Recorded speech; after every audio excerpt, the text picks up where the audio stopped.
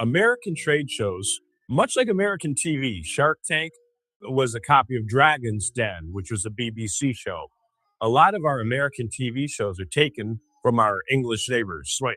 The pitch industry is from England. And so there's a show called The Ideal Home Show. And it's a 28-day show, or that's the whole month of February, 12 hours a day. These people stand there and sell their gimmicks and gadgets and gizmos. And I happened to go to that show in 1990 something, and I was not a pitchman yet. And so I'm walking because I was a speaker at a trade show, and I see the guy demonstrating the sticky lint roller to get the residue off, and I bought one. And the guy's selling a 2,000-year-old pen, never needs a refill. I bought one. And somebody was selling the super chamois, the cloth that when you get it wet, it mops up soda, coffee, water, iced tea, lemonade, pomegranate juice, wine sponge, grape juice, chocolate milk, and Kool-Aid. But it wasn't called the Sham Wow, and I bought it in England. And decades later, that same product got a better marketing angle, and then it got mass-produced, and now everybody just calls it the Sham Wow. And that's an example of a product that's new or new to you. It's been out there, but it's new to you. They're in SaaS, they're selling SaaS, and then they're losing the interest of the prospects. So what is a way that you would reframe that conversation? Why did you grab those? You handed it to me. So, senses. Could you explain how you persevered through some setbacks in life? I'm a Buddhist. I was 13 and losing my father to cancer. Then I took Zig Ziglar and Tom Hopkins, and they don't call it Buddhism, but they call it positive mental attitude. Zig Ziglar said how to get rid of stinking thinking. Right. Get a checkup from the neck up.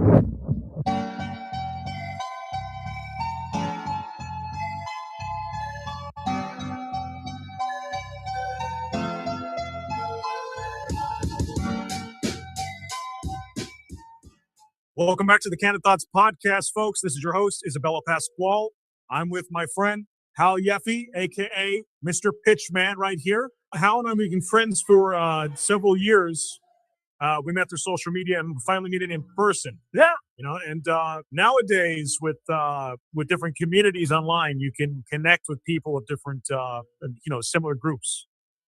So Hal, he's a storied sales trainer who's been in business for over 20 years. Actually, if you figure out, I started selling when I was 12 years old. Right. And I'm 60, almost 62. Right. I've had 40 years, 50 years of figuring out how to be persuasive. But when you get out of college and you go through some actual training courses, 30-some years in the real world. We have all this barbecue here. Let's dig in. I'm gonna. You picked a great place for lunch, let me tell you. Right. Yeah. So, folks, today we're at Sauced Barbecue and Spirits.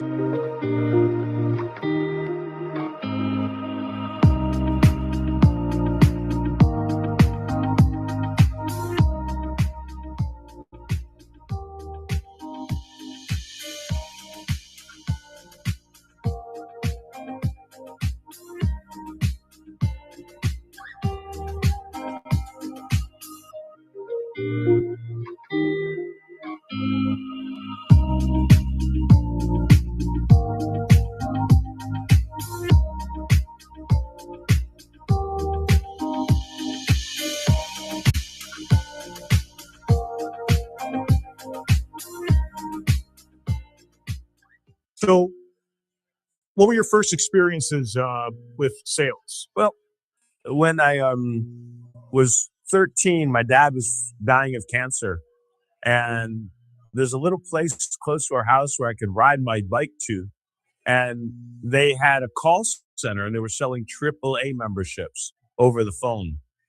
And somehow I convinced them using my brother's birth certificate that it was old enough to get a job. And I got a job. And if anyone's ever done telemarketing, now you just pick up the phone and it's a dialer and they put somebody to you. I am so old. Check this out. They would give you a piece of paper that said the first three numbers, 419, and the second three numbers 418, and then 0000, 0001, 0002, and you called every number to 9999. And this was back in the rotary time, guys. What happened though is we were getting around unlisted numbers. They were like, "How did you get my number?" We were just guessing at phone numbers, but everybody needed the AAA. Now remember, I'm 13, 14 years old. They think I'm 15 and 16. I didn't know what a yes or no question was. They taught me to ask questions in a way they got the answer back. And here I'm so young, I was eager and willing to learn. I ended up being their top sales rep. And so now I go to, hey, this is fun, dude. I'm actually making money and they're appreciating me. And that all ended, and we moved to another job, and life moved. And then an interview for another career. On the resume, they said, wait, you've had sales training. I'm like, yes. And then it turned out, long story short, I ended up becoming their corporate sales trainer of a Fortune 500 university and being sent to schools to be trained from Zig Ziglar and Dale Carnegie and Tom Hopkins and Dave Yoho and Ben Gay. So I've absorbed all of their training and then amalgamated it and manufactured it into some new tools that your audience can use and the people I've trained over the years. The physics is still the same from 100, 200, and 300 years ago. Science is still the same, but the times have changed. You couldn't pull a phone out 20 years ago and Google right in front of somebody. So persuasion and sales are the same. Technology has what has been the difference in the last 20 years to answer one of the questions. Yeah, so the triggers still remain the same. Yeah, the physics of persuasion. Right. So what's your system to persuading a complete stranger? You have to do AIDA, which is attention, interest, desire, and action.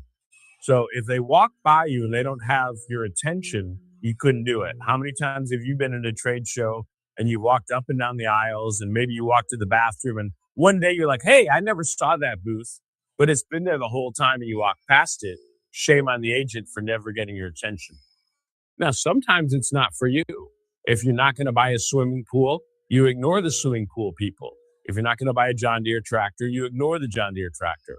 So what we're trying to do is, like a gold mine, we want to put all the dirt into the sluice and shake it and look for what we're getting. So there's millions of people walking by, and some people have no interest in what we're doing.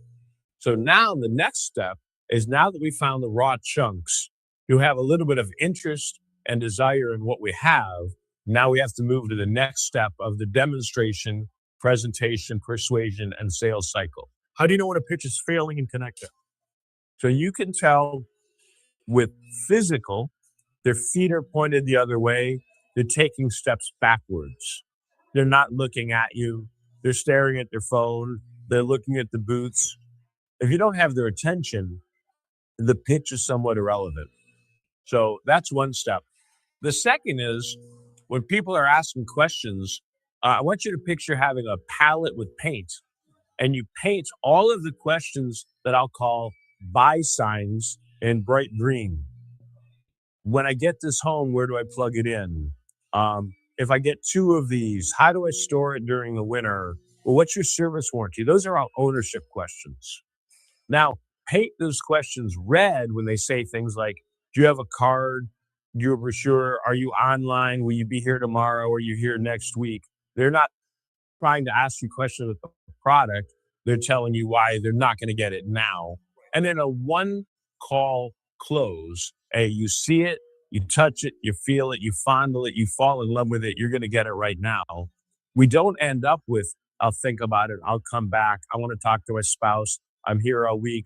I'm going to go take a walk. I have to pray on it. So the ultimate is, once they leave your booth, there's 500 acres that they're going to go explore and forget you. So you have to get them while they're with you. What's the disparity when you're dealing with Gen Z versus a baby boomer? The product you're selling still has to entice them. So I have a program I call selling bags of shit. And if I'm selling a bag of shit and you don't want it, it doesn't matter how I describe it. But then I'm going to give you a second bag of shit free and you still don't want it. So it doesn't matter. You're getting more free. Right. Then just now I'm going to lower the price and give you another bag. So you're going to get 3 bags of shit cheaper than 2 bags of shit. There's no reason you wouldn't want this shit, right? If what you're selling doesn't resonate, you have no magic words. Now, in the opposite, if I have something you really want and you want it and nobody else has it and I want it, or you want it and I got it, we're going to get it. So we have to focus in on what we have that's unique and different, and that value proposition of the fear of missing out. If you don't get it now, you're probably not going to get it. You came here to see new and unique things, and you've never seen this before. So if you had this in your life, what would it do for you? Oh, wow, that's great. How would that affect you? So based on what you said, it just makes sense that you get it, doesn't it? That's how we do it. Right. Let's get into your background. So you came from Toledo, Ohio. You built your, you did your sales training, and then you moved to the Gulf Shores in Alabama. Actually, I moved to Chicago next. Chicago. I was at a trade show representing some people, and somebody came up and said they had heard good things about my sales training sessions and what would it take for me to come to work for them. Right. And we did some negotiations, and there was a big, what I call a comma zero. The comma moved and another zero got added, and we did the comma zero and a trip to Chicago. And that worked out really, really well until 1999 and then 2001. When 2001 happened, things shifted. Much like when COVID happened, things shifted. So survivors in life, our elder generation went through the Great Depression and they went through the war, big generational shifts. We met during COVID, a generational shift. And so now your audience is going to have to deal with this next generational shift of 2025 and what do they do for the next 50 years of their lives. And that's what we've been focusing in on, a lot of learning what we did over the last 50 years, the last 100, 200 years, and amalgamating that into something that we can use for the next 50 years going forward. Plant the seed now, fertilize it now. You may not even see any fruit for a little bit, but if you didn't plant that mango tree 7 years prior, you would have never harvested the mango fruit. Right. You just have to start. Yep. Ever wanted to make a billion new friends? Here you go. BNF Kombucha is the smoothest kombucha on the market. Founded in 2015, their mission is to produce the highest quality kombucha in Jun and make a billion new friends along the way. Available now in Alaska, Montana, Idaho, Wyoming, Oregon, Washington, California, and more states to follow. Go to bnfkombucha.com to learn more. So a lot of people that are entering sales, they are analysis paralysis. There's so many different options. So they're trying to find the right sales trainer. So what are the best resources for somebody who's young, who's looking to get into sales? That's a better question now. And much like what I just did, getting a better question is one of the ways to better communicate, because it gives you a few extra seconds to think about what was asked. Right. There's no law that says you have to answer a question just because somebody asks it. And so in the art of persuasion, finding out why did you say what you said, and not as much with you right there, but if somebody gives in sales an objection, isn't always a no. It's a question. So when somebody's asking an objection, why did they say it? What makes you say that? What gives rise to that opinion? That's an interesting observation. Share a little more about that. And the more they give you about why they have that fear they're holding on to, like a bomb tech, the more you're able to diffuse that bomb. And after a while, you've seen the different types of bombs. So you know that one needs this, that one needs this, and this one needs this. So by asking the right questions up front in a sales presentation, you learn a lot more about at the end when it comes time to get the money. And I'll give you a visual. You've seen a bike lock where you have 4 tumblers and you have to open all 4 tumblers to slide the bike lock. Well, any one of those 4 tumblers not open, the lock won't open. Right. So you have to get all 4 of those, like trust, respect, and appreciation and empathy when you're dealing with somebody. Otherwise, you're selling them bags of shit. You're a contractor for these different companies. So how does somebody get to your position where you're a contractor for a state fair? Humbly, it's very, very hard because they want you to be their team employee and work just for them. But there's only one thing that you, me, Bill Gates, Mark Zuckerberg, Donald Trump, and Joe Biden all have in common. And the one thing that all of us have in common is 24 hours to a day. Rich or poor, fat, ugly, purple, or polka dotted, you only get 7 days in a week. So how do you want to use them? And I control my time. So if you look at a calendar, and if you're working the fair circuit or the event circuit, you know there's a certain show in January or February or March, and next year that show will be in January or February or March. Every August is the State Fair of Wisconsin. So I'll go back to the State Fair of Wisconsin. Training a team to bring with you, either they just hire you and they put you in the booth and they have a very good training program with a couple pats on the back and go, good luck, kid, you got this.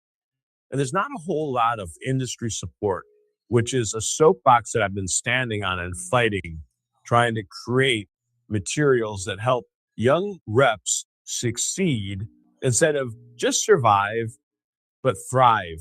And I'll take it upon myself because nobody gave me those tools, so I had to manufacture them. But if they didn't give you sales aids, I made them even before the internet. Well, maybe not before the internet, before the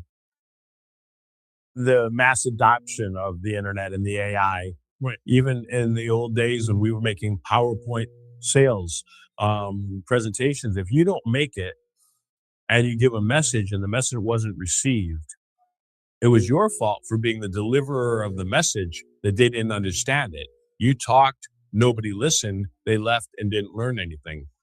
Well, in a sales presentation, it's very much the same.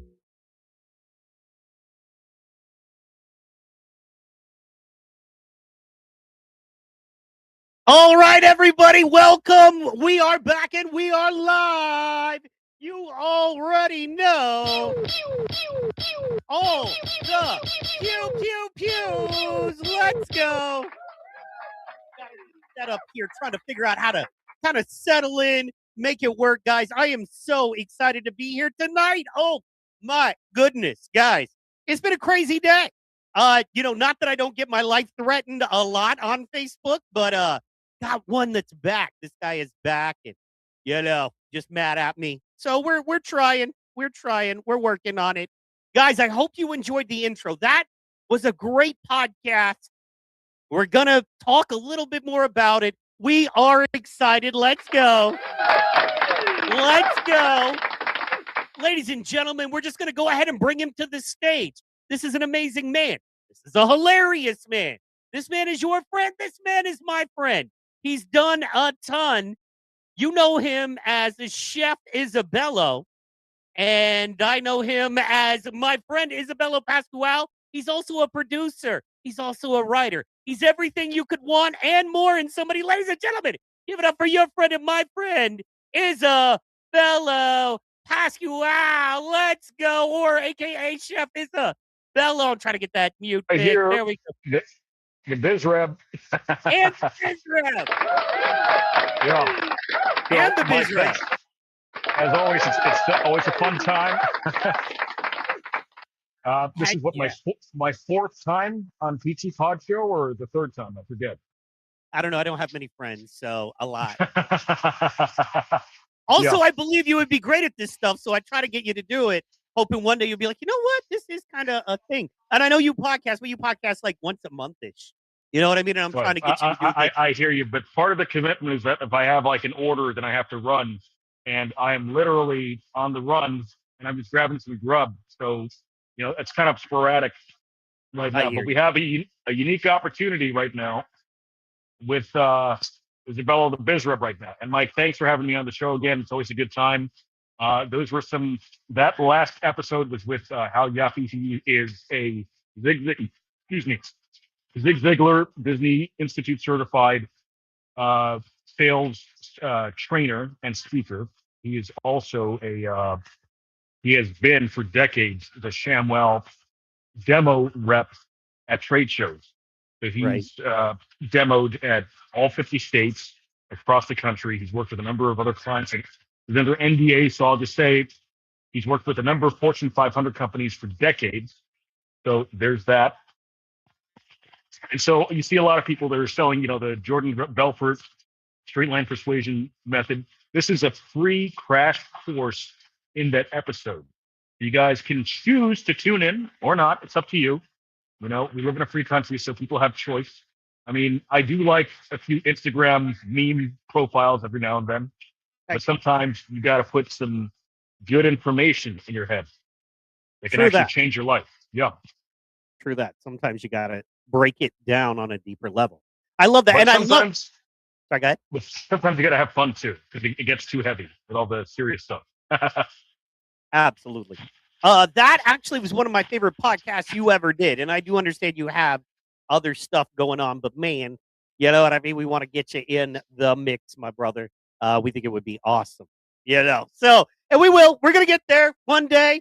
I'm going to have all the money and I'll just be like, hey, dog, I'm giving you $100,000 a year. I'm going to Joe Rogan it. You know what I'm saying? We're going to Joe Rogan it. Where I can just give you money to do stuff, like you'll be my Theo Vaughn. You know what I mean? So we need that. We need that Spotify deal, or Rumble 2.0 deal. But I heard that Netflix are actually looking for 50 live podcast shows. It's a feature, so they're investing in that. And I've also been doing some research where a lot of brands are investing into entertainment, IPs and whatnot. So if you look at Nintendo, they made we've known Nintendo for decades. The SNES, that's what I grew up on. I have a Nintendo Switch. We had the Game Boy when it first came out. Well, I had the Game Boy Color, excuse me, because the Game Boy came out before I was born. Fair enough. You remember it, Mike. Yeah, but the point is that they pivoted into the entertainment space where with movies, they made the Super Mario movie. I haven't seen it yet, but now they're also producing a Legend of Zelda film franchise. So they started. Do you know how Nintendo started off? Meaning, what do you mean? The company. Nintendo. Didn't they make regular toys? I think they were a trading card company. So they made playing cards 100 years ago, and then they pivoted in the 70s and 80s and started making video games, and that became a hit, and that's what they're known for today. So in that similar vein, I've been reading some consumer reports and analysis where brands are investing in intellectual property and IP. This is the Isabello BizRev producer hat that I'm putting on, because I wear a couple different hats. But so the trajectory is for brands to invest in influencers and making content, because people do like long form content and you can leverage the influencers. For sure. There's a new game I haven't played yet, but I do like a good video game or two from time to time. It's called Dispatch. It had Aaron Paul. Called what? Where it is called what? Dispatch. Dispatch. Okay. It just came out and Biznatch. something. I thought you said something about like piss match or something. I was wait, and that's why I didn't get to repeat it. You know what I mean? That's why I didn't get to repeat it. Now. Or someone snatch, but oh well. This is a family-friendly show. Let's go. Yeah, but the point is that they had an ensemble cast leveraging influencers, traditional Hollywood, and voice actors who've been doing video games for decades and cartoons and whatnot. So that kind of cross-pollination of talent is what brands are investing tens of millions of dollars into. In fact, hundreds of millions of dollars if they have that capital and that partnership. That's what they're appealing to. So the producer hat back on, when you're attaching talent, it's called attachments. When you're putting up a pitch deck together in a project to pitch to studios to get greenlit for investors, you put together talent. That's what sells. That's what puts asses in the seats, or that's what justifies your Netflix subscriptions or whatnot. Yeah. So that example of Dispatch, where they have TV and film talent. Jeffrey Wright was also in it. Jeffrey Wright, is Felix from the Daniel Craig 007 movies. Yeah. He's also been in a lot of stuff. Aaron Paul from Breaking Bad and some other things too, and the Invincible TV show. And then there's voice actors from video games, and you have a couple of influencers from YouTube. So leveraging all that market share is, a smart decision as a producer. For sure. Absolutely. Sorry, man. I got a little weird thing going on with my internet, and I am just trying to figure out what is going on here. So it looks like everything is good now. Okay. Looks like it was just an internet stutter. No worries. Sorry, dog. As a producer, when we're live, I have to take care of that. So also, do me a favor and check your phone. We're getting a little bit of buzz on your mic.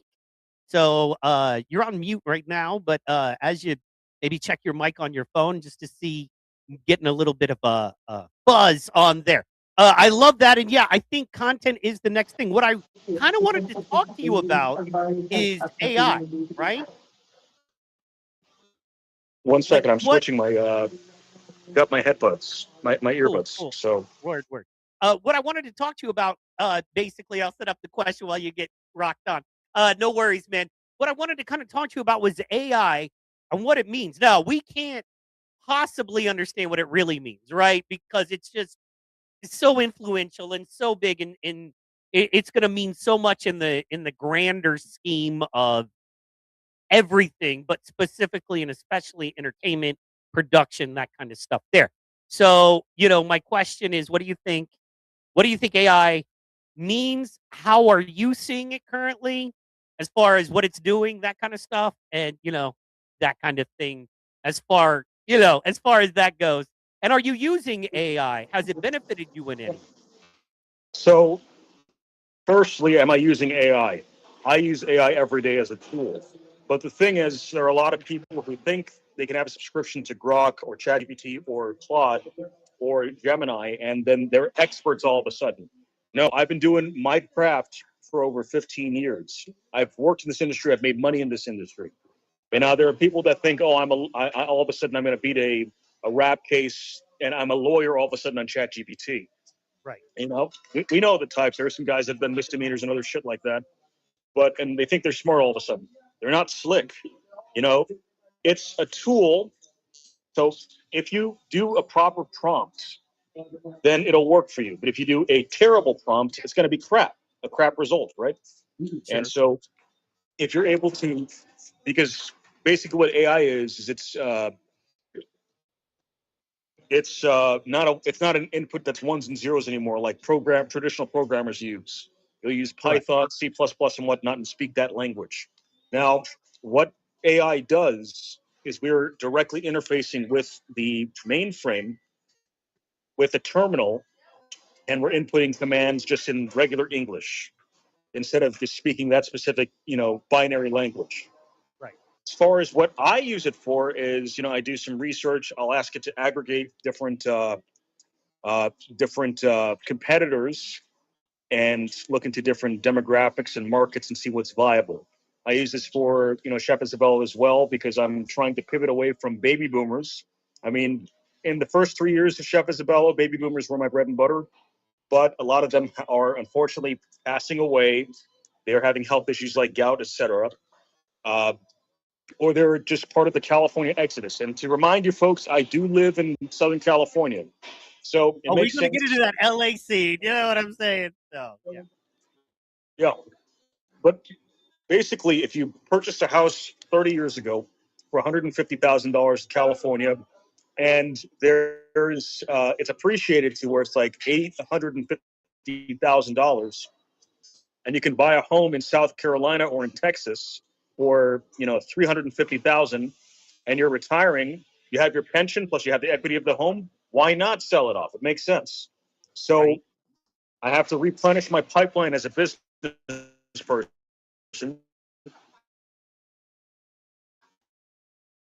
and find young people who understand the value of U.S. multi-cut seafood flashed and delivered direct to you.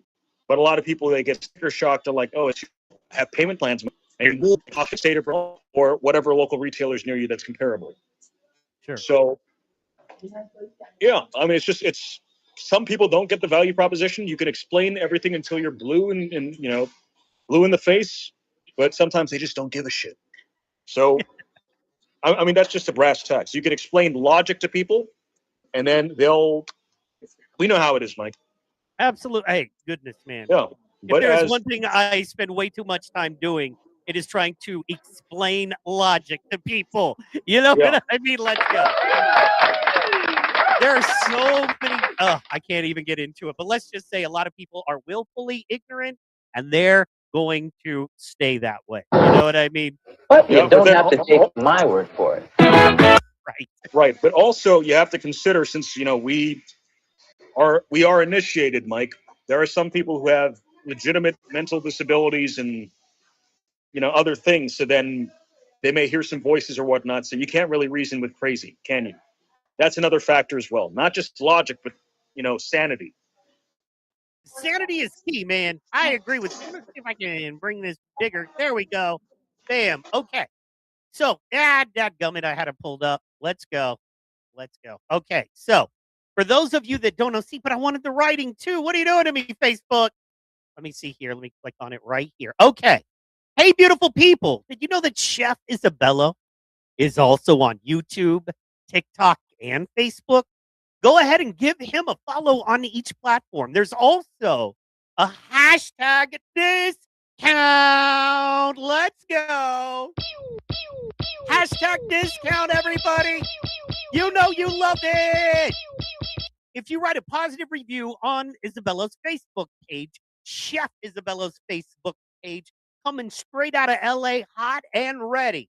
The paying attention has some rewards, and you can also see over 127 recipes. Let's go. Current promotions and giveaways and other details. You can also learn more and order online via the website. It's easy. It's simple. It's chefisabello.com.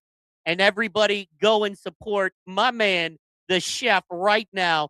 Tell us more about Thanksgiving. Big holiday, lots of people eating food. What do you got going on?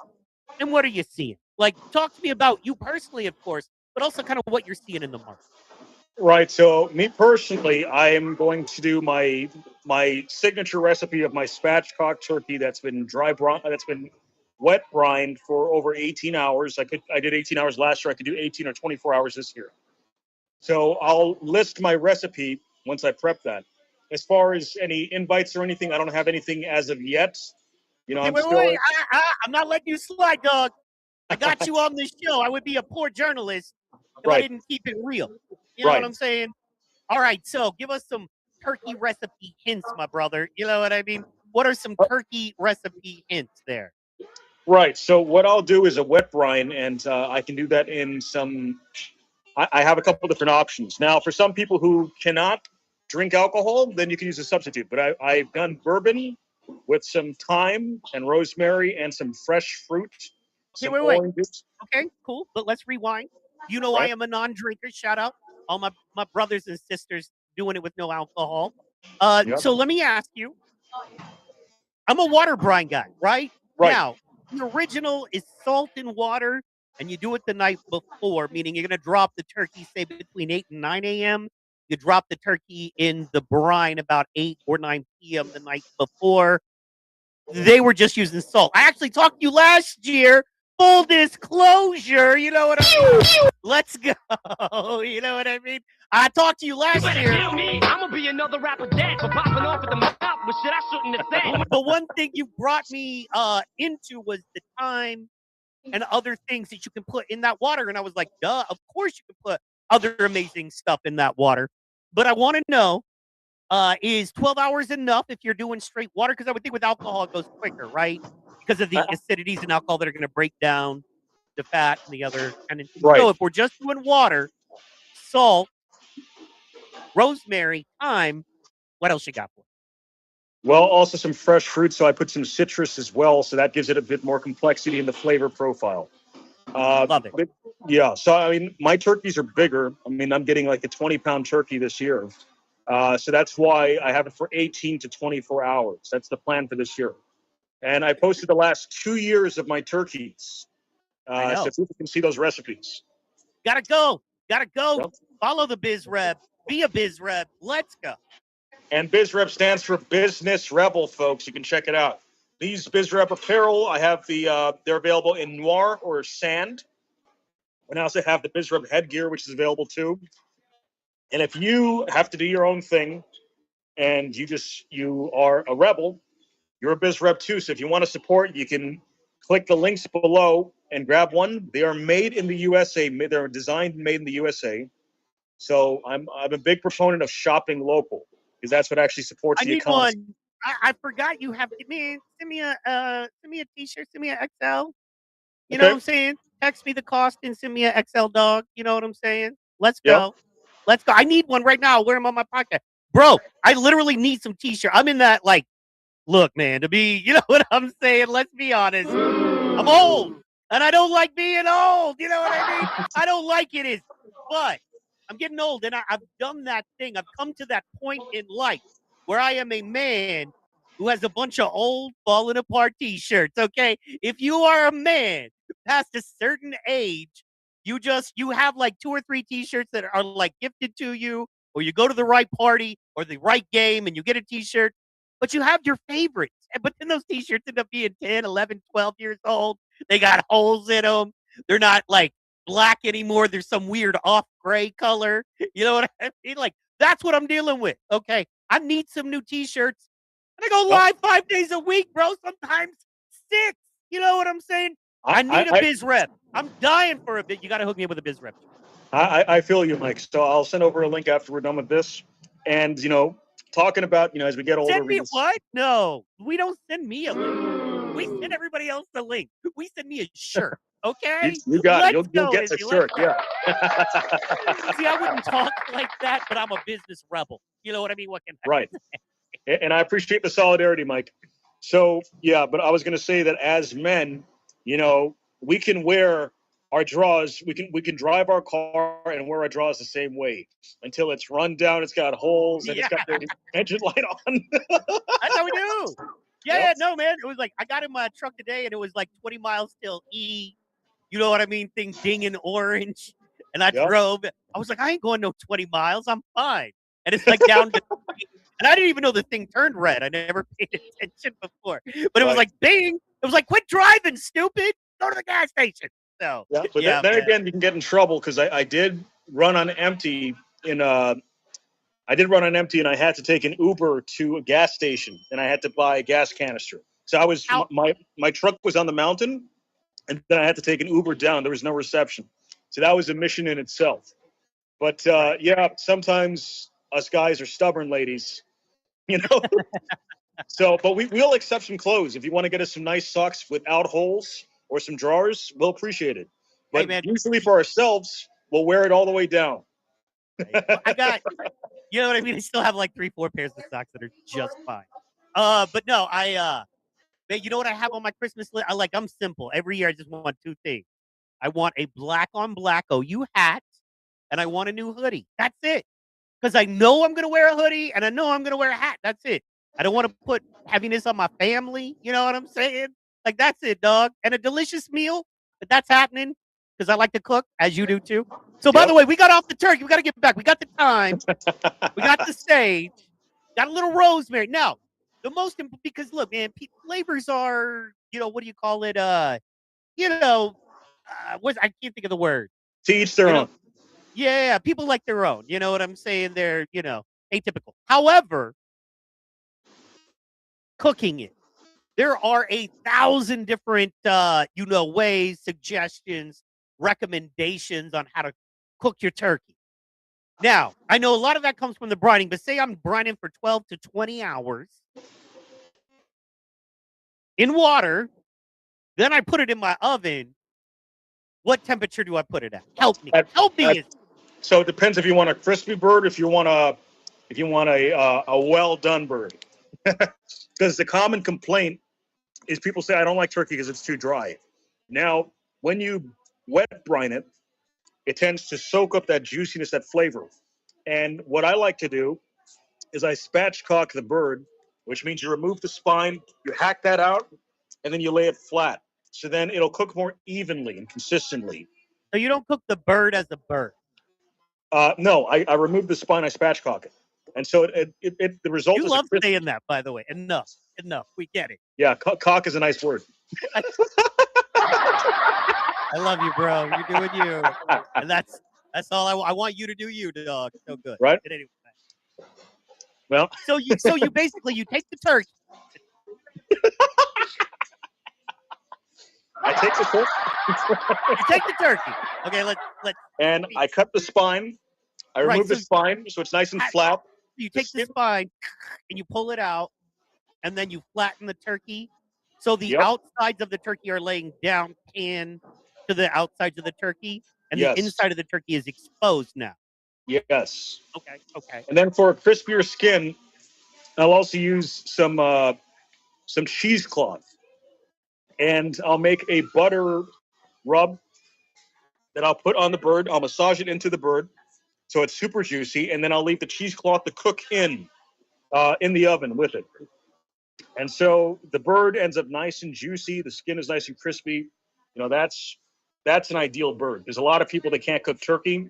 That's my recipe, and that's why I yield some pretty good stuff. Chef Isabella knows his stuff. And hey, man, yes, Chef Isabella does know his stuff.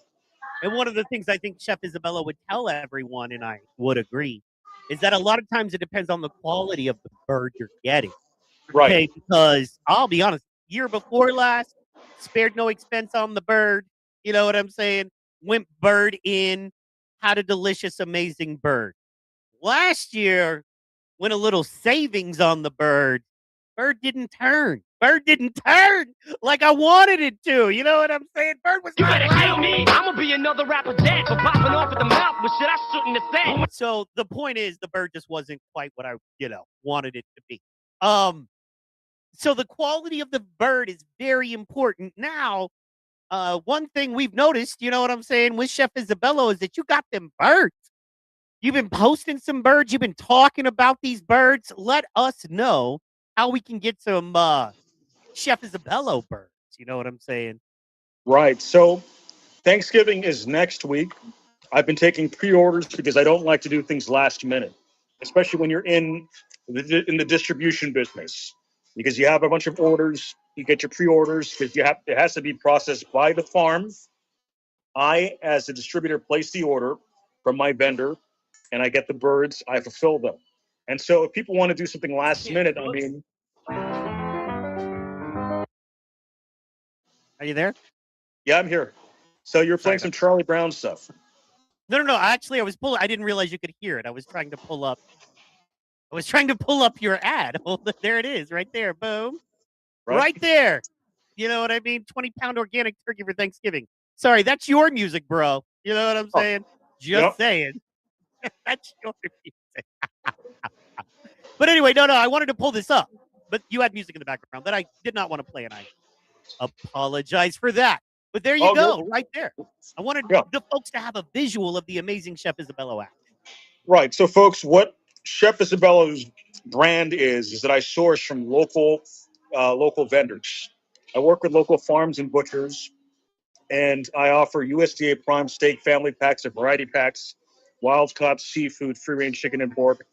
None of this crap, no Bill Gates farms and whatnot. It's, it's locally sourced. It's, from smaller farms, and you're shopping local. You're shopping small. I mean, that's basically what I am. I am a small business. You're supporting local farmers and local butchers. It's not some Chinese farm that's been bought out, and then because that's happening a lot.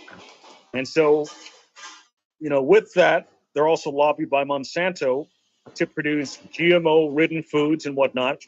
And having that unique perspective where I'm in that food industry, I've actually gone to the FDA warehouses and whatnot, to the offices, and I see all this stuff. I have these conversations. So that's a unique perspective I, as an expert, have in my field. It's not somebody who goes to Walmart and they, They flip plates. I mean, that's fine. Get your hustle on with your Cash App and whatnot. But, I'm a legitimate business. I have my corporations and whatnot filed. And that's great that people are being more industrious nowadays. But like I said before, the analogy with using an LLM, ChatGPT or AI like that, is people, they think they're slick when they use AI, when there are people who've actually done their craft for years or even decades at some point, so they know what the fuck they're talking about. Oh, excuse me. Oh, fine. We're good. Well, and not only Yeah. that, man, and what I find is, I mean, like, bro, it's interesting. The game has changed, and it is extremely interesting. Oh my goodness, Iron Bull Taurus in the building. Shout out to the big homie. Hey, Iron Bull, what's up? Yeah, man, I want to give him a little bit of a shout out, a little bit of an apology, man. I've had a lot going on last few shows. Haven't got to really give him a good shout out. This man is a faithful. We respect him. He's got Seaport Wrestling and Boxing Academy. They're doing stuff with the local, at-risk youth. They're working. You know what I mean? We've got a donation. Iron Bull, if you're listening still, do me a favor and post that link so we can post that link for you, brother. Thanksgiving. By the way, this is our Thanksgiving episode because we will not be here. We're off next week for Thanksgiving, my personal favorite holiday, the most important holiday to me. You know what I mean, personally, and my favorite, by far my favorite holiday for a lot of reasons, but by far And a lot of people forget what the namesake means, what Thanksgiving means. Yeah. So it's to be grateful. Now, the story, because I was actually writing a treatment for a project called 1621.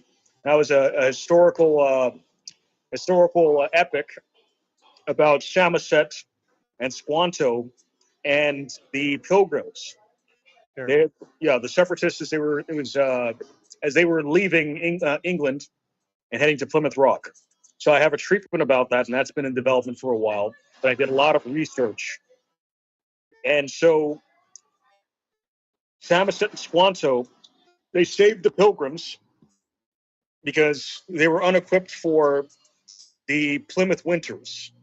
Mm-hmm. And so Samoset, Squanto, and his tribe, they taught the Pilgrims how to cultivate, corn and other vegetables and survive the winter. But there was also a mental health crisis on the Mayflower. So here's the truth. During the 3-month voyage, half of the crew had already passed away in transit before they even landed in the New World. And so that kind of psychological trauma can make people distrustful of people. So that's another factor of history. But now, as we're several centuries down the road, we all speak the same language, and we have a degree of emotional intelligence, and we are the same people as Americans here. So we can understand certain situations now. Seaport Future Wrestling. Sorry. I didn't realize I was going to pick up the whole screen. That's not supposed to do that. Go ahead. I'm sorry. Yeah. I'm trying to show chats as we talk. Sorry. Right. So basically, in my treatment, I wanted to directly address that trauma, which has never been really addressed in pilgrim stories. Sure. And so I wanted to discuss the public relations and, just humanize everybody, because then there's the him versus them and all that shit. And is that really conducive for growth? No. It's just pandering and nothing changes. What you realize, man, Thanksgiving is an immigrant story. When you realize it was about, taking immigrants in, that's beautiful and amazing. Okay, let's read this real fast. Seaport Future Wrestling and Boxing Academy is based to rehabilitate the young youth of kids that are locked up in juvenile detention centers. The kids that are locked up in those juvenile detention centers will be rehabilitated through Seaport Pro Iron Bull Taurus's program. 90 days of wrestling, 90 days of, I want to go, 90 days of martial arts. Man, let an old man in, Iron Bull Taurus. Let an old man mess around. 90 days of kickboxing. They still have 90-day programs, 390 hours of community service. They, while they're doing these programs, they have to go to church, doing more stuff. And then if you guys want to contribute, there's the GoFundMe right there. holding that link up. Make sure you go there, check that out, and support something beautiful and amazing. And during Thanksgiving, I want to give thanks to all of you guys. Thank you to the chat, and thank you to the listeners. Without you guys, I don't exist. And it has been, been a lot of work. I'll be honest, it's been a lot of work to make the vision happen, but we're making it happen, guys. We're going 5 days a week. We've got individual specific content and programming for each day of the week. Something for everyone, I hope. I hope you love it. And, drop us a line in the chat. Let us know what we can do better, what you'd like to see, because that's why we're here. I want to send a shout out to my producer. She knows who she is, and we love her and appreciate all the work she does for us as well. Then, of course, I want to send a shout out to my boy Michael Mann. Thank you so much. My partner 2 days a week. Want to send a shout out to Big T. Well, no, it's actually T Cron, not Big T. Want to send a shout out to T Cron, of course. Want to send a shout out to Mike Calderise as well. And then, of course, Isabello works with me a lot behind the scenes. We do a lot of stuff behind the scenes. Very excited about that. Shout out to T Cron. Shout out to Michael Mann. Shout out to Isabello. Shout out to Mike Calderise. You guys are the core team. I appreciate you. And shout out to everybody else in the mix. Without you guys, none of this is possible. And man, I'm excited. Let's see here. Iron Bull also, man, has suffered from seizures too. So it's beautiful, man. And he's living proof that you can do great things even with, some issues. So we love it. All right, I'm done preaching. But as this is the Thanksgiving episode, I want to say, Mike, thank you so much, brother. Audience, Mike and I have known each other for over 5 years now. And we've been friends and, true friends. And it's rare to find good people nowadays anywhere. Local to you, a couple states over, a couple countries over, it's hard to find good people in general. And I'm just grateful for our friendship, Mike. And we all do. Nobody else likes me, okay? Nobody else wants to hang out with me. So I'm more grateful for you. You know what I mean? Well, I have a lot of people who are jealous of me, a lot of haters and whatnot. I bust my ass to make stuff happen out of the blue. I don't have benefactors and investors. I have some friends that help me out from time to time, or I take business loans, or I do what I have to do. Maybe I'm, on the street doing a little something strange for some change. That's a joke. Hey, man, that's that chocolate goodness. Let's go. You know what I'm saying? That chocolate banana. And so, yeah. Well, you get 2 laughs on that one, man. Anyway, so we gotta get you that money, whatever you're doing, bro. Right. And good for you. Shout out one more time, Iron Bull. Just also next year, he's pulling up dates for the Seaport Wrestling Redemption 2026. I want to go, man. Got to get out to Georgia. Shout out to my boy Protocol. We don't do a lot of podcasting anymore, but shout out to him because I wouldn't be here without him teaming up with me and working for well over a year with me back in the day. All the death threats, all the hate, you know what I'm saying? So, yeah, shout out to everyone. Man, I just want to say I'm thankful. And the reason, as we wind down, that Thanksgiving is so important to me is because I grew up extremely poor, right? I grew up with not a whole lot of much. Now, here's the thing about that a lot of people don't put together when you grow up as a poor kid, is you got Halloween and you got Christmas, bookending Thanksgiving. Now, if you're a really poor kid, you don't get the costumes. I know you don't even think about, a poor kid on Halloween isn't any different, but it really, really is. It really is. And you got a single parent working really hard, not in the home, and you're by yourself. You don't get to do a lot on Halloween a lot of times. It's just not an option for you. And so being poor and single parent, no brothers or sisters situation, sometimes Halloween isn't all that great. And you wish it was more fun. Now, fast forward to what? December 25th. Congratulations. Well done. You know what I'm saying? Fast forward to December 25th. It's Christmas. Every poor kid hates Christmas. Let's go. You know what I'm saying? We don't hate Christmas for the representation or anything like that. Poor kids don't like Christmas because it's a reminder of how poor we are. And it stretches from the presents under the tree to Christmas Day to going to school after your little time off, and all the kids having shit you don't, and all the kids having name brand stuff when you're wearing your and ones and your psyches. You know what I mean? But in the middle of all of that, being reminded you're poor and you don't have what other kids have, right in the middle of that is a wonderful holiday where all you have to do is eat and hang out with family. And it's always on a Thursday, so you get a long weekend. And, everybody's happy. Everybody's eating. Nobody feels poor. Or how about this? I felt a lot less poor during that time, right? And you don't feel poor. You don't feel the struggle. So that's why it's my favorite holiday. It's a holiday about vibes and family coming together and not having to spend money like you do on the other holidays. But it's about a reminder that you get to eat well and you have people that love you, not a reminder of what you're not getting or what you don't get that other people do. So I have so much to be thankful for. My wife, my church, my business, my friends, our podcasts. Once again, shout out to all my homies. T-Cron on Monday, Michael Mann on Tuesday and Wednesday, Calder Reese on Tuesday and Friday, Isabello behind the scenes. All of y'all, thank you. My own family, thank you. Thank you all for listening. I'm so very thankful. I hope this Thanksgiving is a wonderful one for you. Things are crazy. Times are crazy. Who knows where we're going to be next year?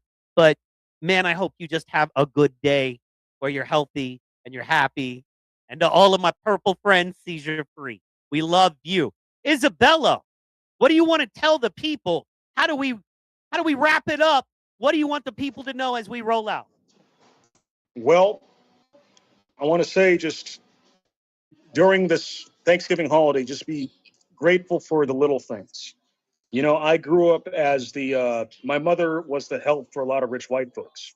And I'm this, biracial kid in, predominantly white areas. And, I went to white schools growing up earlier, but my mother was the help. And, both of my parents worked very hard and, did what they could.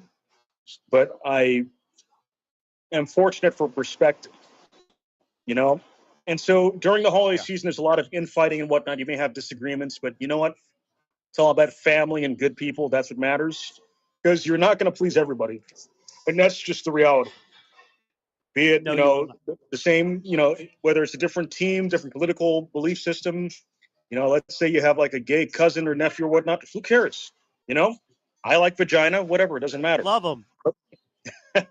I love my gay family. Well, I don't, whoever, I have some family that are, doing their thing, that are in the LGBTQ community. I'll just say that. They're doing their thing, and I love them. I love them. And I hope they have a wonderful Thanksgiving, too. And I'm quite honestly bummed I can't be with them on Thanksgiving because I love them that much. So. Right. But the point is that we should be grateful, for being surrounded by good people. There are POS pieces of shit out there as well. But we have to be grateful for the good people in our lives and for the opportunities we have created for ourselves. And there's much more to come. And Mike, again, stop with this old shit, man. You're only, you're in your mid 40s. Come on. So basically, Whoa, with CRISPR and the early 30s, bro. I said, wow. I said 40s. I said, whoa, no, 30s, bro. I'm in my mid 30s. What are you talking about? I'm actually 27, bro. I turned 27 like a week ago, man. I don't know why you're lying to the phone. I don't know what you're doing. I'm over here. I'm 27, man. 27, bro. What are you saying right now, bro? Anyway, I have a punchline. I have a punchline though. So basically, with new medical advances, 40 is adulthood, and your 20s and 30s is adolescence. Because if we live to 120 with modern medicine, that's the baseline then. Especially if we take care of ourselves. So then 40 is just when we're hitting our stride, according to the new timeline. Because back 200 years ago, we used to live to 40, and that was it, and then we croaked. But okay, well, what is 50 then? 50 is like, I guess, finally middle age. Because what it is now, if the average American lives to 72 years, average American male lives to 72 years old, then 35 is middle age. So with CRISPR, and if we live to 120, then 55 would be middle age, the new middle age. That's if you're in good shape, you know, you have all your cognitive abilities still, and you're hip. Oh, and I want to talk.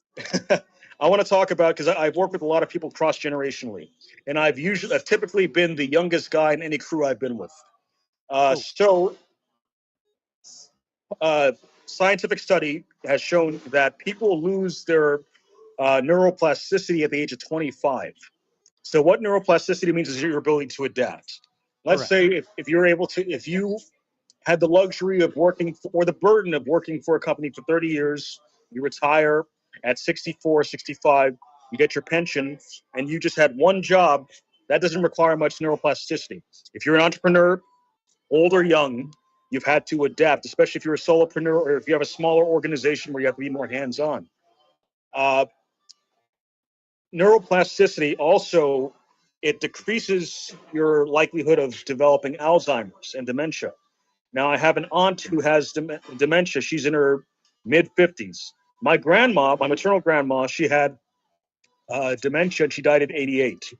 But the last decade of her life, you could tell the difference. Now, there's a study that proves that 20 grams of creatine a day actually boosts cognitive ability and recovery. So it's not just the muscle recovery; it's also cognitive recovery. That's 20 grams or 4 scoops of creatine a day. Now, creatine does get expensive, but if you go to GNC, or if you're health conscious, that's already in your on your grocery list. I agree. Guys, I'm gonna make Isabello hang out for this. Where did it go? Oh, I think it went. Gotta be quick. There it is. All right. Isabello, hang out. Real fast. I got this read to do. Let's go. Waiting for the acceptance start. Won't go. Oh. Hold on. There we go. Guys, are you looking for smarter ways to browse and enjoy your favorite content without ads? Get the Perplexity Pro bundle with Rumble Premium for just $19.99 a month when you sign up before December 31st. Normally a $29.99 value. And I'm going to read that again. Guys, are you looking for smarter ways to browse and enjoy your favorite content without ads? Well, then get the Perplexity Pro bundle with Rumble Premium for just $19.99 a month when you sign up before December 31st, normally a $29.99 value. Guys, with Rumble Premium, you'll get an ad-free viewing experience across all your devices and access to exclusive premium content, even on this channel, because we do it every week with no interruptions. Just the streams and videos you love anytime, anywhere, including from this channel right here. Plus, Perplexity Pro boosts your productivity with unlimited research, unlimited uploads, exclusive member perks, and access to the latest and most advanced AI models for faster, smarter answers every day. Guys, I use Perplexity every day in my work, and it is awesome. Save 30% on this powerful bundle. Head to rumble.com/premium. That's rumble.com/premium before December 31st to sign up and unlock your premium experience. All right, guys, thank you so much for that. Thank you to our sponsors. And we are back. Yes. All right, brother. Yeah. I'm sorry. I didn't mean to cut you off there. Creatine is key and important. Let's go. Tell me about it. Yeah, so creatine is not only for muscle recovery, also has been signed. It's been clinically. They've done clinical trials to prove that 20 grams or 4 scoops of creatine a day, it helps boost cognitive recovery and longevity. Nice. Yeah. So if you're health conscious, you want your machine to last longer. You learn about a thing or two. Agreed. I mean, isn't that the whole secret? You know what I mean? Like, here's the problem is that, and I, not that I can really understand because I'm only 27, right? But there's something about you live like you're never going to die and you're never going to get old till, your mid-30s, maybe a little later. And then all of a sudden you live like you're going to die every day and you're trying everything you can to preserve what little life you got left. So, start early and do the natural things, because I promise you, you go to the doctor, you end up on 35, 40 pills, 20 different prescriptions a day. That's not what it is, man. That's not what you need. You need healthy food. You need that creatine. Listen to Biz Rep right here. Listen to Chef Isabello. He knows all about it, and he actually can hook you up with what you need. And finally, because we're so far over, man, I'm going to hit it. Iron Bull, January 25th, February 22nd, March 29th, April 24th, and May 31st. You're going to see some of the most amazing wrestling in the United States. You got to go Seaport. That is the Seaport in Georgia. You got to go to. Let's go. You want to work the shows, the Seaport Championship Wrestling? Man, maybe. It would be April, probably. That's my birthday month if I was able to do it. Oh, my gosh, that would be crazy. We got to get you on a podcast anyway, Iron Bull. Sorry. Got to quit talking. See, that's the problem with it. Having a friend. I'm just talking because Izzy's a friend. You know what I mean? I'm like, you're not a guest. You're a friend. But you are a guest. And I should treat you like one. My bad. We're way over. Anything past an hour doesn't count. Well, I mean, it's it's a cherry on top for the audience, right? Hey, it's bonus time. Tell the people now. Couple things. Tell the people how they can order from you and where they can find you on your socials and anything you have coming up, like a podcast or something that they need to be on the lookout for. Right. So putting back on the Chef Isabello hat, because so Chef Isabello, I've been in business since 2021. I've serviced over 750 customers throughout Southern California and out of state as well. And it's not so easy being a small guy, but there are people that appreciate the value. You could order at Butcher Box, HelloFresh, Good Shop, Alaskan Salmon Company, local. Other companies, just say other companies. We don't say their names. Boo. Okay, but my point is that it's all about choice. You're choosing who to work with. And that's how it is in business, because people can, they can make blanket statements about some things, but in reality and actual practice, it's much more difficult. Now, you see all these business gurus who are 22 years old talking about crypto bullshit when, what have they built themselves? And so I have a more tactile approach. I do business with real people, with humans, domestically. I have done some abroad, business before, but the main point is that I'm a tactile guy. I'm not going to sell you a BS online course and whatnot, or talk about certain things out of my control. My business is 100% within my control, and I service humans, and humans have different biases. They have like a cousin who can hook it up, and that's fine. If they choose to do business with me, that's how it is. If you have, regardless of whatever business venture you're doing, that is a factor. Because I know a lot of people are spending thousands, tens of thousands on online coaches. And again, once you put it in practice, is it plug and play? It's not. There's a lot of things that are changing. Things that worked 5 years ago do not work the same today. And I'm in my 30s. I've had so many different, pivots in my career. So old, bro. So old. Yeah. No, and to just co-sign that real fast, things that worked 6 months ago. As somebody who is got to promote new things literally every day, I've got to promote a new thing for that day or the next day. If I still try to do flyers and promo the way I did 6 months ago, bro, you know what I mean? It takes me so much longer versus using AI, plugging the stuff into AI, letting them make the video and the promo versus trying to put that personal touch on it and make a little bit of art with it. Right. Now, going back to the neuroplasticity factor. Now, with the algorithm constantly changing every 6 months, you have to stay, you have to attend networking events. You have to read up on, the trades, which is what I do. I've worked with multi-generational teams, and I'll see some people, let's say doctors and lawyers, they do have to keep up to date with certain trends, or they have kids, grandkids, nephews, whatever else, or they're professors, and they have to keep tabs with the lingo, the 6-7 thing. Did that go over your head, Mike? No, You know, I have a couple of. I have a couple of. No, no, no, no, no. I have school teachers in my life. I have school teachers in my life, and yesterday was 6-7 day at the grade school. Do you know what happens when people come home after it being 6-7 day at a grade school? You know what I'm saying? 6, You don't 7. say that. You don't even say that. You're like the one after 5 and the one after 8. Those two. You don't even say it anymore. You know what I mean? Right. And I don't blame them. I don't blame them. So anyway, Right. once again, all right. I keep Right. asking you this. Tell the people your social medias, man. Let them know so we can get out of here. Right. So chefisabello.com. You can see all my links. I'm on Nextdoor, Instagram, YouTube, TikTok, Facebook. You can see all my plugs, see my inventory. Now you can order my family packs on the website. Specialty items, you must contact me. Gotta Subject to contact. certain MOQs and availability. So people ask me about my Wagyu or lamb or other stuff like that. Yep.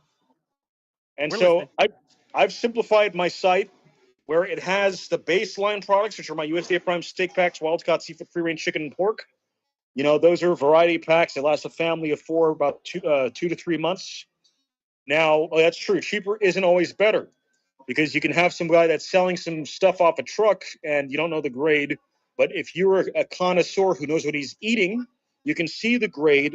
You can tell the difference between grass-fed and grain-fed product. Now, grass-fed and grain-finished does yield the prime grade meat because grain does produce that fat content. 100% grass-fed meat is not so tasty. There's a difference in this. And so a lot of people, they just look into, just blanket statements without doing research. But grass-fed and grain-finished, it yields that prime quality that you want because fat is flavor. So I don't sell crap. I sell good stuff. It's fairly priced, and you're shopping American, and that's what matters, right? And where can they find you if they want to order this stuff, my brother? If you're in Southern California, you just place an order on my socials and whatnot, or on my website, chefisabello.com. If you're out of state, I also have some out-of-state shipping options available, but shipping isn't free. You have to pay that overnight shipping, the next day air shipping. But it's a great value, and you're supporting a friend.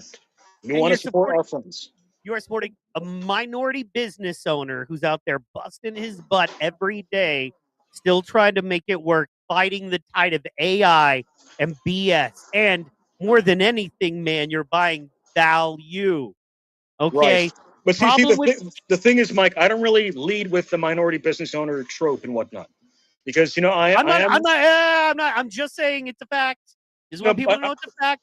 I am brown. Yeah, I am brown. We can see that. But I'm also, I'm also Filipino, Haitian, German, Italian. So I'm mixed race. I'm the modern American. They were all like, "Hey, Isabello, Do not come. Yeah. We said, do not come." But Isabello said, "I'm gonna come." Let's go. But the point is that this is modern America. It's not 40, 50 years ago. So I don't see the world like that. I judge people based off meritocracy and character. I don't judge people on race, gender, creed, political affiliation. I don't care about that shit. I'm somebody who sees people, and that's what people should see instead of just trying to separate everyone. See people as people. Absolutely. And grateful for good people in your life. It's great, man. It's like, okay, for instance, Muslim folks, right? A lot of people have, some issues, or you see some issues on the internet about. I love the Muslim folks. I may have a lot of different lifestyle practices than they do, as most Americans might, from folks from other countries. However, they're great folks to have in your neighborhood. Have you seen how lovely they keep their homes and how nice they keep their yards and how good neighbors they are? And they're good family people. They love their family. They take their roles as parents seriously. So I have no problem. You can have a different religion than me, and there's no hate. I'm looking for somebody that's going to keep their side of the street clean. That's all. And I'll keep my side of the street clean. And so Same thing with everyone, man. At the end of the day, it breaks down to, are you going to be somebody who tries to contribute and give a little back? You know what I mean? Or are you going to be somebody who is taking and trying to figure out why it's everybody else's fault that you don't have what you believe you're owed? You know what I mean? And in my opinion, man, we should be givers. You know what I mean? And try to help folks, man, because I promise you, you're not going to be here forever. You Right. will be gone one day, and all that's going to matter is what you left behind. Did you leave behind hate?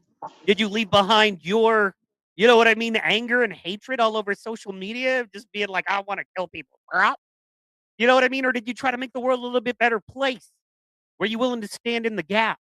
Because there's a lot of gaps nowadays. And then there's Biz Rebs. There's Isabellos. There's Iron Bull Tauruses standing in that gap, man. And then there's, 27-year-olds like me trying to do podcasts featuring you folks standing in the gap, and we love you, man. It's at Chef Isabello is the best place to go. Hit him up. He ships all over the country. Only the highest in quality meats. I do got to hit this before we go. Shout out, Iron Bull says you're not only my brother Mike, or not only my friend Mike, you're my brother. That is a blessing and an honor. We are brothers, man, and I appreciate you. And he's looking for investors for the Championship Wrestling and Boxing Academies future. It's going to be huge. We're going to get on that soon. I got to get you on soon. Last Thursday before Thanksgiving, man, I truly hope everybody has a great one. We love you. We thank you for tuning in. To all my purple friends, you're going to have a healthy, wonderful Thanksgiving. I promise. Shout out to you. Thank you so much, Isabello, for coming by. And this has been Ptpod Presents Isabello Part 4 with Chef Isabello.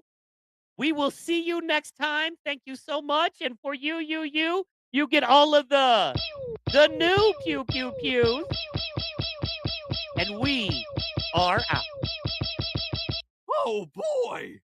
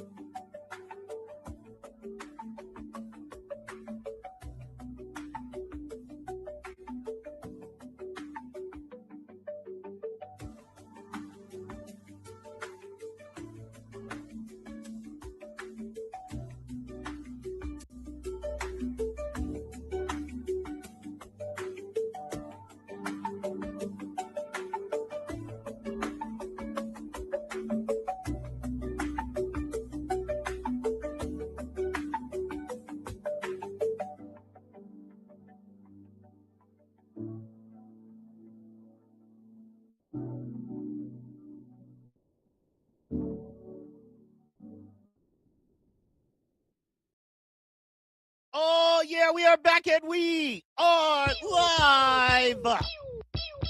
Oh, all the pew-pews, man. I am excited. Happy holidays. Merry Christmas. He is born. Let's go. It's the holiday show, y'all. I'm super stoked to be here. I hope you're stoked. I hope you're having a great holiday season. Thank you guys so much for tuning in. Our numbers are blowing up, and it is all thanks to you guys. And we're going to keep cranking out the hard work and doing a good job. And speaking of doing a good job, tonight is special, y'all. Tonight is a special one. I was literally praying and hoping I could get this guy, but I wasn't going to be sure, and I wasn't going to, promote it until I knew. And he's here with us tonight. Ladies and gentlemen, give it up. Get ready, because he's here on the PT Podcast. Pastor Tony, let's go. What's up, everybody? How you doing, Pastor Tony? Man, I'm blessed and highly favored. How are you? Absolutely good. Good. Let me give you some pew-pews. All I don't right. want Pastor Tony to come on my show and I didn't give me pew-pews. Yeah. All the pew-pews, man. I am excited. I will tell you just a little background. I used to hate Christmas. Hated it. It can be a tough holiday for a lot of folks, as we know, and we'll get more into that. But this year, man, I feel, as you just said, blessed and highly favored. I'm so thankful to be where I'm at in life, alive. That's huge, right? So, of all the things I try to be, alive is one of them. So, That's right. but I'm just thankful to be here. I'm thankful to have my family around. I'm thankful to be a part of a great, amazing church that is focused on community outreach, and specifically kind of the tip of the spear, if you will. The guy coming in hot is you. And let me just kind of give a background for folks that don't know. You're the kind of guy that when our church does an event and has extra hot dogs left over from that event, you go and hand those hot dogs out. After I would have gone with you, but I didn't even know. Come on, man. You know what I mean? Come on, Pastor Tony. But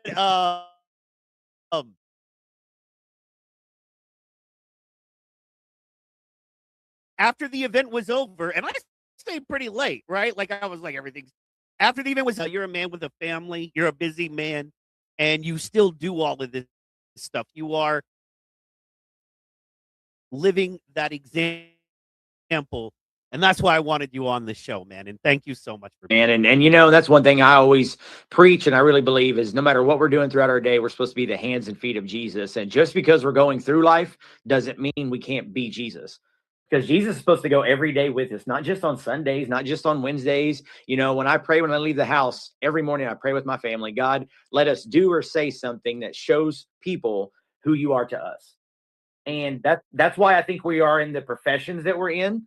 I don't care if you're at a nursing home. I don't care if you're working at the grocery store. I don't care if you're a lawyer. God gave you the ability to be the profession you're in, to be Jesus in those places. Absolutely. And I love that. And not only, it was funny because, you were speaking, not this last Sunday, but Sunday before that when you were speaking, and you were talking, about faith and how powerful faith is and how faith has to be fed. Faith to me is kind of like a muscle, right? Or kind of like muscles in your body. It's kind of the same thing. If I just rest on my faith and I stay at home and I'm just being, fed, pastors I like to watch maybe on the internet or TV, and I'm just like, yeah, I'm a Christian, and I watch the news and those sinners over there, and I'm a Christian.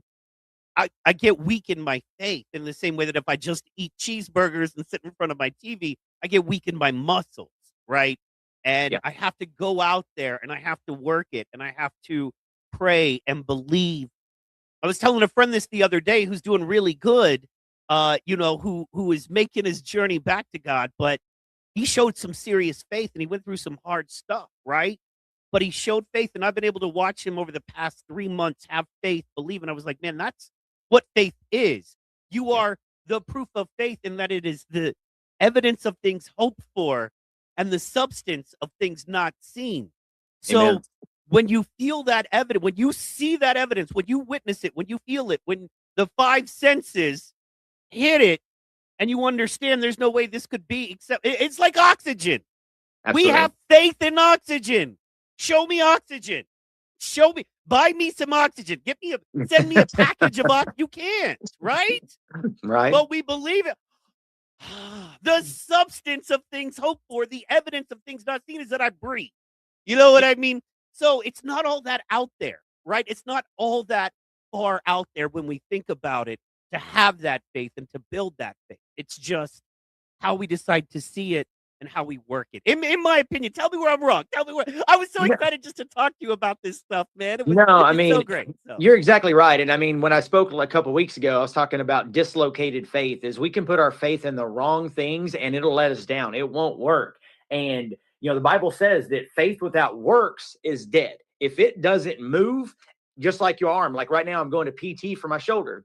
They can only raise it so far. I can raise my right arm as much as I want. It can do everything. But since I haven't moved this one in 5 weeks, I can only move it so far. So the way that I try to translate that to people is that's just like a new Christian. They're not going to be able to trust giving a 10% full tithe to God. They may give 1%, they may give $5, but you may have somebody that's been saved and been serving God for 25, 30 years, and they give 20 to 30% of their offering, towards God. And it's like, well, how are you have so much faith? It's because I've worked it, I've stretched it, I did it.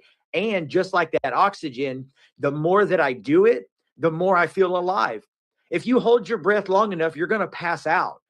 And the more that I breathe, the more I do it without even thinking. It's habitual. And that's why I do that. It wasn't, and I'm not saying this because of me, but whenever they're like, Tony, do you have an idea of what we can do with these hot dogs? I'm like, man, 3 miles down the road to the highway, there's a bunch of homeless people. It came like breathing to where it was just habitual to me. Because of who I am, not because of, me, Tony Madison from Blanchard, Oklahoma. It's Tony that is Jesus's embodiment here on where I'm doing for God. And it becomes habitual. And I think that's one thing that we have to understand about our faith is our faith should be habitual. And this is one thing that I always tell people. And I go back to the 3 Hebrew children when they were thrown in the fire. They're like, we're not going to serve. We're not going to bow down the gods of this world. You can throw us in the fire. That's fine. And even in that, they said, our God will deliver us. But even if he doesn't, we're still going to serve him. And if you look in that story, when the fire got hot, it said that king looked down in the fire and he said, wait a minute, did we only throw 3 in there? He said, yes. Well, I see 4. And the 4th one looks like the Son of Man, Son of God. So even in the fire, there was somebody that saw the trial and tribulation they were going through, and they noticed God in it. When I'm going through fire and hell in this life, I have to go through it with faith. Why? Because number one, my soul depends on it. But number 2, there may be somebody that's looking at me that says, you know what? He's going through it all and he's still got faith on God. I need to get a hold of what he's got a hold of. And that's why I try to live that life. Is it easy? Absolutely, it's not. But with God, it makes it so much better knowing that the hope that I have in is not ever going to let me down. That's awesome. I think the follow-up question to that is what's wrong with you? What's wrong with you? Yeah. I mean, and if you ask 10 people that know me, you're going to get 10 different answers probably. No, and it's great. No, what I kind of want to do, and forgive me, but you're on this show. I got you here now. You control the mic. I want to talk to you. And I know you talk to unbelievers a lot too. But, a lot of your personal and social circle, are Christians and people who believe at least on some level, even if they're not devoted like you are. But, I really want to ask you and hey, look, I am one of your flock, full disclosure, y'all. But at the same time, I want to ask you real questions that somebody who maybe doesn't have a relationship with Christ yet wonder about a guy like you, right? Because it's still there. I understand the relationship, but I still also think to myself, well, if I wasn't a saved person, if I was off the church, because there are some people that are, and I saw this guy be like, why? Like, why? So let's start. How long have you been? Let's start with Christian. How long have you been an active Christian? Not, just, one of us, we go to church on Sundays because our family, we get in the family car and go. Yeah. But how long have you been an active Christian? Like, and what changed in you to make you so devoted, or has that change grown over time? Do you see what I'm asking you? A horrible question. I should be doing a better question job. But no, that's what right. makes you want to do all of this? You don't have to, right? You could go get a job and make better money. You could go, run for city council. You could do other things that would give you more worldly, immediate flesh benefit, more credibility in this world, maybe, and be much easier. Because Lord knows the hardest thing to do if y'all don't know, the hardest thing to do is be a pastor. Because, like, that is something I'm praying on, man. It is just because, man, your flock have their problems. And regardless of what you're going through, how tired you are, what pain you may be in, if they feel like they need you then and there, And so to make that commitment, to make those sacrifices for no good reason other than in your heart you feel it's the best thing to do. Like, why? Like, tell just why, right? Like, I am not a Christian, not a church person, and I look at you like an alien almost. And no disrespect, what I mean is, why would anybody get, you know what I mean? Like, why would you sacrifice so much of your life? Like why? Well, I'm just going to be honest with you. Like, I got saved in 2001. Came to know the Lord, but I really didn't step into ministry until about 2004, 2005. And in those 3 years, long story short, my dad had paranoid schizophrenic, so it was just my mom and my brother at home. I didn't have that love of a father for many years. I had a hole inside of me, and my wife now was a girl I wanted to date. So she invited me to come to church, and I had a hole that I was just searching for something. I didn't know what it was. I wasn't looking to God. I mean, some people look to alcohol, some people look to gambling, porn, whatever. They look to so many things to fill that gap. And I was just searching. I was. And when I went to church, I would like to tell you that, it was almost like angels are singing over me, and and all these things happened, and I seen Jesus face to face, and it's nothing crazy like that. Before I even accepted God, I went to one of my mentors now, Keith Hatton, and I said, now I need to sit down and ask you some questions. I said, this Bible does not make sense to me. What you're talking about, this Jesus and Joseph and Mary and David, Goliath. I was like, this stuff makes no sense to me. Wait, and so just so everybody knows, as a new Christian, you went to your spiritual mentor with the Bible, and we're basically like, this doesn't make sense. Like, I feel it, but I don't get it. No, 100%. And he wasn't my mentor at that time. I barely knew the guy at that time. The reason why he became my mentor is because of what I'm saying. He never scolded me, condemned me, laughed at me at any question I had. I asked him questions, like one question I remember to this day that I asked him. I was like, man, let me tell you something. If my girlfriend or soon to be wife come to me and says she's pregnant and it's not mine, we're done. I don't see why Joseph stayed with her. That was my first question in this whole thing. And that's great. And he didn't laugh, and he goes, no, I get it. And so what I'm saying is, and long story short, is that 2001 to 2004, what changed in me was I'm searching for something. I don't know what it is, but I felt a tugging of God. The more that I read about him, the more I heard about him, the more I talked to him. Believe me, I felt like my prayers wasn't going higher than the ceiling.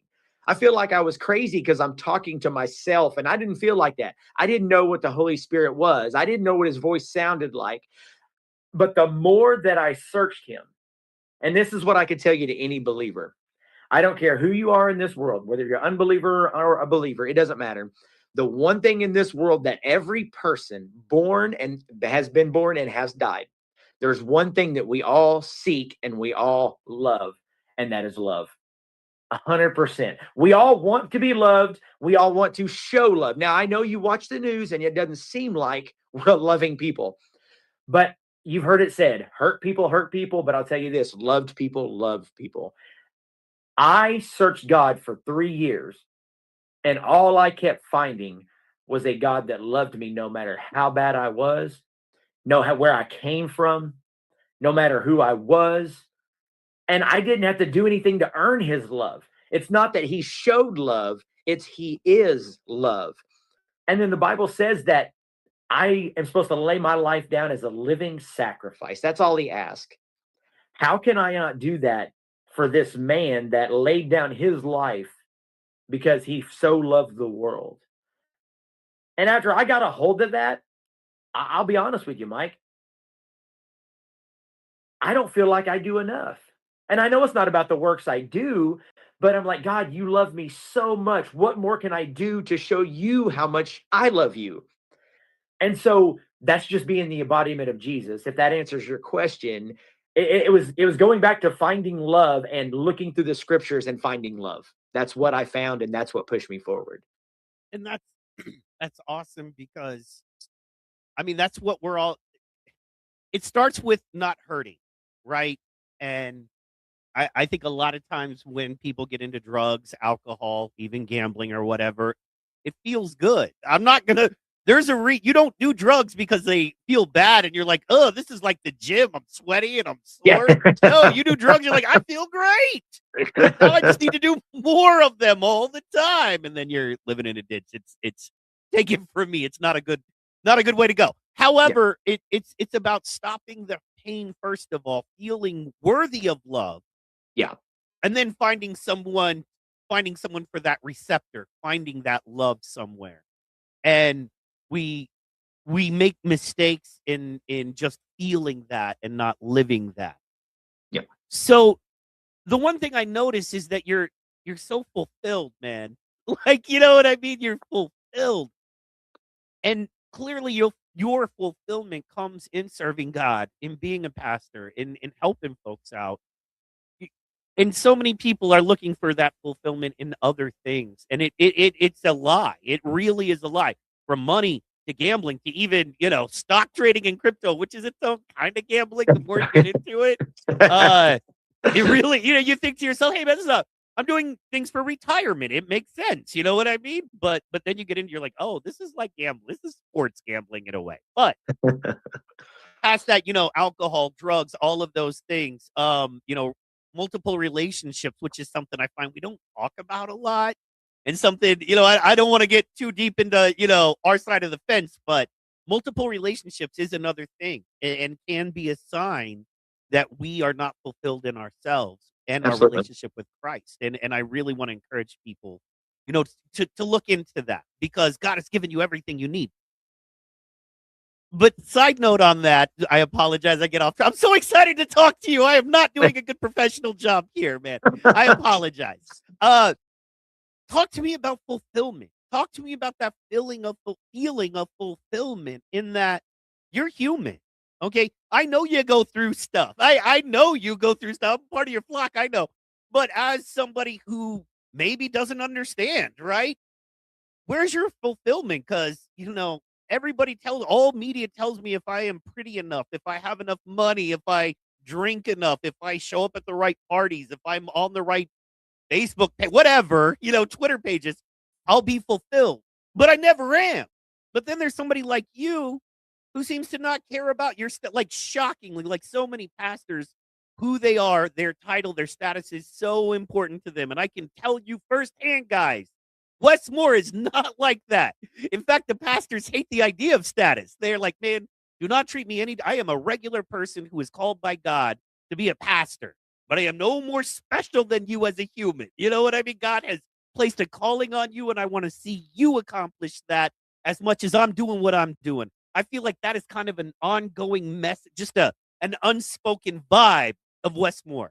And I love that. So everybody needs to come check it out. But anyway, talk to me about fulfillment. Where is your fulfillment? Where does it come from?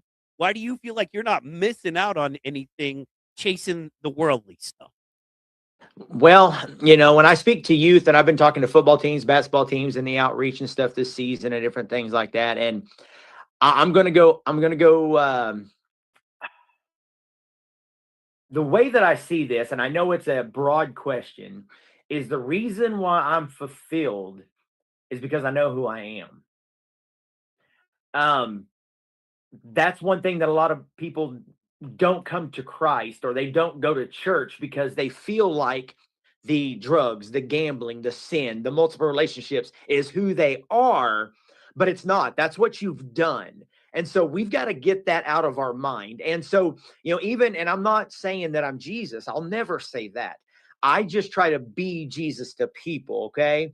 And what I'm saying that is when Jesus was out in the wilderness, when he fasted on all of his days, Satan came to him and he tempted him with fame and fortune and all these different things.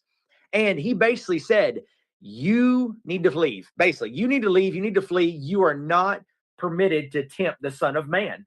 He knew who he was. And if you know who you are, you have authority. Because I live in my house. Okay, that's obvious.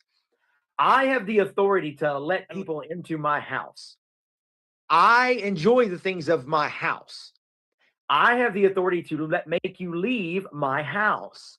We've got so many things that go inside of our head to where we are trying to see, like, I want to be popular on TikTok or Instagram or a podcast, or I want to be on this. And you start chasing that proverbial carrot, like the horse. You're chasing it and you're never going to get it. You're never going to get fulfillment for that, because once you get the carrot, it's just like pride. You start to think that it was all you, that you worked so hard to get it. It is the opposite. When you think about Christianity, you think about Jesus, he says, blessed are the humble, blessed are the lowly, blessed are the meek. The reason why I'm filled is because I'm just going to be honest with you, Mike. Okay, how do I say this? I don't have to do anything to be a Christian. That is so freeing. I don't have to do anything. I don't have to read my Bible every day. I don't have to pray every day. I don't have to preach. I get to do those things. So my question is are you looking at God or Jesus as a police officer that you're going to get in trouble? Or are you looking at it as like a best friend that you get to talk to, that you get to cry on his shoulder? And knowing that I have a Savior that goes with me throughout my day, throughout my week, and that never leaves me nor forsake me, man, that's so freeing.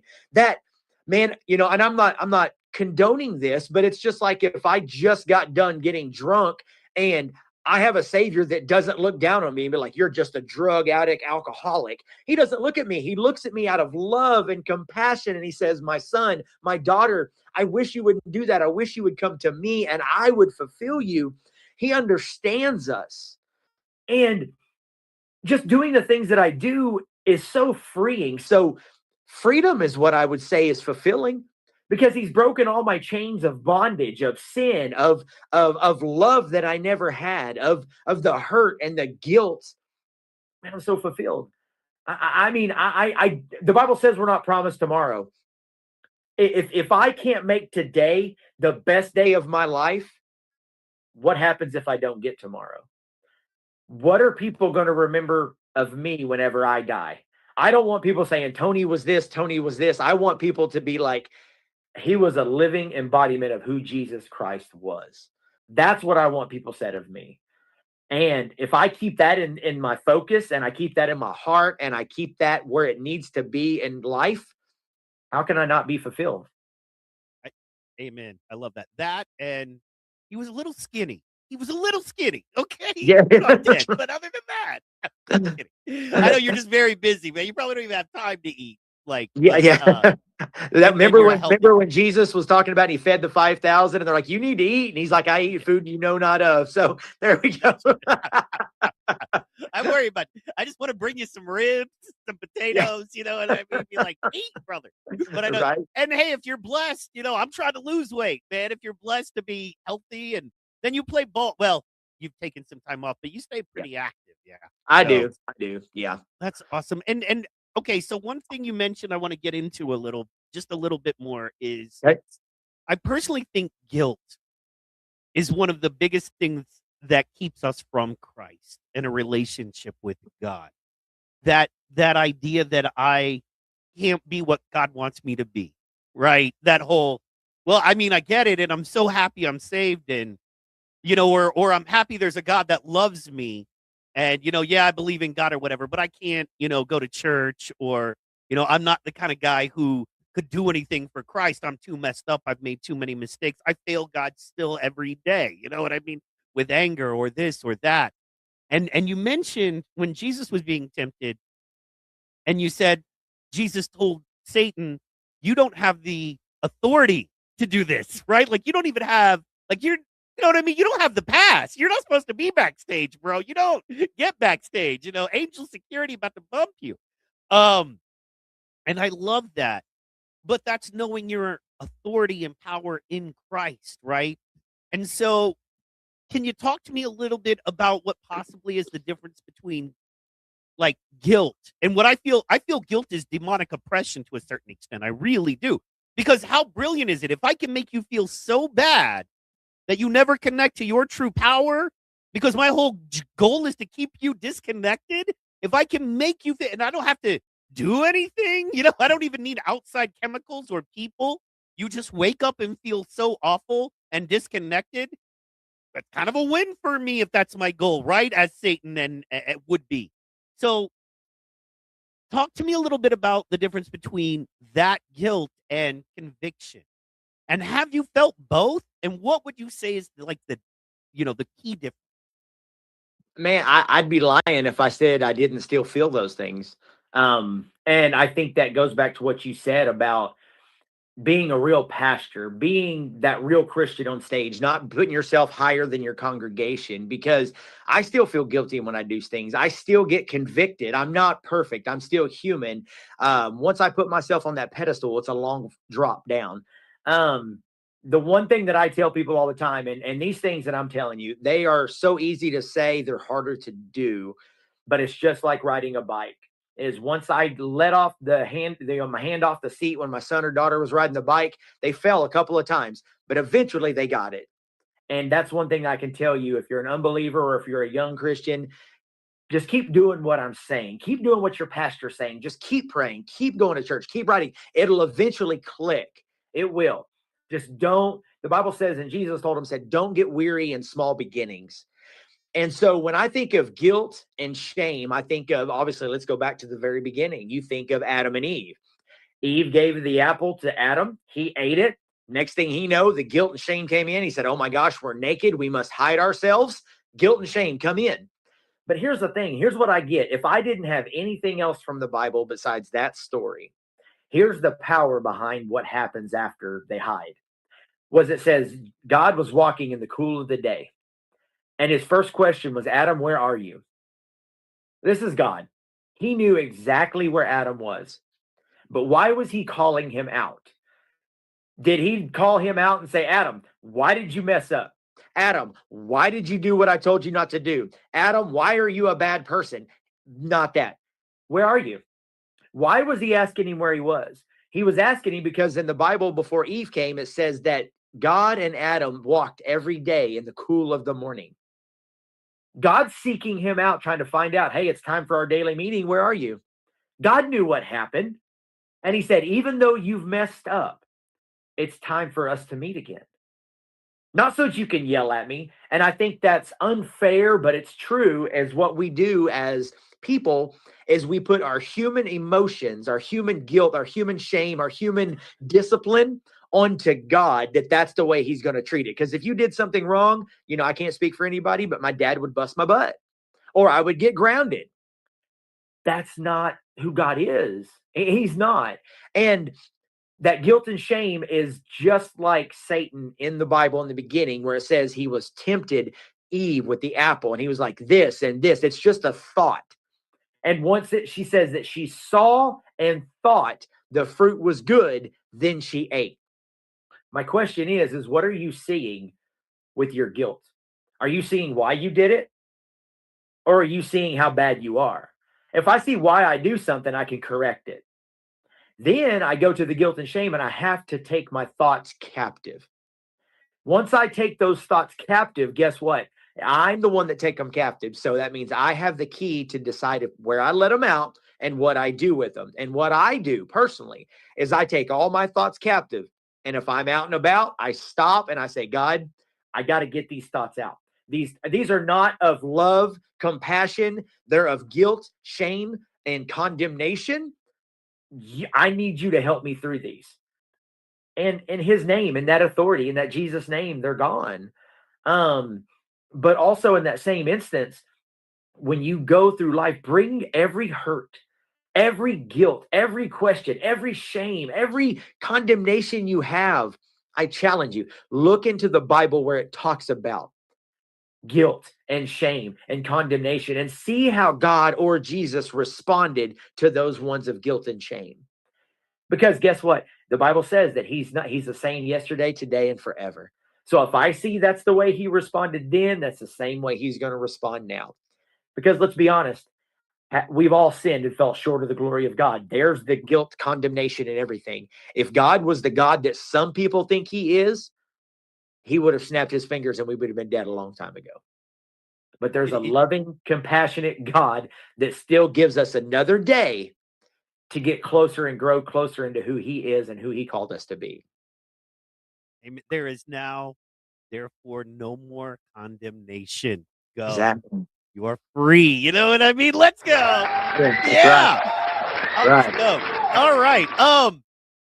Wow, that's so beautiful. Okay, so tell me about your path into being a minister. Instead of just being an awesome Christian, we got a lot of them. Shout out all the awesome Christians at Westmore. But and specifically shout out Nora.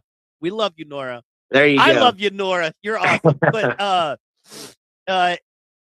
tell me about your relationship, how you got involved, that kind of thing there, if you will. Man, I'll be honest with you, it was very scary. I'm not going to say that I was so excited to be called to preach. You know, I went to one of my mentors and I said, man, I feel like God's calling me to preach. And he said, and this is funny too, he goes, if you feel like God's calling you to preach, I said, what should I do? He said, run. That's what my mentor told me. He said, run. And then he goes, and I was like, okay, you're my mentor. You're probably not supposed to tell me that. But he said, no, let me finish. He said, run. But when you can't run anymore and you get tired of running, then answer his call. Because if this is a call to preach, it's never going to leave you. It's never going to leave you. And I'm different than most people. Like my wife's gifts is she has dreams.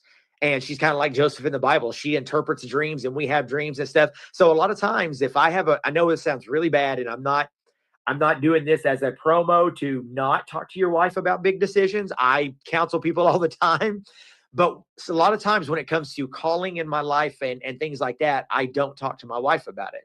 And the reason why is I learned a long time ago when it became to be my first service and calling was be a youth pastor. I didn't tell her that the church asked me to be a youth pastor. And so then and I said, God, if this is you really telling me this, then I want you to tell my wife. That way I want to know she's on board with it. And the next couple of days she had a dream. And she said, man, I had a weird dream. I want to tell you about it. And I said, what was it? And she said, I was standing in the middle of a field of lilies and the wind blew and all of the leaves blew. And all I heard from God was wherever the wind blows you is where you need to go. And she goes, I have no idea what that means. And I was like, I do. And I told her and she's like, wow. And so that was into youth ministry. And then when it became to be, pastoring and different things like that, not a head pastor, but to be pastoring and preaching, I said, God, I'm not going to do this unless I feel you calling me. And you've got to, even though I was a Christian and I was full of faith and I was faithful and doing all these things, I will never sit up on a stage. I'll never get on camera. I'll never get on the radio or nothing and tell you every step that I took for God or have taken for God, I did it with 100% certainty. I'll never say that. That would be a lie. When God called me to do something, I said, God, I need you to show me this. If this is really you, show me this. And then it happened. And I said, God, if this is really you, then do this. And it happened. And even though I knew it was God calling me, I just wanted to make sure without a shadow of a doubt that number one, God was still hearing me and that I was hearing him, but also that God was going to be in it with me because I can't do anything without him. For it's impossible to please God without faith. And I'm like, God, I'm not taking a step unless I feel you with me. And so, within the 21 years of youth ministry and associate pastoring and things like that, it's literally it's just working out that faith. It literally is. And I tell people all the time, if you feel like God's calling you to do something and you maybe don't want to do it, like you kind of have battling that flesh of, I feel like God's calling me to do it, but there's something in me that doesn't want to do it. Then I ask God, like, God, nothing weird, not like, God, if this is this, then make sure there's a 6-pack of Monster drinks on my front porch tomorrow, and I know it's you. Nothing weird like that. But I'm like, God, have me to hear or see something that confirms it's you or something like that. And I just know in my own life that God has shown up every time in that way. And I'd be suffice to not even say that I could 100% not do it without God, but I couldn't do anything that I do in ministry without my wife. And that's one thing that my mentors have told me when I was called to preach. Was his first question after I said, yep, I'm doing it, I'm answering the call to preach. He said, can I ask you a question? I said, sure, what is it? He said, how does your wife feel about this? And I'm like, she's not preaching, she's not on stage. He goes, yes, but even though you're answering the calling, it's just as much on her as it is you. And that spoke deep to me, because I am married and I did become one. And my wife is huge in everything that I've done. She's been there in every part of my calling. And besides God, I couldn't have did anything in 21 years of what God had me to do without the partner beside me. Amen. Same here. We haven't been together 20 years, but yeah, I couldn't do anything in my life without my wife. She is that evidence of things hoped for and the substance of things unseen. And I mean that wholly, truly. I look at my wife as a living example that God loves me. And in that it's similar to grace, in that there is nothing I could do to earn it. I could never be good enough. I could never be smart enough. I could never work hard enough to earn this love and compassion, unconditional love, and someone who knows me and cares for me as a human being in the way my wife does. And so, yes, absolutely, man. And that's why the Bible sweet. says that he that finds a wife finds a good thing.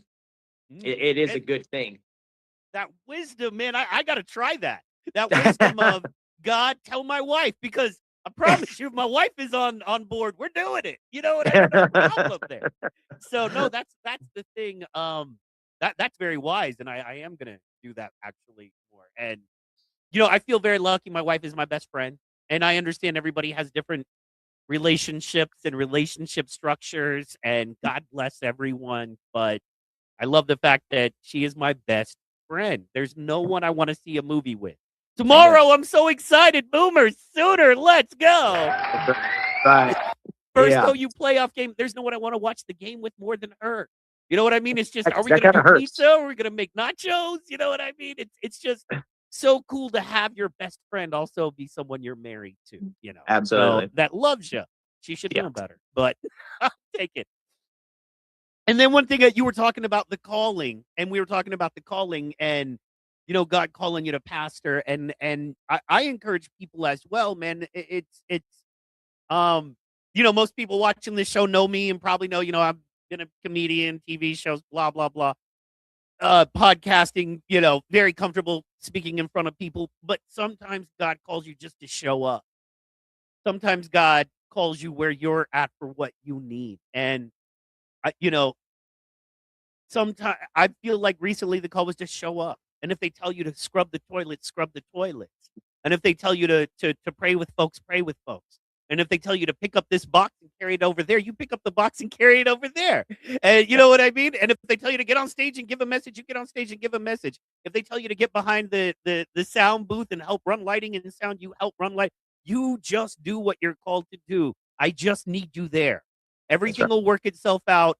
I've got other people that listen to me that are really good at what they do, like Pastor Tony. And shout out Pastor Glenn, shout out Pastor Heartthrob and Pastor Beardy as well. But anyway, I love all y'all, and you know that. But anyway, and by the way, just while I'm thinking about it, Westmore Community Church on Facebook and YouTube, you can catch all the services. We do 3 services every Sunday, and so you can catch them pretty much all Sunday morning long. And then they live on replay. I also always share them to my personal Facebook page. So you can always check him out there if you're not quite following Westmore yet. So, but moving on. So I just wanted to get that out and make sure, right? So, but it's one of those, Pastor Glenn likes to bring up Jonah a lot, and I love that, right? And like, I had no idea Jonah was kind of a story of racism until he brought that up. And I was like, wow, yeah. Was a race of people he thought did not deserve God's love.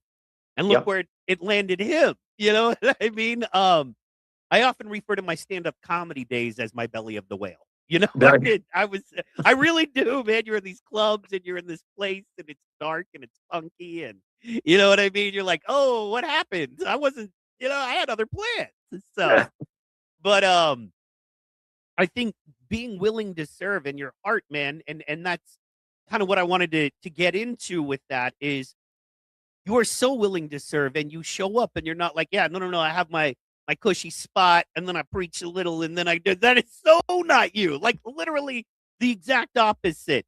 And you are so available and you show up for everything. Can you tell me a little bit about the ministries that you're involved in? I know you work with youth. I know you do a ton of stuff. Can you tell us about the ministries you're involved in and, where people may get involved? Well, I don't want to sound prideful, but I'm almost in every ministry. I mean, I've been for the past 20 years, I've been a youth pastor. So different, multiple churches, youth pastoring. And I finally stepped away from that this year and went into outreach. And who does outreach, who does that go to? It goes to men, it goes to women, it goes to youth, it goes to everything.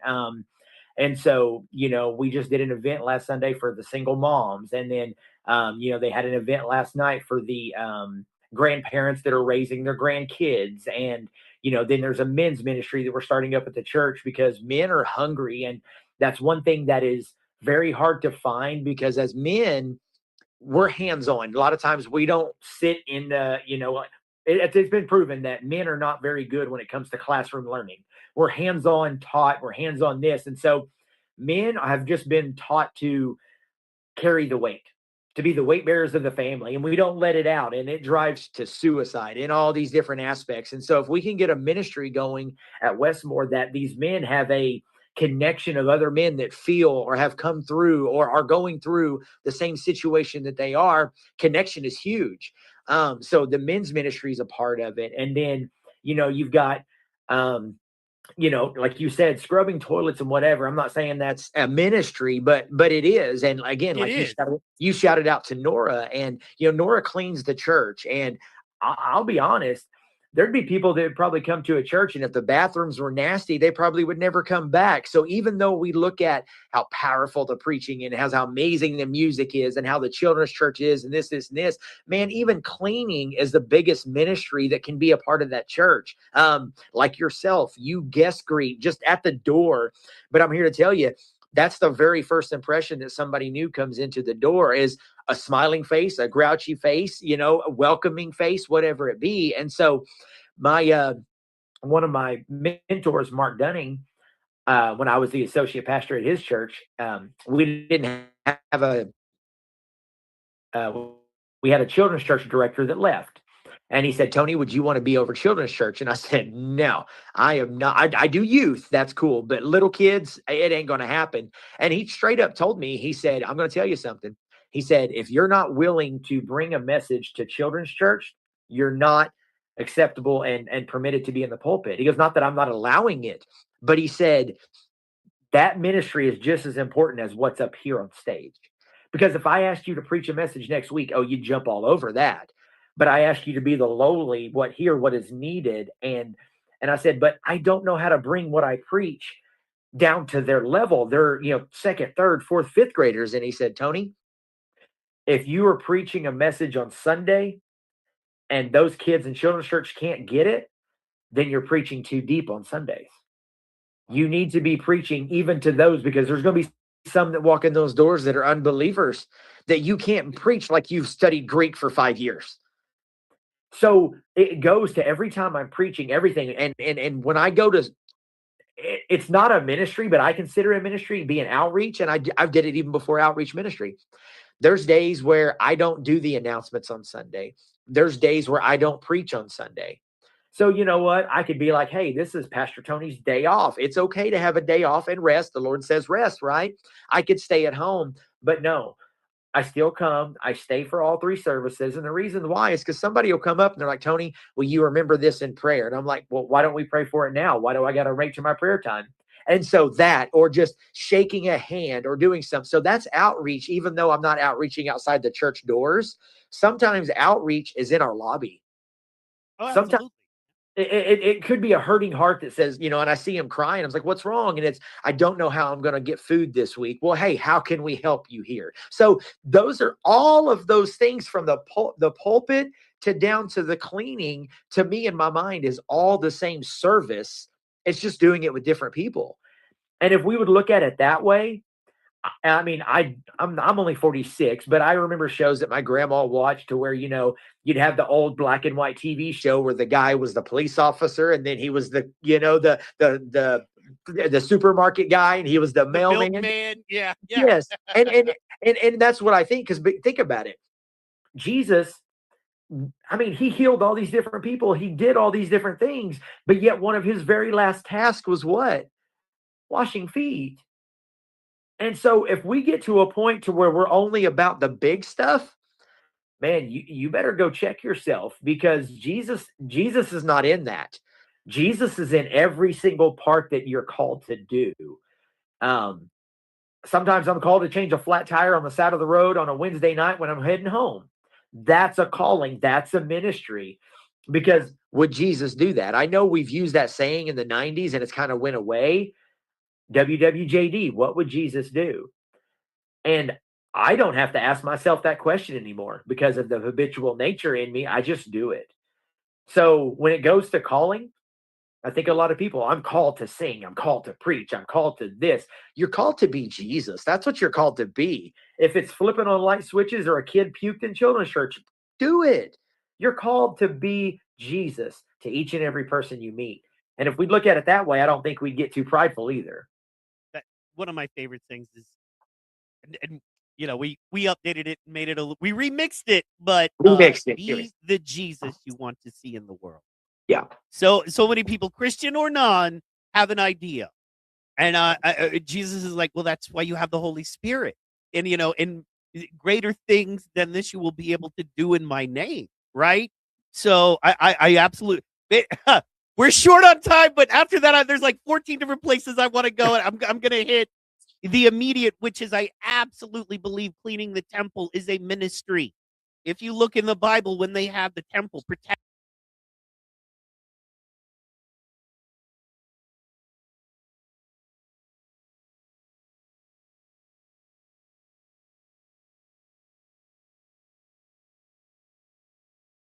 protecting the temple, taking care of the temple, and it's one of the purest ministries, right?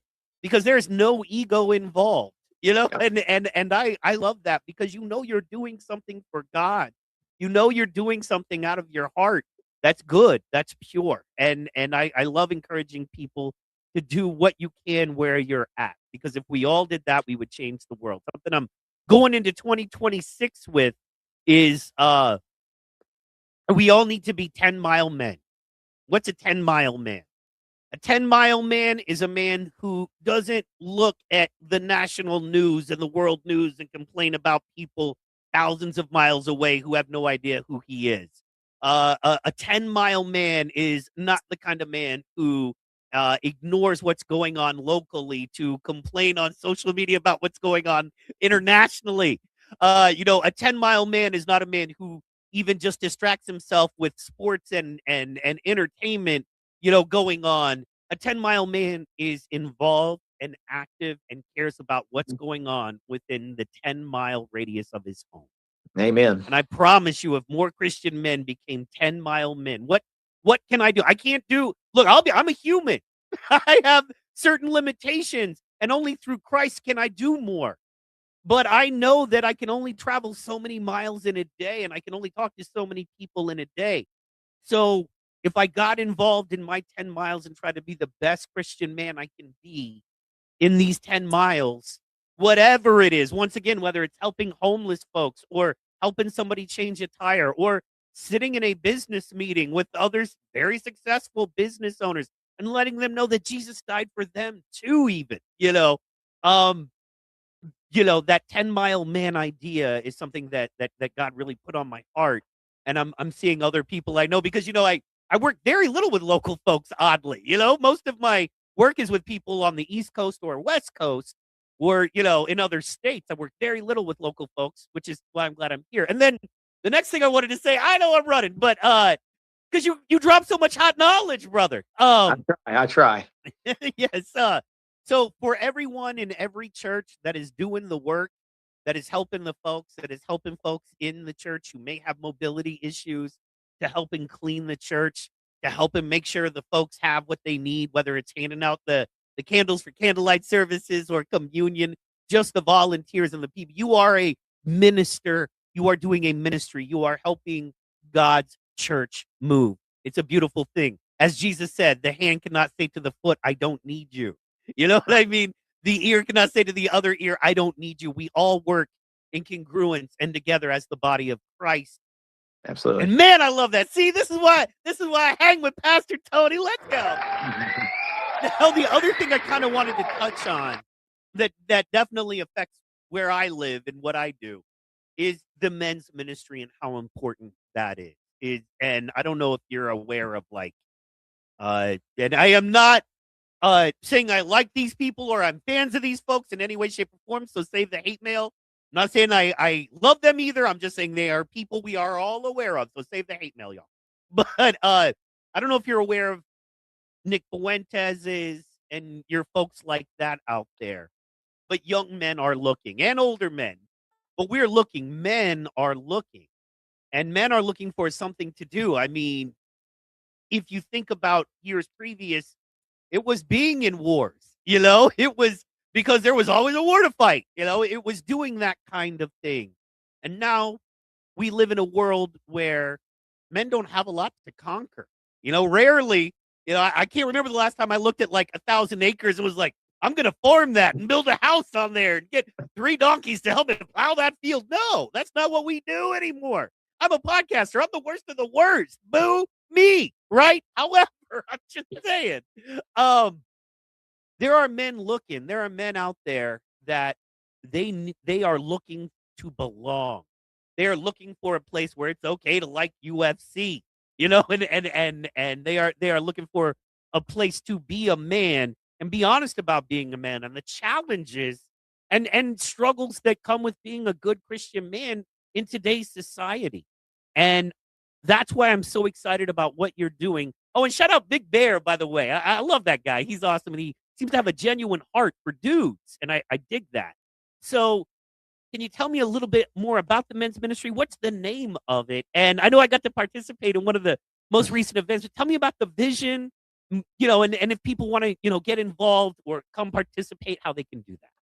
Yeah, I mean, one day I was praying about it, and I had many people coming up over the years. And they're like, Tony, the women are doing stuff, but the men aren't. We need to do something. And I'm like, maybe God is calling me to do it, but maybe God's calling you to do it. So nothing ever happened. And when I became outreach pastor, that was the first thing I wanted to do, because, and you're right. The biggest thing about it, it's called Pillars. And I prayed about it. I said, God, what do you want? Like this, I know it's just catchy, but what are we going to call it? And it needs to have a good meaning. And God said pillars. And when you think back in the old Roman days and things like that, they had big, strong pillars, and the pillars is what held up the buildings and everything. It was the structure of a nation, the structure of a country. And when you look at the world we live in today, real men, and I'm not beating us down, but real men are not pillars. We're not, because let's be honest, we live in a country, we live in a world that some people don't even know what a definition of a man truly is. So let's be honest about that.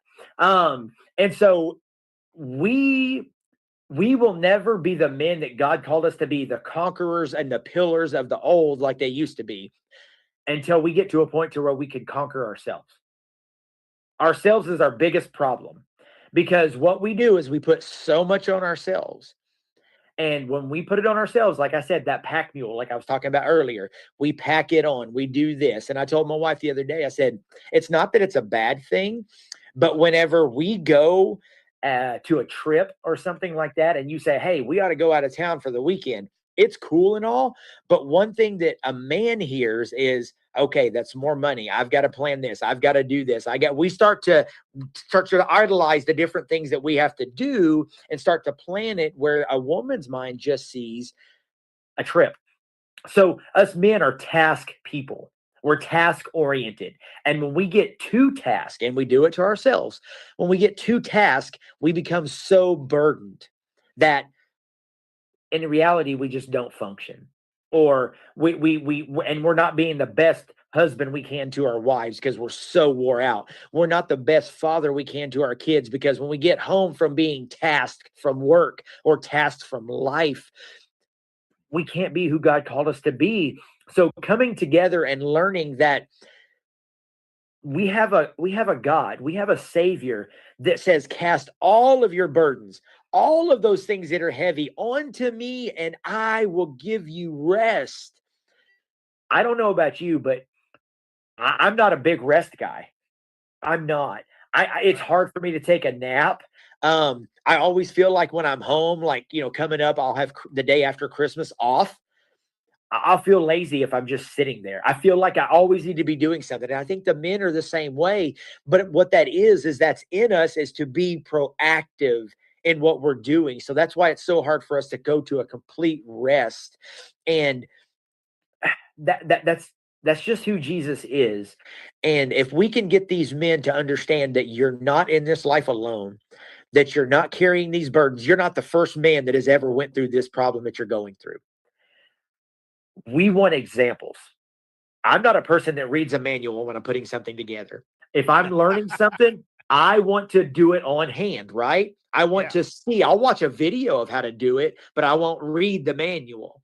So it's the same thing as if you come to me, Mike, and say, I have this problem, and I tell you how I got through it, being a visual example, you're more likely to take that advice and apply it to your life than if you came on a Sunday morning and said, the Bible says, thou art this, and thou shalt do this, and this is this. You're probably not going to take it. You're going to get bored, and you're going to go back to living the same life you have. So this Pillars group is going to be something that men can come together and be active in their faith and live this life with men through other men. That's the main thing that Pillars is about. Heck yeah, I love that. And the idea that we can come together and we can have a little fun, we can enjoy some time together, and once again that you can talk to other men. Like what you just said, I was like, oh my gosh, she gets it. And it's crazy. We live alongside other men who struggle probably with a lot of similar things. And maybe you've been through something I haven't.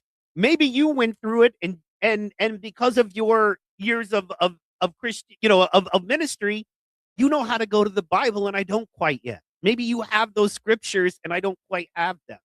Or maybe it's just that you need another real life man, not an internet man, not a TV man. You need another real life man living in your state, in your community, telling you, hey, it's all good, brother. I'll pray with you anytime you need. And I will tell you, man, you've said that to anytime. I do not. See, you don't abuse it. And I never would abuse it. But I honestly feel like I could reach out to you 24/7 if I was in deep need and you would take the time. And that, wow. You know what I mean? Just wow, it's bro. freeing, isn't it? That's freeing to you to know that. And the only reason I make myself that available and do it that way is because that's who God is to me. And that community word that you said, a lot of people don't understand that. It's actually two different words together. Common unity. So when these men get together, we have a men community. And what that is men that are common, that have the same problems. What we do is we come together and we unite. We don't leave a brother behind. We do it just like war. We treat this life like war because I'll be honest, some days I may be going through hell and I need somebody to have my back. And if I don't know that somebody has my back, I'm going to go down. But if I know that there's another man there that I can reach out to, that reaches out to me to see how I'm doing, how I'm going through life, man, is there anything I can pray for you today? Just knowing that that is there is so freeing as a man, not also as a Christian, but number one, as a man. But when we come together, we learn that we don't need to keep it bottled up. That's the worst possible thing we can do. Heck yeah. And the encouragement, you just feel better. I mean, most of the time, and I'll just say this about Pillars, it's so awesome to feel better. I'm gonna hit that graphic one more time because it's such a good graphic. Boom, we're adding it to stage again. Pillars right there. So, but anyway, it's so many things that you do that are supposedly guy activities. You feel worse. Like, well, that wasn't fun, or everybody there was drunk, or whatever. Okay, I dropped $150 at Buffalo Wild Wings, and okay, but like right. But when you hang around the Pillars guys, you do the Pillars event, you feel better. You're like, yeah, everything isn't. We're gonna work together. We're going to make, and just that feeling of unity, community, and strength, man, that is huge. And thank you for that. And anything, of course, you need, but you already know me. But anything you need, man, I am right here for you. And I'm excited. I want us to do all kinds of stuff next year, man. I'm excited. I know you said we could do a UFC watch party. Let's go. I'm excited That's what I'm about talking that. about. Yeah. I think the boys would love that. We'll make it fun. Absolutely. Okay. Now that we're just a bit over time, I wanted to ask you to leave. We could go another hour easily, but we got stuff It don't to feel do. like it's been an hour, man. That's the thing about the Bible, I tell you. I know, and just having fun, just enjoying it. Okay, so I want to give you an opportunity, man. There are folks out there right now that we know, as you know, this is one of the most depressive seasons. Like, more people report being depressed and struggling mentally and emotionally this time of year than any other. Yeah. And whether it be resources, whether it be loneliness, whether it be whatever the case may be. For me, for a lot of years, it was alcoholism. I'll be honest. My alcoholism, I didn't realize, because I loved it and kept it close to me and fed it and nurtured it, that alcoholism, that it was more important to me than my family. And when I felt lonely, I realized I was doing that to myself, but there are people that do feel lonely, even if they're making the mistakes. And there are people who maybe don't feel lonely and surrounded by family, but feel like they don't have enough or they can't do enough, which is not correct. But anybody struggling right now, I just want to give you a couple of minutes as we close out to just talk to those folks and maybe give them, a bit of advice or, something that you want to leave everyone with. Man, it truly is. And to be honest with you, this year, my Christmas is going to look different than it normally has over the last 20 years because of family and things. But I'm here to tell you, no matter what holiday is, Mother's Day, Thanksgiving, Christmas, Father's Day, what the world makes it out to be is not what it truly is. Don't make it seem like you have to have all these presents. You have to do this. Your presence with your family is enough, because you don't know if that'll ever be taken away. It may not be here next year. And more than likely, the presents you buy are not going to be in that house next year. But the family will be there the next week, the next month. I know times get hard.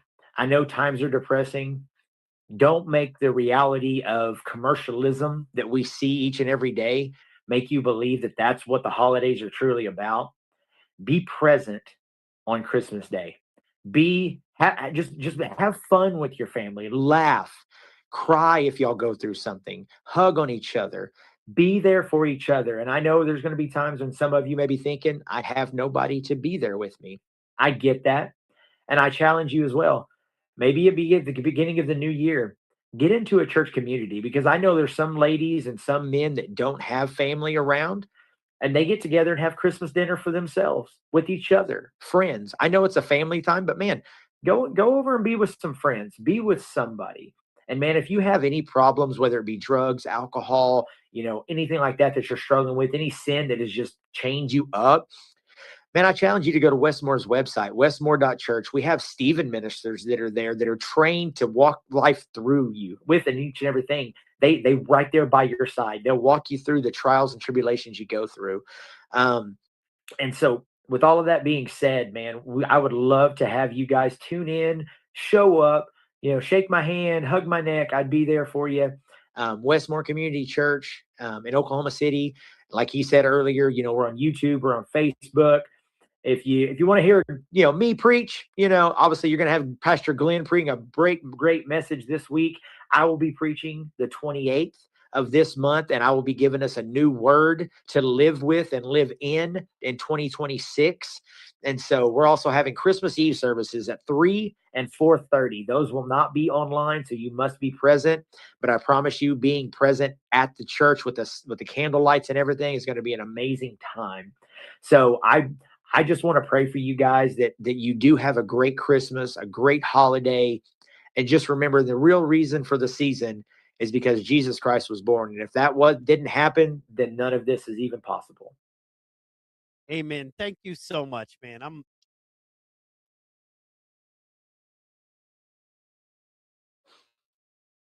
about to turn off my camera because I don't do this. Thank you, brother. Thank you. Thank you for having me on, sir. Thank you. Yeah. Thank you. Wow, what is wrong with me? Hold on real fast. All right. Okay. All right. Yes, man, we are blessed folks to have you. And absolutely just everything he said. Thank you guys so much for tuning in. This has been the holiday Christmas edition of the PT Pod featuring Pastor Tony. I'm going to tease 3 T's, tailgating theology. Look for it next year. We believe it's going to happen. And once again, everyone, thank you for letting me be myself. Thank you all. And for you on the PT Pod, you get the pew, pew, pews. Make sure you follow Pastor Tony and you go to Westmore Community Church. Thank you so much.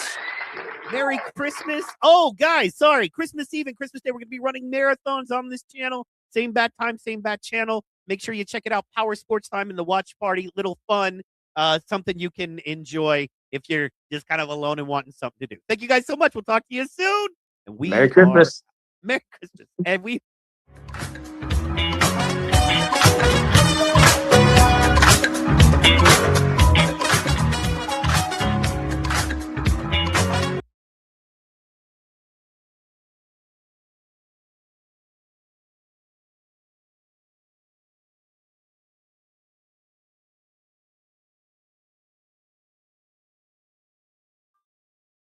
our very first episode of the feed, Faces of Epilepsy Every Day. I'm so excited. You know, who knew even a year ago that I think either one of us would be placed in this situation, in this timing, that our paths would have crossed and aligned through epilepsy.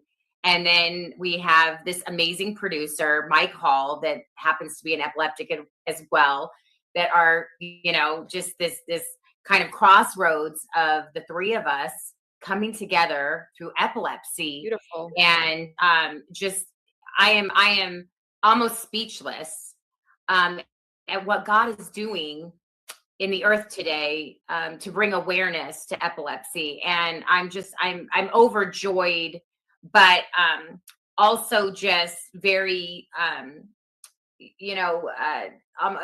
almost, I just, I don't even know how to put it into words, just the feeling that I'm feeling right now, just the humbleness, the humility that I feel right now, with just being the founder of Faces of Epilepsy, connecting with Alyssa, then obviously you with Mike, to bring us all together to actually give a platform and a way and a voice for epileptics to tell their story and to bring more awareness to epilepsy, which is really not done. And so I'm excited. I want to bring Alyssa on here. Alyssa, I know you're over there on the East Coast. I'm on the very West Coast. Mike Hall somewhere in the middle. But what do you have to say to all of this? Because it wasn't that long ago that we met, over the phone, mutual friend that said that we needed to be connected. And then, we got to meet in person in New Jersey and then Philly. And so how are you feeling today with this being the inaugural first episode of the feed, Faces of Epilepsy? Because you are a micro-influencer to a degree. Yes, I am. I run my own business called The Empowered Flower. But guys, when I met Lisa, it was complete fate. And then bringing Mike into this, it's incredible. I struggle with epilepsy, as Lisa said. I was diagnosed around like 3.5 to 4 years ago, and my life kind of just took a turn. And not even 1 month ago, when I met Lisa, is when I really started to feel seen and heard, because she is the reason why we are doing all of this right now. And my friend that brought us together, I really do believe in miracles, and this is 100% one of them. I'm so excited to be on this podcast and to see where it goes, and just to help people in general, because we need to share our voices. We are meant to be heard. Our stories are meant to be told. And Lisa, I know that you have had a very, very hard run-in with epilepsy as well. So it's definitely going to show with 100% our voices are meant to be heard. Yeah, I love that you said, our voices, and that there's a bigger purpose behind, why this podcast is actually going to be such a blessing to the epilepsy community once we start to really get it out there and promote it and be able to give a platform. I want to thank Mike Hall. Mike, I just want to take a moment and just really thank you for seeing the need in this community, and wanting to put this together. This is such a labor of love for you to really recognize that there is something here, and there's a community that is waiting to have their voices heard, and to be able to give, your time, and to be able to give your expertise in this space, to be able to, give epileptics a platform, and those that have, been challenged through epilepsy. Families like myself. I'm not an epileptic, but my son, some of you have heard my story on Mike's channel before, but my son passed of SUDEP, epilepsy, and that's kind of what took me into the path of becoming an advocate for epilepsy, because I realized that there's so little discussion about epilepsy. And Mike, I don't know if that's because of shame or guilt, or I don't know if I can necessarily put my finger on that. But, Mike, thank you so much. This is really like a Christmas miracle for us, epilepsy community. So thank you so very much. Absolutely. First of all, thank you guys for the kind words.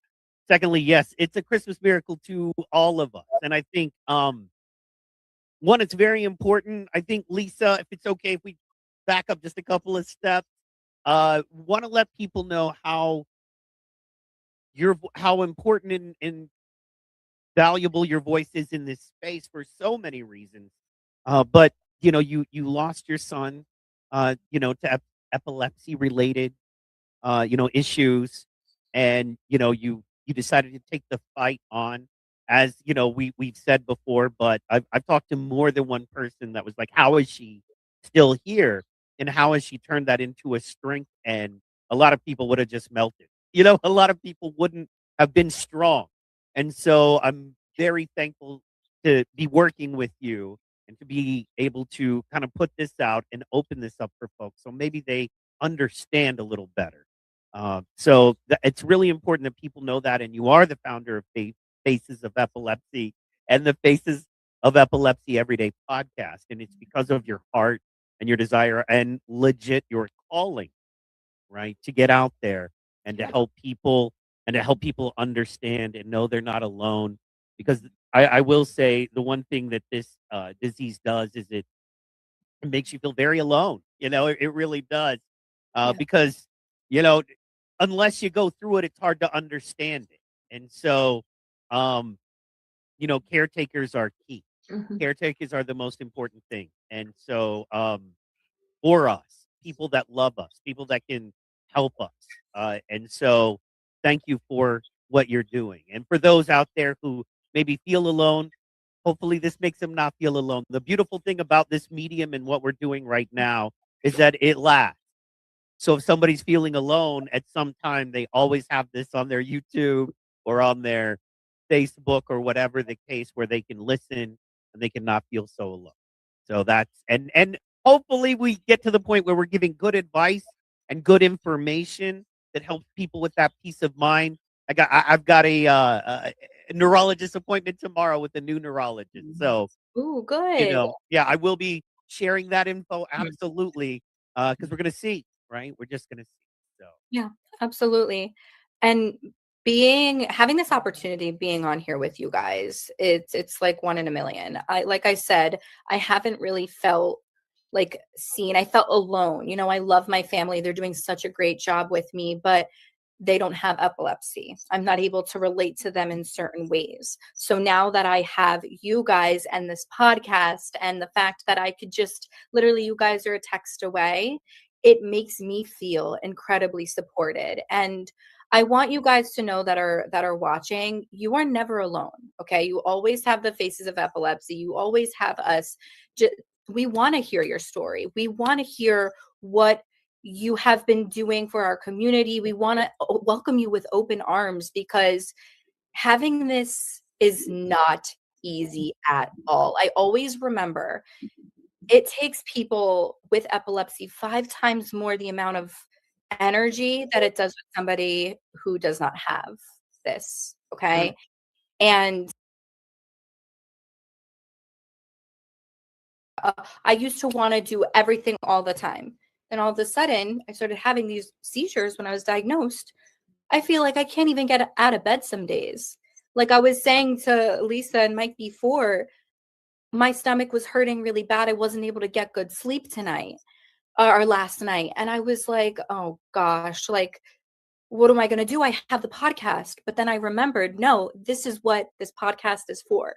Talking about our ailments, talking about how certain things makes us feel. And then we still have the power to go do what we are meant to and to talk to you guys. Because we are sharing our stories. Yeah, it really did suck this morning. Everyone's laughing like, yeah, you know how it is. It's just such an honor. So thank you guys. Seriously, I don't know what to do without you guys. We love you so much. Thank you for sharing that, Alyssa. Mike, I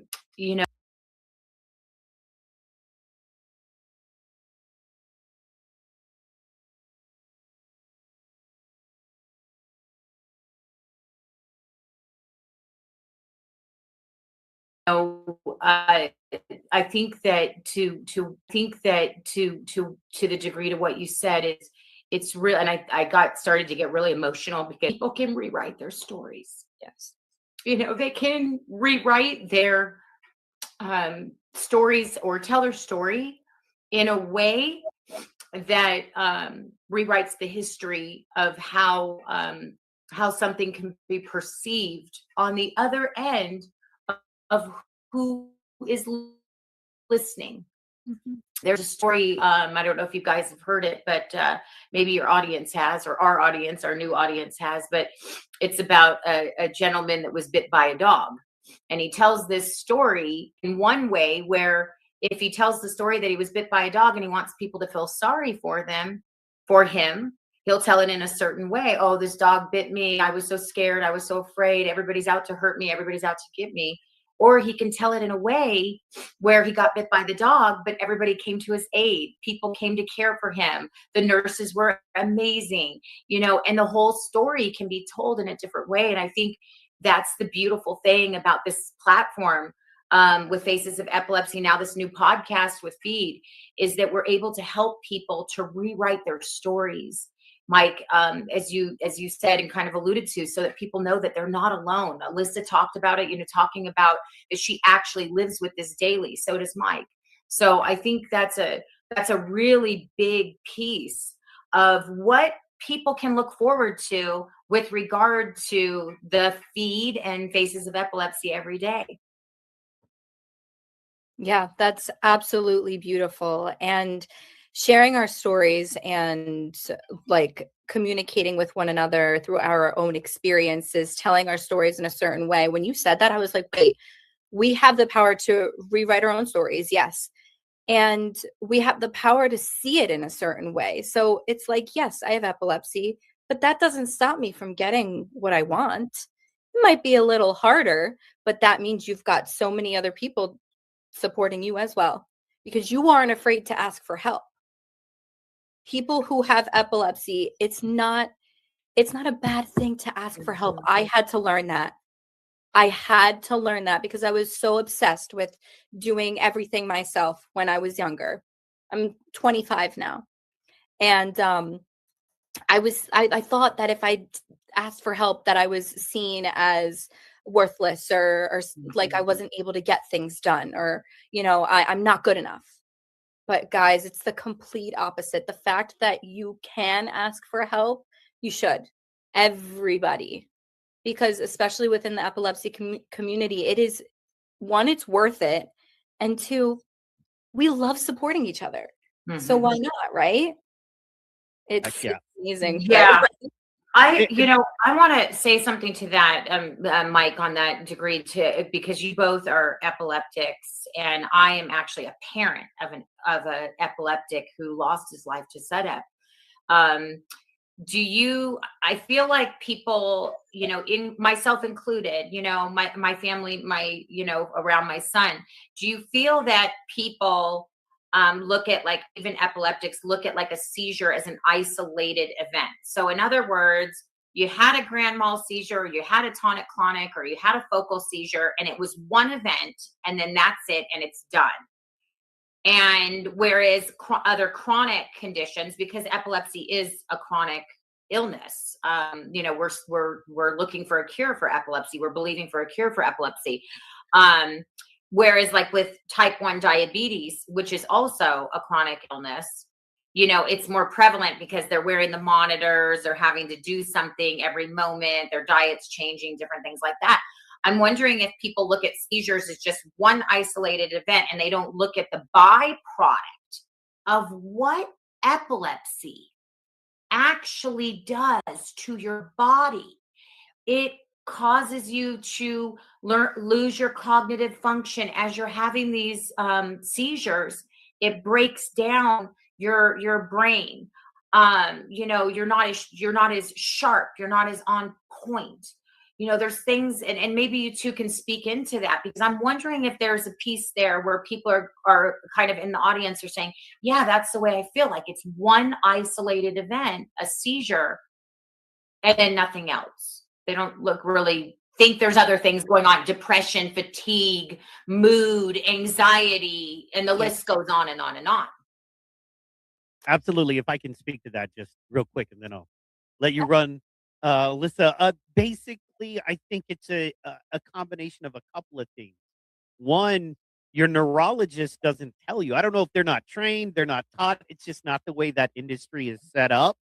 But your GP, your general practice, your basic doctor is not going to tell you, because that's not what they do. They're going to tell you to ask your neurologist. And your neurologist is basically going to either give you meds, say meds don't help you, good luck, and that's it. A neurologist isn't like, okay, so after the seizure, you're going to have some depression and some mood swings, possibly. You're going to feel nauseated. You're going to have mild amnesia possibly hit you again. There's going to be all kinds of things like that. You're going to have the weird memory flashback of you'll be sitting there doing nothing. All of a sudden, a memory when you were 5 years old pops up extremely vividly, and you're like, what's going on? And why do I remember, Thanksgiving 1993 for some, or whatever the case, right? So your neurologist usually doesn't talk to you about those things, so you're not aware. I think that is one. And then I think the other is we suffer from external optimism. And, it's one of those situations where you go, hey, I haven't had a seizure in 2 weeks. I haven't had a seizure in 3 weeks. I'm cured. I'm never going to have a seizure again. Let's go. And you try to live your life like that. And you can't blame anyone for wanting that, right? But like sometimes you have to be real. As we spoke on before, acceptance. Because if you can accept you have this thing and you can understand it, then you can work on it. But until you can admit that you're living with this thing, it can be hard to kind of take the steps to get the help you need, or even the education and understanding that you need to kind of manage the condition. Oh, absolutely. Everything that you said is so accurate. when I was listening, I was like, "Oop, yep, that was me. Oop, yep, that was me." I remember when I was 5 years old at Thanksgiving. Yep, had those flashbacks before. Living with epilepsy and going off of what Lisa said now, it is definitely not a walk in the park. And the depression that hits you sometimes when you're taking certain medications, that is a big one. I actually had Keppra rage. If you guys know what that is, if you don't, it's basically when you take Keppra and then it messes with your mood and you get crazy mood swings. And for those of you, again, I know that we just met on here, for those of you listening, but I was the happiest, go luckiest, sassy, sweet little girl. And all of a sudden these seizures hit. And I didn't want to get out of bed. I was so depressed. I couldn't move. My whole body was aching from head to toe. My family was like, "What happened to you?"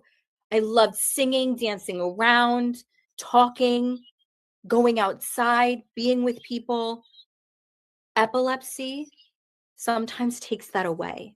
Being on Keppra, being on these certain medications, even though they are saving us from having seizures, sometimes they could also be manifesting their way in your body in certain ways that we still don't even know. And with what Mike said, going back onto the neurologist and how they're only telling you they only tell you certain things. "Oh, just take this medication, let me know how you're feeling." They don't actually educate you in what epilepsy really is. And that is what I just said, plus a whole bunch of other things. So guys, if you're dealing with epilepsy, you have the power to speak on it. The migraines that you might get are going to be insane. I'm also experiencing hair fallout. Now, I'm not sure if that's just from my form of epilepsy, but the stress that it causes on your body, your hair will fall out. You will have memory loss. That's probably one of my biggest things. Mike, do you suffer from memory loss too sometimes or no?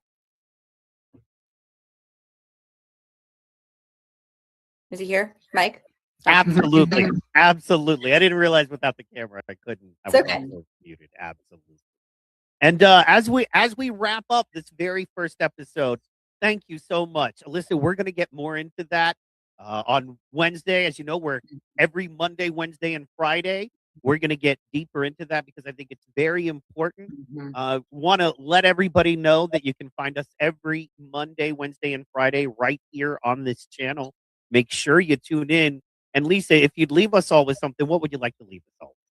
I think the important thing today to remember is that you can rewrite that story. So, whether you're an epileptic and you have epilepsy and, you're feeling alone, now you have a community, Faces of Epilepsy. Thanks to Alyssa, thanks to Mike, to help you to be able to be seen, be heard, and not feel alone. And then I think the other thing is that, stay positive while you're going through this journey. Take it easy on yourself. And I think the third thing would just be if you are someone that has a loved one with epilepsy, take it easy on them. And, remember that you may not have them forever. They're there to be treasured. Because they're sort of divine in nature, really. I think the reason why epilepsy hasn't gotten the traction or the awareness that it needs to is because people don't understand it. And when people don't understand things, they don't really talk about it. They don't really know how to communicate about it. And so hopefully through Feed, we can give more understanding and communication and conversation around epilepsy so that everyone feels like they belong to a community that that is special. Beautiful. I couldn't have said it better myself, Lisa.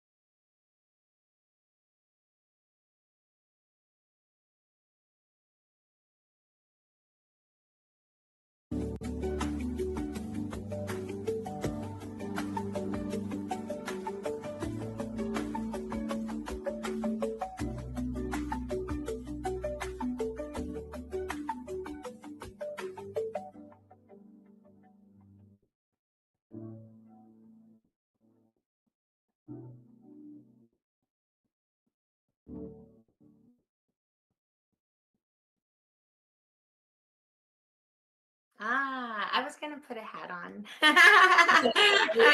You love your melon beanie. I know. I love that. I love your beanie today. So beautiful. Welcome back, everybody. Welcome back to the feed, Faces of Epilepsy every day. Your community, your platform for us to hear your stories and talk about all things epilepsy so that you don't feel alone. You feel heard, you feel seen, and you feel like you belong to something that is amazing, and that you're not hindered by any of that. So we're rewriting stories, right? That's what we've been doing. We're rewriting stories all week, and all the time. So everybody, I'm Lisa G. I guess that's what we're going with right now. I love it. This is my co-host, Lissa. Hey guys, you can call me Lissa, whatever you want. Love it, love it, love it. So I'm excited to get into this today. So where are we going with all of this today? I was thinking about talking about even some of the stats with regard to epilepsy, because I'm always so shocked when I see that epilepsy is a rather large community in the US, several million people. And yet it gets the least amount of funding comparable to even Parkinson's, which is a much smaller community than epilepsy. And then when you take into account that dementia and Alzheimer's gets $4 billion a year in research, and yet the epilepsy community only gets like 200 million in research. And Parkinson's gets even more. So it's like, what?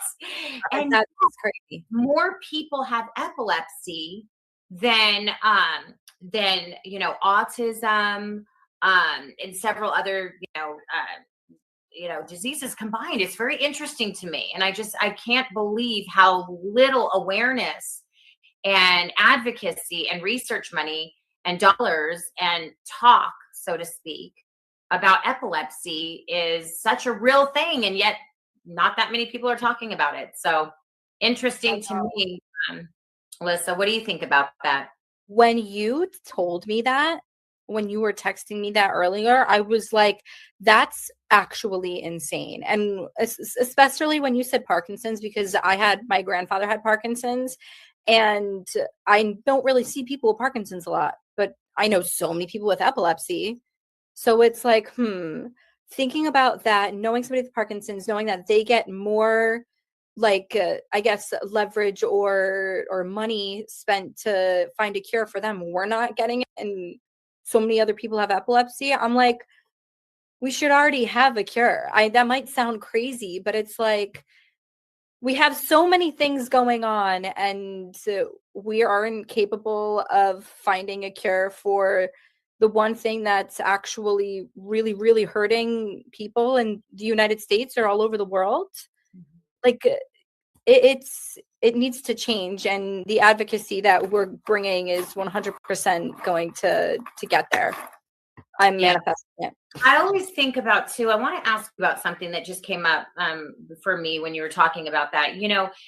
My son, Judah, who I lost to set up, was diagnosed when he was 14 years old. So he was diagnosed as a juvenile epileptic, and he passed away at 18. So during those 4 years is when he had epilepsy. He had many, many grand mals.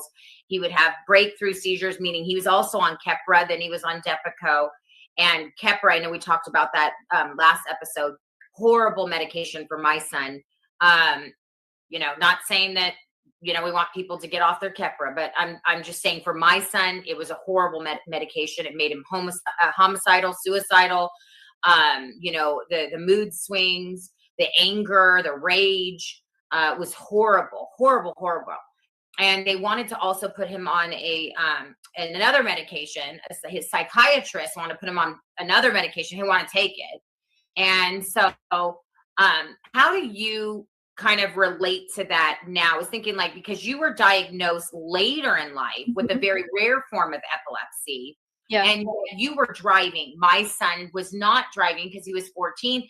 But when he heard he had epilepsy, that he was diagnosed, he just started crying so horribly because he knew that, you know, he wasn't going to be able to drive. And that's a huge rite of passage for young people. Now, you were someone that was already driving, then you were diagnosed, and then now you can't drive anymore. And I think that's something that we should talk about today, because I think a lot of people don't think about that. Yes, epilepsy is this community, right? Why isn't there awareness and advocacy? But then we don't realize that there are some things that epileptics cannot do, and yet they're not well funded, meaning that they're not supported. Single moms are not supported that have epileptic children, meaning that I felt like my son needed 24-hour care, because if he was to have a seizure at any moment in time, he could be really, really injured. Yeah. Not to also mention the fact that, you know, he couldn't drive, so I had to be there for him, chauffeuring him everywhere, and if he had to go to work or not, or whatever it was. So what did that play a big part in just your freedom? Like, how did that kind of go for you? So I was diagnosed with epilepsy when I was around 21. And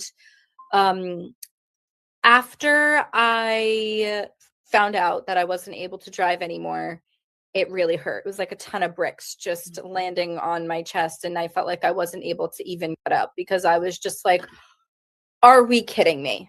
Are we actually kidding me? Because I've got a lot of people in my house, but they're always doing something. So it's like I've been home ridden for X amount of years. And the good thing about my mindset is I always make light of everything. So even though I can't drive, I know that my friends will always be nice enough to take me somewhere. If my family is capable of driving me, they'll always do that. But I remember and I remind myself that I am still capable of putting in effort. I am still a soul that is worthy. Just because I can't drive doesn't mean that I am not worth it. And we feel as though, and let me know if you guys feel this too, those of you who are watching that can't drive, it's like we have our rights stripped away from us somewhat. And it's, again, like you said, it's a rite of passage. There's a certain word that I'm looking for. We lost our independence. There we go. And that was one of the hardest things for me. And personally now, because I haven't been able to drive for 4 years now. I make the best of it, and I'm just like, hee hee, I'm a little princess now. Like, people have to drive me around. I like kind of make it fun. Princess passenger. I love it. We got got a new name, Princess Passenger. I literally make like a little princess. I'm like, yes, you can drive me here and here and here. Of course, I have to. Mike, we need merchandise. Princess passenger princess. I am a passenger princess, and I love it. And if you're a passenger princess, a passenger king, whatever you are, you are accepted and still loved. Oh my goodness, isn't it good that we can have a little bit of a good time, you know, even around such a serious subject?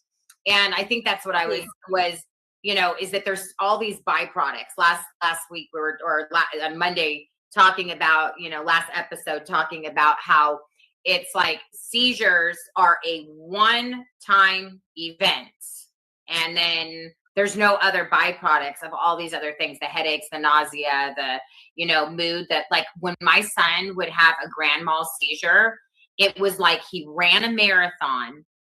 He would get a headache afterwards, and literally the day would be shot. He would literally be in bed the entire rest of the day. Like, that was it. That was it. He was done. He was exhausted. And physically exhausted. And oftentimes there would be back-to-back breakthrough seizures. So he would have one and then have another one. And like, even what Mike was mentioning, you know, a lot of times the neurologist, there were so many things that the neurologist never told us, is all the things that would happen after you have a seizure and what to expect. And, you know, and then even like with the driving piece, there's a lot of times where you can get your driver's license back after a year of not having a seizure. But you know how many people have actually had car accidents having seizures, even though they had been seizure free for a year, then they started driving again, had a seizure on the road. It's really, really dangerous. So have you just continually had seizures, Alyssa, like that whole time to where you cannot drive, meaning that you keep having seizures because my son would always have them in the morning, like he would have them every 4 weeks, typically. That's interesting. And that would be in the morning, right before he would wake up. And, there was just a level of insecurity around that as a parent.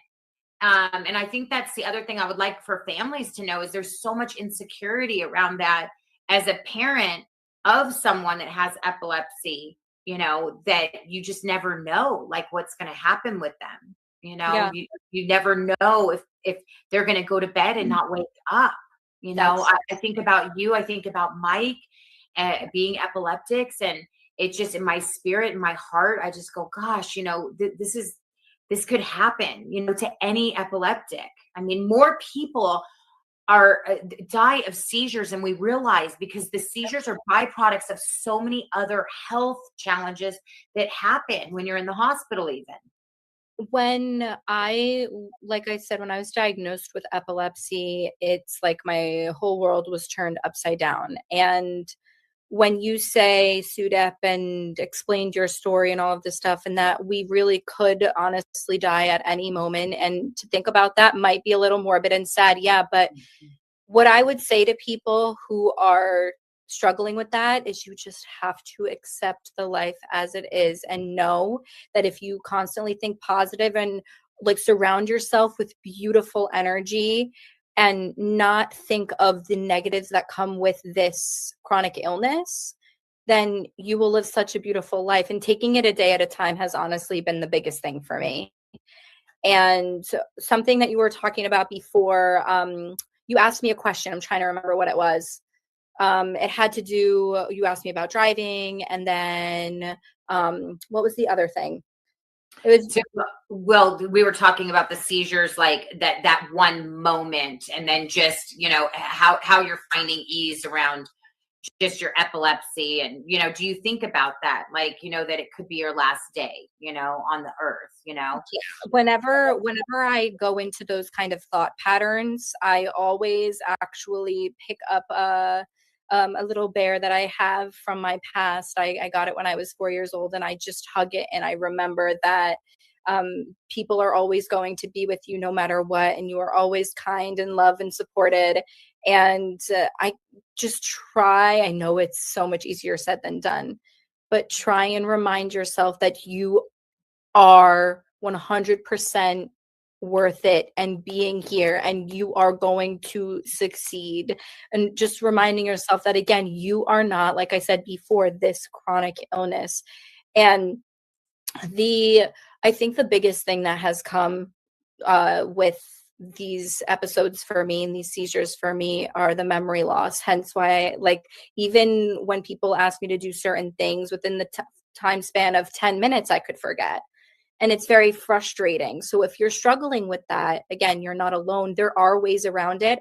I write notes to myself everywhere I go. And sometimes you just have to do that, whether it's on my phone, whether it's an actual sticky note or anything like that. That is definitely one way to help you when it comes to the memory loss. And also when some people get frustrated at me that I can't remember anything. And instead of throwing it back on them and making them feel bad and playing victim, I just remind myself, you know what, that's on them. That's their problem if they're upset that I am handling this the way that I am. And they have to deal with the fact that we have memory loss. Like you were talking about family and how, oh yes, Mike.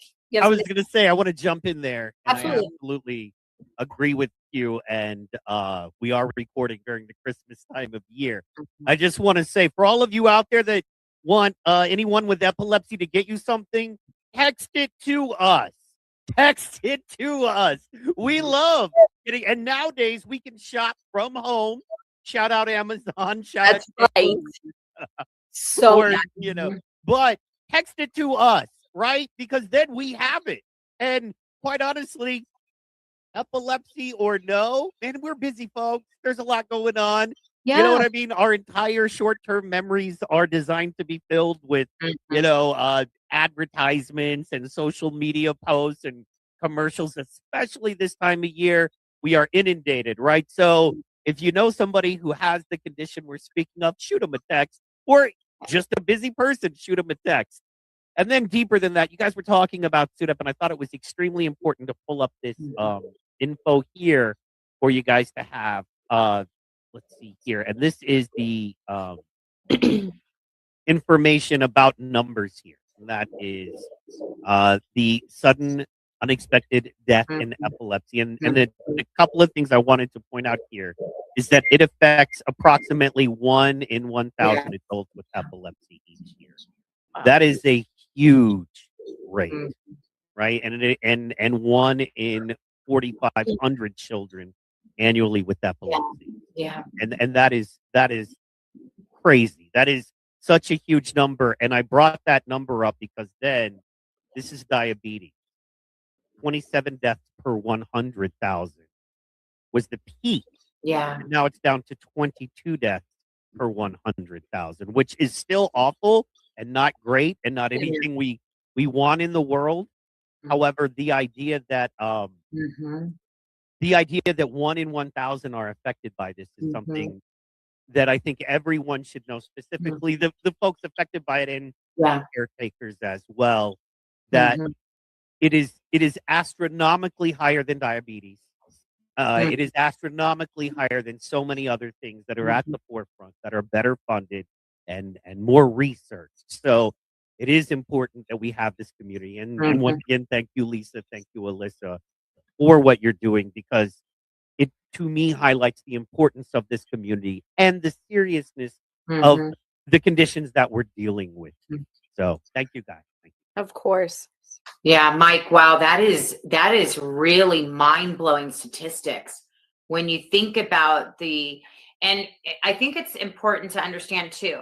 It's not like we're comparing and saying, hey, we don't want there to be research for Parkinson's or MS or dementia or Alzheimer's.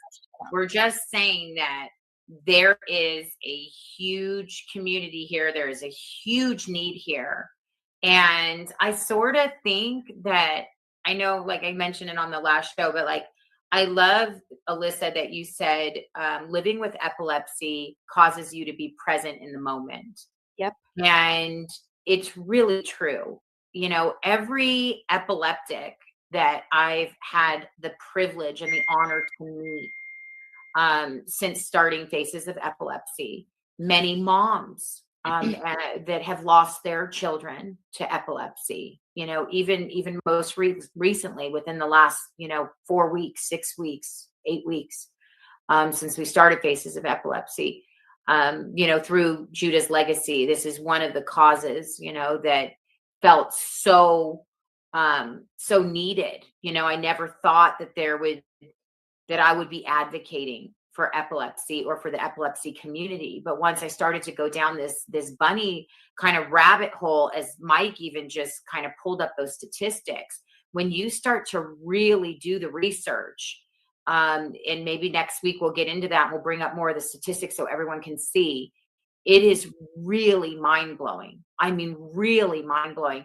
And also too, there's a lot of famous people that have epilepsy, a lot of creative artists. A lot of people don't know Elton John has epilepsy. Prince had epilepsy. Cameron Boyce, he lost his life to SUDEP. So I think this is a very, very real thing to understand about living present in the moment and being in the now. And I always am just I think everyone that has epilepsy or is a caretaker of someone that has epilepsy, certainly the parents, are warriors. They are real warriors, around this big chronic condition, because at this point there is no cure for it. But we're hoping through Faces of Epilepsy, finding a cure for epilepsy, that, there will be a cure one day for this, and that we'll be able to bring the great minds of the world together, to be able to get a cure for epilepsy.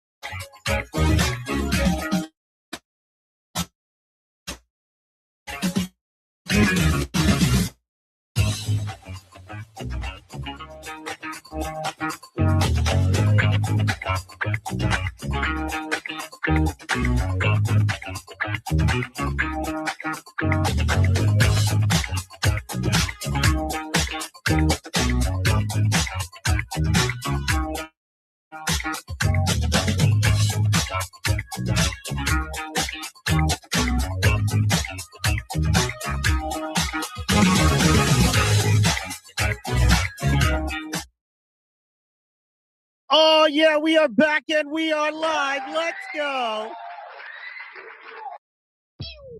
You're going to get all the pew-pews. It's the PT Pod presents the OG show.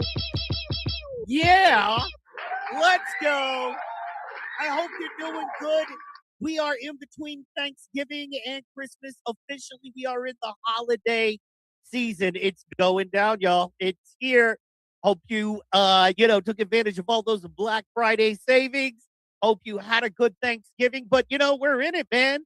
We're in it. We are officially a week past, and we are doing what we got to do to make it work. And I love it, and I hope you love it, too. I hope it's a good holiday season for you. If nothing else, man, I hope you get to enjoy some time off. I'm looking forward to that myself.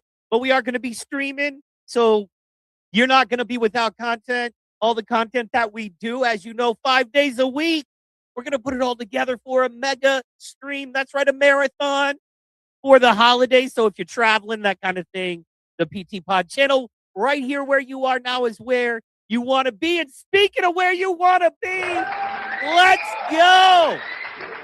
Let's go, y'all. I'm excited, and I know you're excited. But you don't have to take my word for it. No, you don't.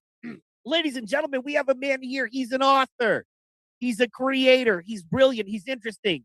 I saw him. I connected with him through the epilepsy work that we're doing, and I was like, I got to get this guy on the show. I got to talk to him. I got to get to know more about what he's doing. And I think, let's go, ladies and gentlemen, coming to the stage right now. The new friend of ours, someone who is very interesting and amazing in his own right, and we're going to get to know more about him. Ladies and gentlemen, and I didn't actually get to learn how to pronounce his last name, so he's going to help us with that when he comes to the stage. Give it up for Jason. Oh, let's go. Hey, how you doing? Good. How do we pronounce your last name, man? So basically, it's actually in Nigeria. So for Edo. So my last name is Osagie. So it's basically Osagi. So if you have an O, which is OH, then it's soggy. Because right now it's raining. But basically, it is Osagi. I love it. I love it, man. And I love the sweater, too. The sweater is nice. The sweater even gets pew-pews. That's how awesome that sweater is, my friend. Hey, thank you, man. Man, I'm excited to have you here. For those folks that don't know, you're an author, right? So you write books. You've already written one and published it. You've got another one coming out. What else do you do? What other creative, things are you involved in? Athletic stuff? For those that don't know, man, tell us a little bit about it. Yeah. So what people don't know about me is that I'm an author, but I'm also a singer-songwriter, and I'm also a producer as well. Oh, very cool. And sometimes I do jiu-jitsu. and which is basically more of my background because I mean I am a security guard, but I don't do security work in Florida anymore. I now do it in Alabama, which is now in the Panhandle. So I do it around in like Gulf Shores, Biloxi, Foley, Orange Beach. So that's basically around like what I do for work full time. Very cool. And are you located in Florida or Alabama currently? Like, where do you live? Well, like right. Well, I mean, like. Well, like. I mean, like. Well, like right now, like I live like in like I mean, like I would say pretty much in Gulf Shores. I mean, like the reason why I had to stay away from Tallahassee because of like I mean just I mean I don't know if you heard about the Florida State shooting at the time. I mean, but it was around this year. You know, just like I mean, just like I think like I mean after that, and then like when I got detained, like I said pretty much like that was the last time I was ever going to step around Tallahassee and never step on Tallahassee soil. I mean, like except for the 10-year high school reunion that I had because like I kept it out of respect for my Lincoln football for my Lincoln football friends, and I also got to talk with Coach James, Coach McCray, and Coach Crowder, my high school wrestling coach, and Coach Birch as well. So you know, like I mean, like I just did that out of respect. So you know, like, and then like after that, I just packed my stuff, and then I like I was just gone, just literally gone. Fair enough. So, you know, we don't know that story, right? So that's a new story to us. You you had some issues in you said Tallahassee, is that correct? Yeah, yeah, like I had like a lot of issues in Tallahassee. I mean, like I don't know what I mean I don't know what people would understand this, but I mean like you know just like I would say like you know just like I would say pretty much like when I was doing I was as a bouncer. I was doing a nightclub, and I did this job for the last 2 years I was there. It was Baja's. I worked there for over a year. So I mean, like I mean I had to break up fights, and I had to to clean all this stuff. So I mean I mean like the bouncer life is not easy for a lot of That's a people. very tough gig, man. It's very hey, it's tricky, right? Because you have a job to do, right? And that is to keep people safe, protect the, you know, the folks who are, you know, needing to be protected, you know, and by the same token, there's people out there that want to hurt you as like a stepping stone to get to other goals and things of that nature. And there's you that have to get in between, you know, danger and safety. You have to put yourself in between those things. That has to be difficult, man. How did you get Yeah. into security? What led you to that field of work? So I mean like like what led me to security is that when I was at Florida State, when I was at Florida State, Julian, my homie, Julian Gonzalez at the time told me that like he could help me get a job at Potbellies and stuff. And you know, like with Julian, I mean, like he was one of my like I mean, like he was one of my really good friends. You know, like he was the person that got me into Phi Psi, and also with another Phi Psi friend named Connor. I mean, like, and like the only reason why I did it is because of them. So like I mean, so with Julian, he helped me got the job for Potbellies, and you know, like I did it for like the 4th of July, and I remember like on the very first day, on the 4th of July, which was in 2019. So I would say like that's like pre-COVID. Like I'll say like a year before. I think a year after, a year before. I mean like I may not remember, but I would pretty much say like after the very first day like of work, like I mean like that's how I got started. And the manager at the time, which was I mean I would say James at the time, like he looked at me and my size, and he got me the job like right away. Very cool. Very cool. And I know it takes a certain kind of temperament. And by the way, you said Potbellies. What is Potbelly? So potbellies and paint ladies, like it is a nightclub around in Tallahassee, Florida, which is around which is between downtown Tallahassee, which is I'll say like I'll say just one block north to the FSU Westcott Fountain. So that's around in Park Avenue. Around in Park Avenue and College Avenue.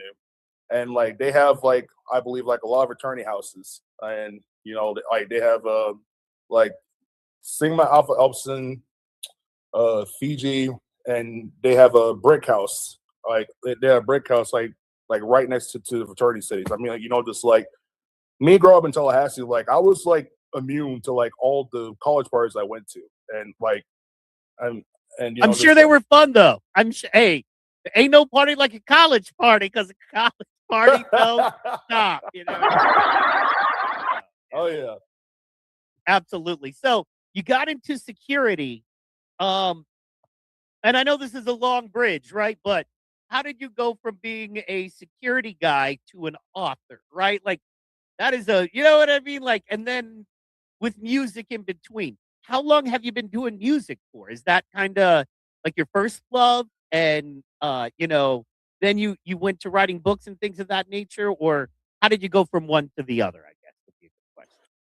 Well, I'll say with music, I mean it was my first love, I've been I've been writing songs since 2007. And when I first started writing songs, my grandfather, Peter, actually helped me to write songs and stuff. I mean he would he didn't teach me that much. He taught me more of the basics in songwriting.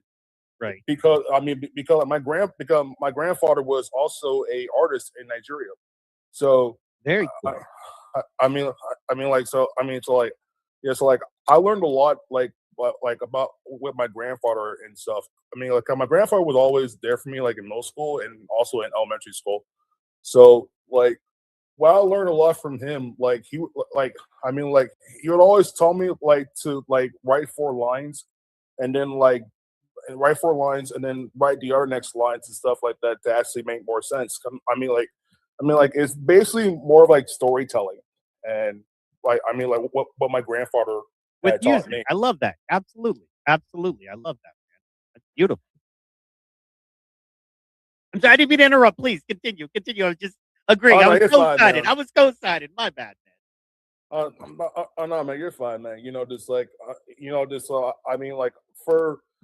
For me, for writing songs, I've been writing songs for almost 20 years now. So it's this all started back in April 2007, and now we're in December 2025, almost in 2026, which is kind of crazy. So man.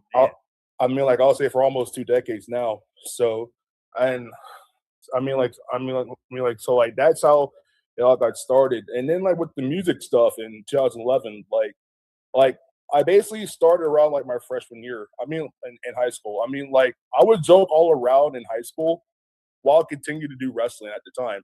Because my freshman year, I wrestled the first 2 tournaments when I was at JV. And then I remember where Big Gilly, which I knew my homie, which I knew the homie at the time, Joshua, I believe he got shot around in the kidneys or something like that. And then my high school coach at the time actually moved me up to varsity. So I only won 1 match, and then till Big Gilly came back, he actually qualified for states at that time. And that's how everything started from there.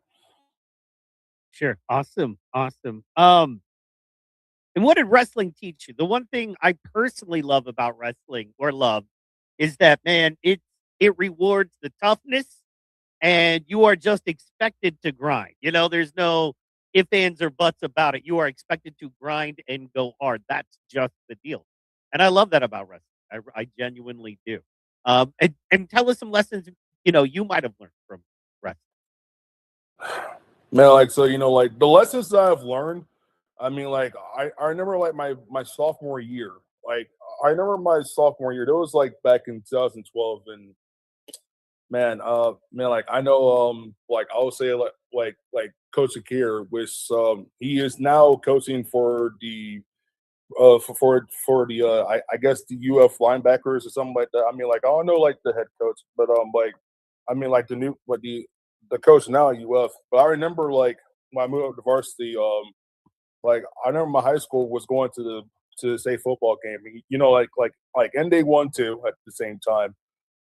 And like for and like at that time, like I remember that year, like, my sophomore year, I qualified for states, and like like my biggest lesson was like just like my biggest lesson like for my sophomore year, like just like no matter like no matter how hard the chips, or will will fall, like you gotta pray to the rain and mud, and Right. Right. and like after that, I mean just like like in my sophomore year with 2012, I was happy that like Lincoln made it to the state football game. I mean, Oh yeah. yeah, just like, but like after that, I mean, after that, when I got into wrestling, like I had a pretty good record. I mean, like, and I remember my regional tournament, and like, and I can tell you that, like Coach Guy can tell you the story, but at the time, like, I lost one match. I lost one match to in my very first regional round of my sophomore year. Then I won the constellations of like all four people. It was, Sure. and like that's when I qualified for states for the first time. So like I mean, like I knew I had like some kind of like eager, really good, intense and intensity style that I had, and just like I would say pretty much like if I didn't learn anything like back in 2008, I think like life would be probably like a little bit harder, but like I would say for the most part. Sure, absolutely. And what what caused you to write a book, right? Like what made you decide that, because that's not easy either, right? Much like wrestling or producing music or like Eddie, you like a lot of hard stuff, and I love that. Let's go, right? But what Oh yeah, made you decide to write a book and take that time and effort to do that? Like, what brought you to that? man. Okay, so like what made yeah okay so like what made me wrote a book at the time is that like I mean like I remember like I'll say like in the fall of 2024 at the time, and it was like when I was working at Baja's at the time, and like I and during that summer, and during that summer I got my security D license, I got my unarmed license and my armed license at the time. And then so like I had to like continue like with working. I would continue with working at the bar and stuff, and then trying to find a ride home and just take an Uber or take a bus to go home, like so I could get my job and stuff. I mean, but the people, but the people that I did security, and and I did it for the nightclubs. I mean, like just like I mean, like I mean, I mean, like like it was fun, but at the same time, it was just like very, very like stressed, difficult. I mean, like at that time, like I felt so miserable, and I felt so miserable at the time, and just like, and just like I remember like I remember there were like customers at Baja's would just be running me and stuff like that. Also, like there was this one kid from last year that told me that I'm like you know what I'm saying, Tallahassee and all that stuff. I was like, ha ha ha ha ha. Yeah. And I told him to fuck off after that. But Yeah, there you go. Yeah. Good. yeah, Good. yeah, just yeah, just it was just so much commotion that like I had to break up like a lot of fights. Also on top of that, I got a job at Bullwinkle's. And just like and, like like I had to deal with and I had to deal with college women, I had to deal with college kids, And like dealing with college kids when you're doing security is, I mean, like it is the biggest. No I mean, fun. It is no fun. oh man, like it's no fun. Just like it's no fun. Like, let me tell you a story from ball halls. I mean, like, and this is how like they increased my paycheck. Of I guess they were paying me like $17. So I get like $22 an hour at that time. So like a coworker was told me to hold his leg, so I did, and then like he let go, and then he punched me in the face. Right. So So and wait. So there was a guy tripping at the yes, bar, and you had to go subdue him, basically. yes. So like Okay. he punched me in the face. So like I mean like so he did it again. I docked him, and then like I had these over unders that I've learned from like from rest of the time.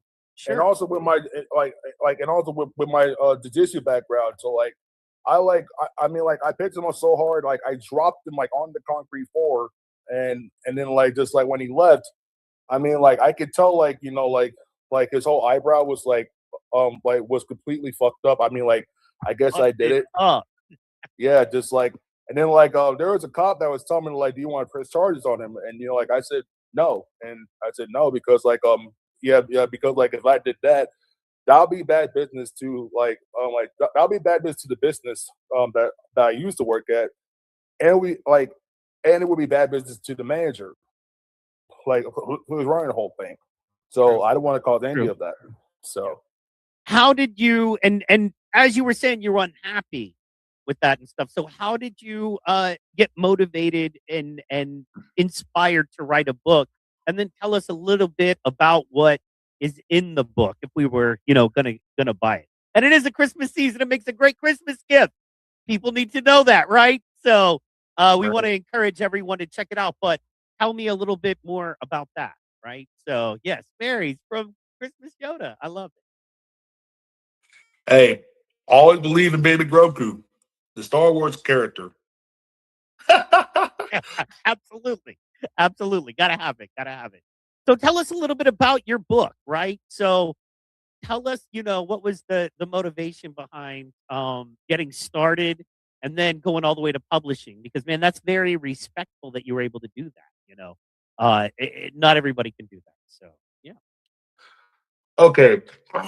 Okay, so like the motivation that got me to write about the book was like, just like I remember that like I had this teaching job, and I remember I guess there was this lady from the Teachers Public Administrations in Nashville, Tennessee, that had got this job. So like, and then like when I got the call, I didn't get the job. I was kind of eager I was kind of upset about it. But then like when I got to the ball halls and stuff like that, a few months later after working there, I mean like I feel like maybe like that's probably only.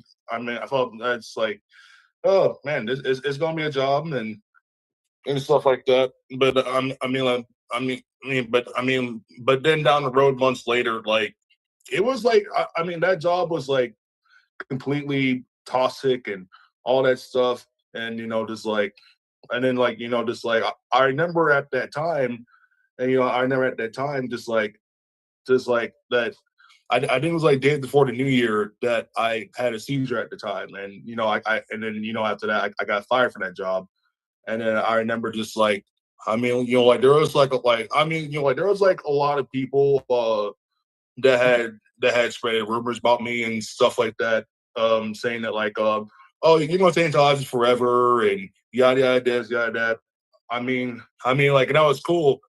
But what they don't understand is that like I was pretty much like the firstborn son of my family with my mom, and just like I don't want to go into the whole lot of details, but just like all I know was like living like through that childhood was like I mean like like it was good. It was good when it was good, but the majority of my childhood like it was like pretty bad. So like that I was pretty much more of a introvert during my childhood years, and just like and like and like that's how like I got started into like making well, that's how I started into like listening to like quotes like Edgar like Edgar Allan Poe and like Edgar Allan Poe, and I watched with wrestling. I watched like a lot of Raven, and I don't know if you heard of the new documentary The Raven Effect, Nevermore. Like I did watch that, and Yeah. yeah, just like I mean, like I watched the trailer of it, and then like it got me into like motivating like this book because like I remember at the time that just like it was like in May, it was like before Mother's Day or something like that, because like I was already like in the midst of my mind that like I mean I didn't miss my mind. I mean like that I was ready to move out of Tallahassee because like I was so sick. I was so fed up. Like I was so fed up with that town. Like I mean like I mean just like it felt like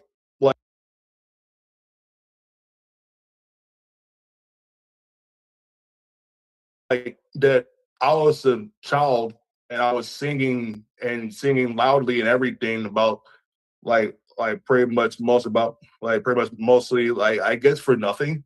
So I mean like what I did like before I got my degree, like I told like the manager, I told the manager's son that like, hey man, you're a clown, and I quit.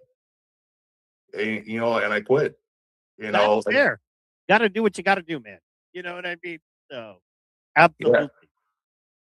absolutely. And then like just after all that, I mean like when it was Mother's Day, I mean like I had all my stuff like the day before Mother's Day, and like I got an Uber, and like I left Tallahassee, and I only came back for the junior high school reunion, but after that I never went back, never did. And like the craziest part is that like my own family had to test my own friends to see where I was at. I told them that like I don't live in Tallahassee anymore. I don't know why like they're they're calling me after after what they have done. I mean like just like all I know is like I'm in a better place, and I was in that time because like at that time like I was tapering off my medications because like I remember like when I was at the Tallahassee Neurological Center, and like they put me on like with like 3,000 milligrams of Keppra. They put me on like like two like 250 like 500 milligrams of topiramate, 40 milligrams of Zeodon. Like, and I felt like just like I felt like just like I just didn't know what to do. Like I felt like my life was pretty much more of an enemy, and I felt like just like, and I told myself. Let me back up for just a second. When did you start having seizures? Like, when did you realize you had epilepsy or had epileptic symptoms? So I mean, so like when I first started having epileptic seizures, I mean like it was like back in like January 2018, and like before at that time, like I mean like I was in college, like dating a girl that I knew off of Tinder, and like was the girl at the time I didn't know, like she was in a sorority, but I guess he liked me more. And like I was dating, and I dated her for at least like 4 months and stuff. And then till I find out like she called me a stalker and tried to call it cost on me. Well, basically in reality, like I was with my friends, and then when I saw her, like I immediately went straight to my car, Sure. and then like and when I realized that like my car was at the McDonald's strip parking lot.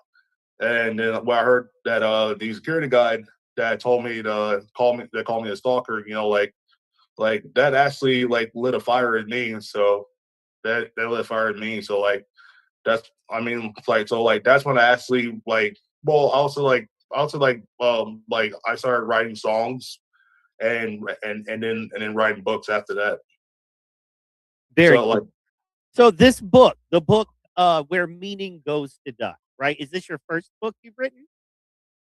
yeah, well, yeah, like this is the first book that I've written. Like, like there was at the time like when I moved out of Tallahassee, and I moved out of Tallahassee, and like I was at a assisted housing in Sebring. I mean, I stayed there for at least like 19 days. I mean, like the reason why I stayed there because like I had, I mean, because like because like at that time, like I was going to AA meetings and NA meetings because like I was trying to get my life better. I mean, like when I was like, like I would say completely like when I was in my early to mid 20s, like my life was just so out of control. I mean, like just like I remember I was doing like a lot of cocaine, a lot of acid, so much LSD at that time. Like, I mean, just like, I mean, just like, I mean, like, I mean, like, I like my college at Florida State, but it was just so intense. Sure. It was. Well, a lot of LSD will make anything real intense, man. That'll make a trip to McDonald's real intense, my brother. Um, so do you feel like you struggled with drug addiction and alcoholism? Or do you feel like that was kind of like those were coping mechanisms and you needed the meetings and the groups to kind of get past using those as, medications, if you I feel like honestly, it was more of like the coping mechanisms that was actually calling me, and like at that time, at the time, like I kind of feel like where I was in this situation, like I felt like that like God was calling me to like was telling me like, hey, like you need to go to the sponsor and all this stuff, and I took it seriously. I took it seriously. Like I had met a AA sponsor named Ptpod Greg, and just like I believe like we're still talking to this day. Just like I mean but like he is like given me like a lot of advice, like being in my 20s, but like I knew completely I was almost turning 30 and it was going to be the end of my 20s, so I realized to myself that like I needed like change my life and that just get better. Like that's how I got my armed and my armed license. So I nice. mean like so like that's how so like that's why I had to like do a 360 in my life, because like because I told myself that like I can't keep going out anymore. I can't keep wasting my money on bars and all this other stuff. I mean, like like now, like sure, I love my friends and everything, but like I realized that like I didn't know that like I needed more than me. And I remember there was this guy Donnell with that Sebring, and he now stays in Pompano. I mean, like he would reach out to me like at least like I'll say like 2 times a week or something like that.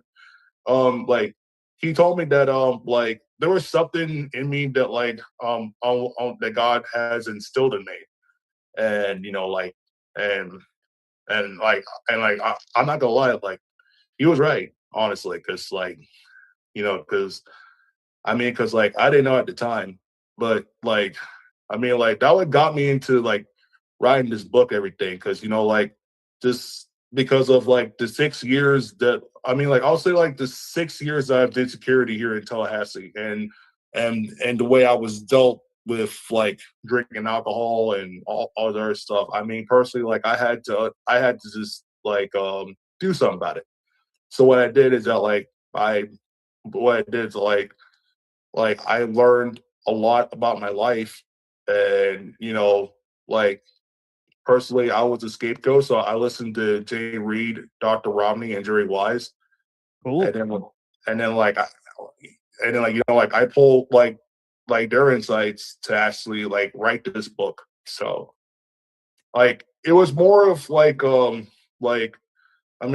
like it was more of like a like I'll say like like more of like fading out my old life and just being into my new life, because like I've learned so much in my 20s that like with the medications down with the medications that the pharmacy had gave me, also with the grief that my cousin had died, and also with the music stuff that that I did, and like I've done shows like like in Tennessee and in Tennessee and Michigan, was the South and the Northeast and the West, and the Western side of the United States. Like like I felt personally like that's where more of the music I need to do is like to focus more on myself than to be around with the people who are spreading rumors and stuff online. So Oh, hey man, I got folks in Savannah, Georgia, man. If you're looking to work, man, I'll connect you with some folks out there, man. It's Seaport Pro Wrestling, DJ Protocol. They do a lot of like HBCU parties, stuff like that. So DJ and then the Seaport Pro Wrestling, man, that's my boy Iron Bull Taurus.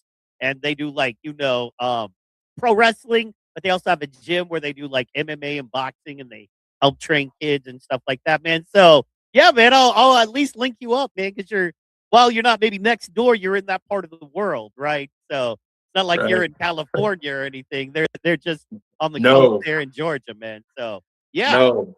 So and you're big, man. So if you ever want to wrestle, and that's the cool thing, my boy Iron Bull Taurus. Shout out Iron Bull. He also has suffered from seizures in the past, and he owns the wrestling promotion, man. So he understands. You're currently on medication as well. Just so you know, I'm on Keppra myself and Vimpat. I take them daily. And you're currently on medication yourself as well. Is that correct? Yes. Yes. I'm on medication as well. Like I'm taking like Keppra. I'm taking Keppra vitamin B6, and like I'm taking like the vitamin D2, which just like I'll say like with the Keppra rage, like well, Keppra, there's like a lot of effects that go into it, and it's like the things that go into Keppra is like really really brutal, and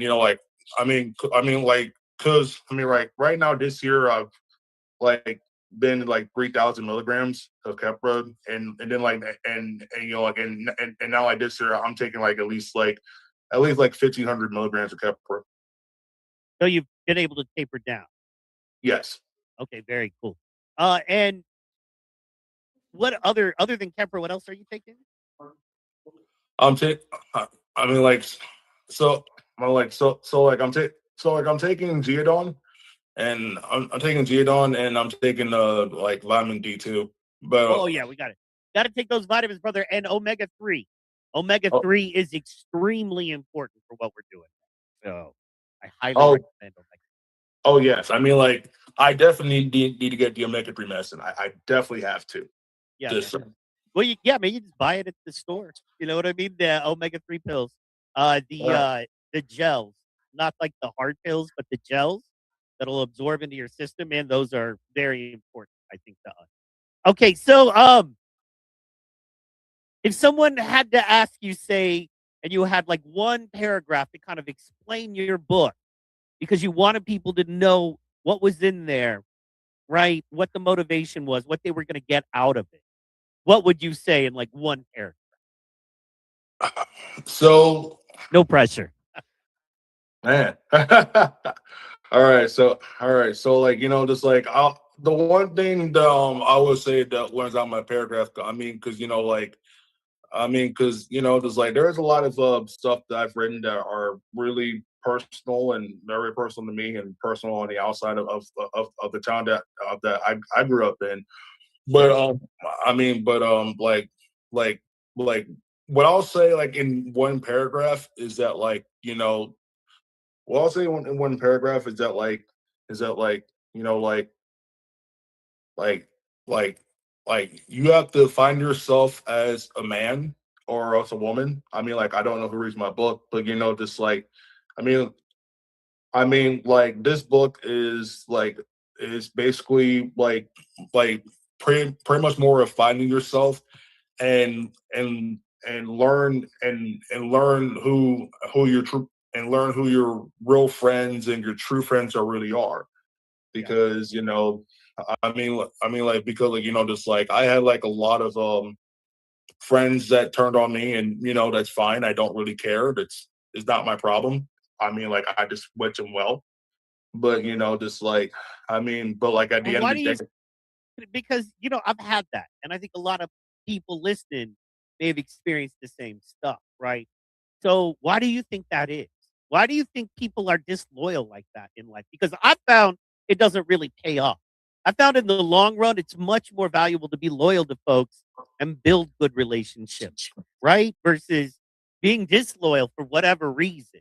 So, what do you think, like just on a personal note, like what is the motivation for that? What do you think people are doing or thinking when they are disloyal or betray a good person like yourself? Well, like just like when people betray one another, just like I think like I think the majority of people are doing it for greed, and like, and I think like they like I think they would like to post more on social media and try to down the other person, and just like like I had a lot happen in Tallahassee, and just like and I don't want to say about my hometown in Tallahassee because like right now I live in Gulf Shores and stuff like that. Like I personally had to get away because of um because of because of all this stuff. But just like the but like the truth is the truth. Tallahassee, it's not a real city. It's more of a clown show. And the clown show is only going to get worse. But hey, it's not my city though. Like I'm just an outsider of doing what I love, just like just yeah, just like just doing nature and writing songs and just playing guitar. And I guess some people didn't like that. But I guess they're out there for greed. So that's why I kind of personally like stayed away. Fair enough. What kind of I gotta ask you, what kind of music do you like to play? So like so like I would say like Midwest emo, alternative rock. I would say like a lot of grunge. And I don't know if people know this, but like I do screamo as well. But I do screamo as well, but but not as metal as people would say. So just like I do like a lot of grunge and stuff. So because I listen to a lot of Nirvana, Soundgarden, and Linkin Park. Like that's and like those are my top three bands of me listening to them. I hear you. I hear you. I love all music, but yeah, no, man, I'm a STP guy myself. I love some STP. Guns N' Roses, a little bit older era, but I do love all music. I also love a lot of soul and R&B. Absolutely love it. Like old funk like War, Sly and the Family Stone, stuff like that. A lot of the foundational music. Lonnie Jordan, that kind of thing there. I also love reggae, man. Reggae is wonderful. I know reggae's big out where you're at, man. It's a vibrant art form still rolling, out where I'm at, not as much. So I think it has Oh something to yeah, do with the like closer you are to the ocean, the better reggae music you get, right? oh yeah, just like oh yeah, just like I would say definitely in Nigeria. I mean like they have a little bit of like reggae, but just like in yeah, but like in Nigeria, like but in Nigeria, like they have like some so like they have like Afro beats. So like I would listen to like mostly reggae and Afro beats like from time to time. Like just like just like when I get into a good vibe and stuff like that. So just like but just like right now, like I am kind of missing Nigeria a little bit. Fair But enough. Is there a place we can go online to hear some of your music? Is like any of that available for us to check out? yes, so like my mute yes, so like I have a Spotify. I have a Spotify. I have an Apple Music, and just and like you and for the people who are listening, and like you can type in Jordy Hendrix. So you can type in Jordy Hendrix. Just you can type it on Spotify and on Spotify and Apple Music, and I'm also on YouTube. So that's that's one thing, and and for Bandcamp, just I go by my last name, which is Osagi. So Is it on like YouTube? What's your YouTube? Jordy Hendrix. JORDIE space HENDRIX.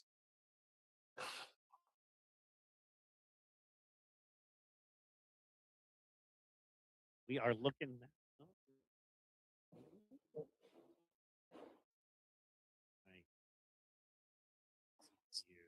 Is it Trippy Lab Set? Say it again. Hold on. I'm gonna pull that up. Is this you?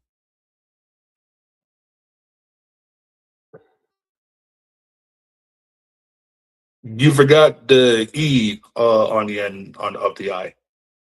You're close. I tried.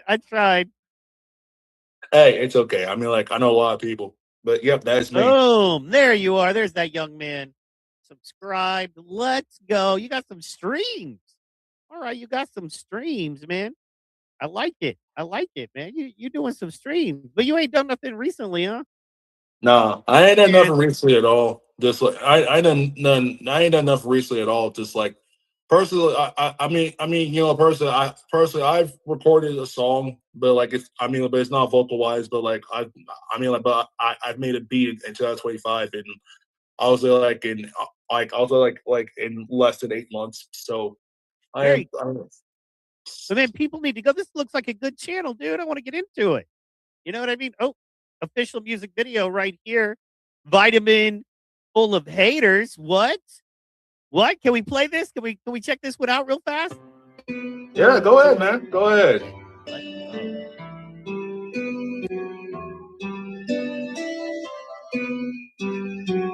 sure I dial everything in right. Computer is tripping today. Today's been one of those days, as you know. So we roll through. At least you understand. Then I was so glad we were like, I produce music and stuff. I'm like, oh, you understand then. Sometimes your studio is just like, no, I'm not working today. You're like, but you were just working yesterday. And you have to go in and reset stuff, do all kinds of fun stuff. So there we go. All right, we got it. And let's go. Ninja! Women lie about me, baby, I don't know.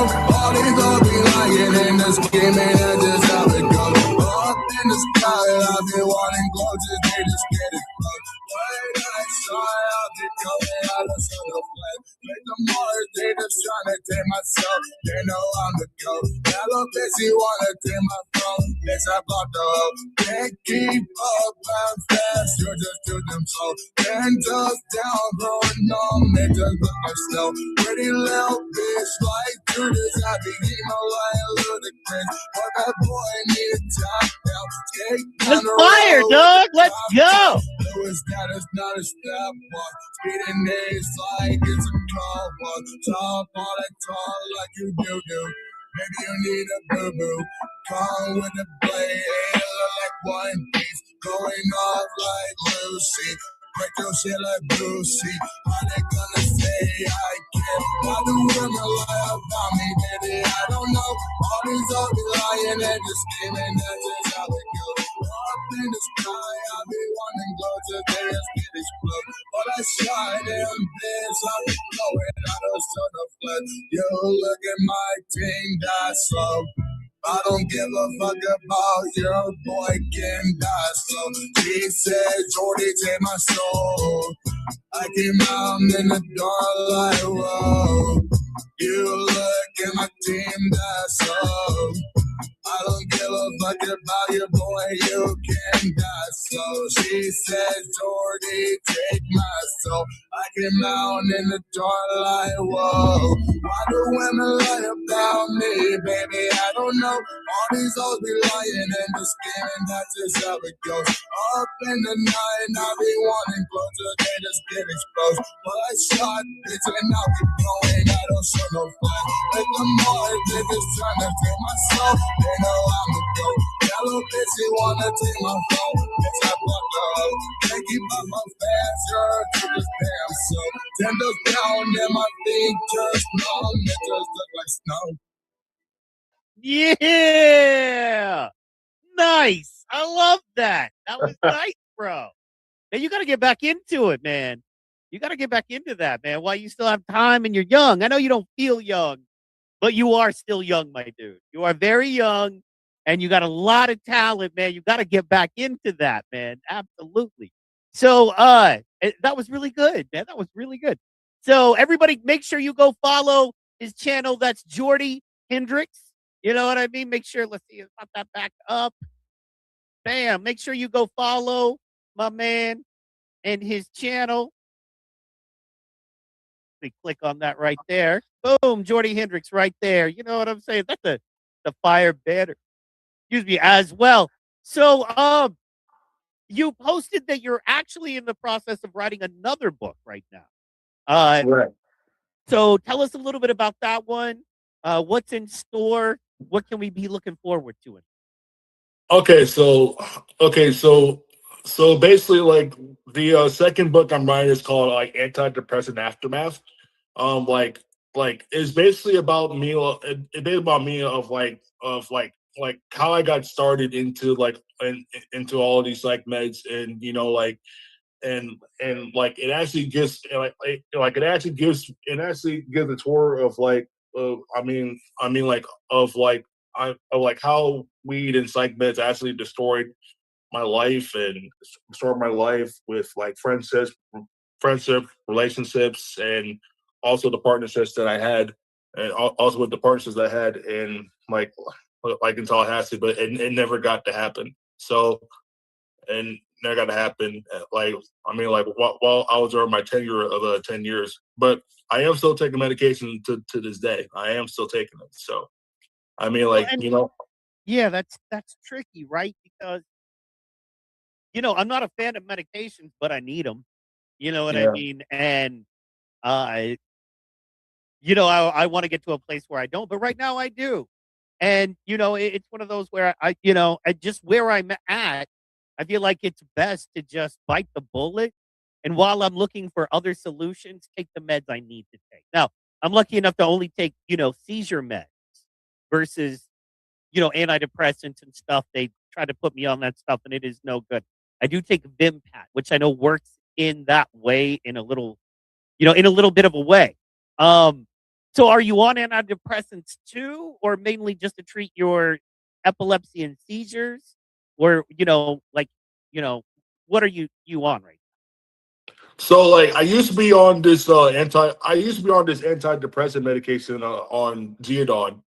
On Geodon, and then like like they put me on other like on antipsychotics and antidepressants. I guess I guess what they call is the SSRIs, stuff like that, which is by the government. So like basically at that time I was on like Abilify, I was on Risperdal, and then I got stuck on Geodon. So like I mean like so like I so like what they put me on, I was basically like around like on 40 milligrams. So like I take 20 milligram in the morning for one day in the morning, and then 20 milligram like one at night. So like, and then like I remember I was taking Geodon for like I would say for at least like 7 years at that time. And then like when I took Geodon, like I mean like it made me it made me feel like completely sad at the time, and I was gaining weight like crazy. But I mean like luckily like I had my homies at the time, which was I would say like Calvin, Eric, and Joe and Stone, and also Tyler and Marissa, and like they were there for me at the time. Just like like I was really grateful I had that support amount system. now? Just like yeah, but 7 years, you said. You were on it for 7 years? yeah. Wow. So That's a long yeah, time, bro. yeah, just like that's when I told like that's when I moved and I asked a doctor, just like with Dr. Wendy. So like they gave me like a diagnosis. They told me that like I have like ADD, which like attention deficit disorder. I have like Asperger's and stuff like that. And just like also like and also like they told me that I have epilepsy. I mean, like, but I didn't. I mean, like, but I didn't know which epilepsy at the time. So I took it to a clinical trial at the time. I did it in a survey and stuff like that. So like I mean, like, so like so like the guy had called me at the time, and like they told me I have focal epileptic seizures. So like, I mean, like, so like that's when I would say like around the week after, uh, uh 2 weeks after Mother's Day, like that's when I was off Geodon at that time, because I remember like during that time when I was taking it for 7 years, like over 7 years, like I was feeling miserable like completely until until I took it to my own accord, that I just said like, and down to my own accord, I just said like, and like I just told my family, I just said like, hey, I love you, got all my stuff, and I just left. And then like after that, like I cut off legitly all of my family. Didn't want to speak to them for so much for so long. You know like like I And is you know is like that because you thought they were part of the problem? Or is that because you felt like you had to kinda take your own journey? Maybe a combo of both? Why did you cut them off? yeah like so yeah like so yeah like so like yeah like so like I never told anyone this story, but just like basically like they were like part of the problem, because because like I felt like completely like, like just like, because like every time when when I say something, they don't understand of like what I'm doing and stuff like that. And just like basically just like, and just like when I was doing my own thing, like I feel like that like my mom will pick me up, and then like my mom would actually say all these things that like, oh, you can be calling police on me, and you're this, and on top of that, like I have African parents as well. So like, I mean, just like, like with the country I'm from, for Nigeria. So you basically would know I have African parents. So, but I mean, like, so like, but like I call it my own family. Like, I mean, like, and like that's why I call it my own family. Like it was hard. I mean, like it was hard, but at the same time, like I needed to actually heal from all this stuff that like I was trying like to let go.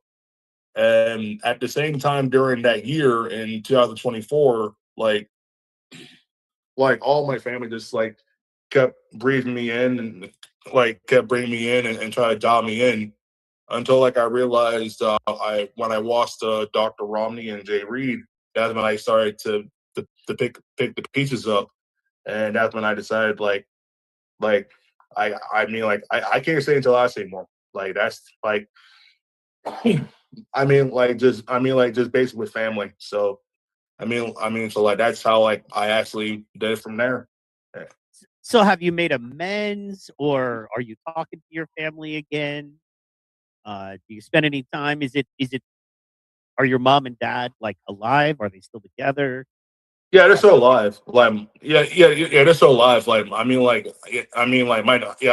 dad got his own house. My mom, my mom, like my mom, like she's still in her own apartment and stuff. Just like, like I'll go there sometimes just to visit for Thanksgiving and for the holidays and stuff. But then but like there'll be sometimes that like I just won't go to a bar until I actually, because like I'd rather just stay home, because right now like I mean, because right now, like I'll say I've been over a year, like for not drinking alcohol. So, and That's like, great. Yeah, I don't drink either, and I think that's great, man. I encourage that. So you at least you do still spend some time with your family, yeah, and have some sort and it is very important to have a relationship with them, man. I can tell you, parents are just people. They are not perfect. They let us down, and I promise you, the older you get, especially when you have your own kids, you're gonna really understand and value, who they are and what they've done. And more than anything, you're gonna value just the love they had for you and oh yeah, understand, they were just messed up people like you trying to raise a kid and do their best a lot of times. Now, I understand there are some, legit things and not great parents out there, but by the same token, man, I love the fact that you have taken your own journey and then kind of come back around to kind of be the man you need to be within your family focus, if you will. That makes sense.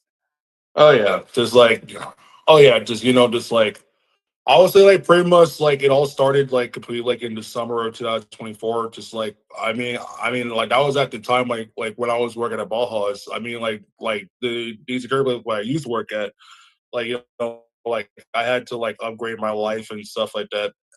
Oh, and also with the music, like I still have music coming up on the way. I still do. I mean, I still have music on the way. It just like right now, but like it just like right now, I need to actually like take some time and like I take some time to reground myself and then actually like do some more shadow work. But like like I am still doing music to this day. I am still doing Oh, it. I love that. So yes, like, so just like that's like completely like where I had to like improve my own life because like this like I mean like um I was I remember I was dating this one girl Alyssa. It was for like I mean but it was short lived. But then like when she called me a tour, I mean like she was right. So like that's when I started. I mean like I didn't cut her off or anything like that. I mean like I'm not like one of these assholes of an ex or whatever they call.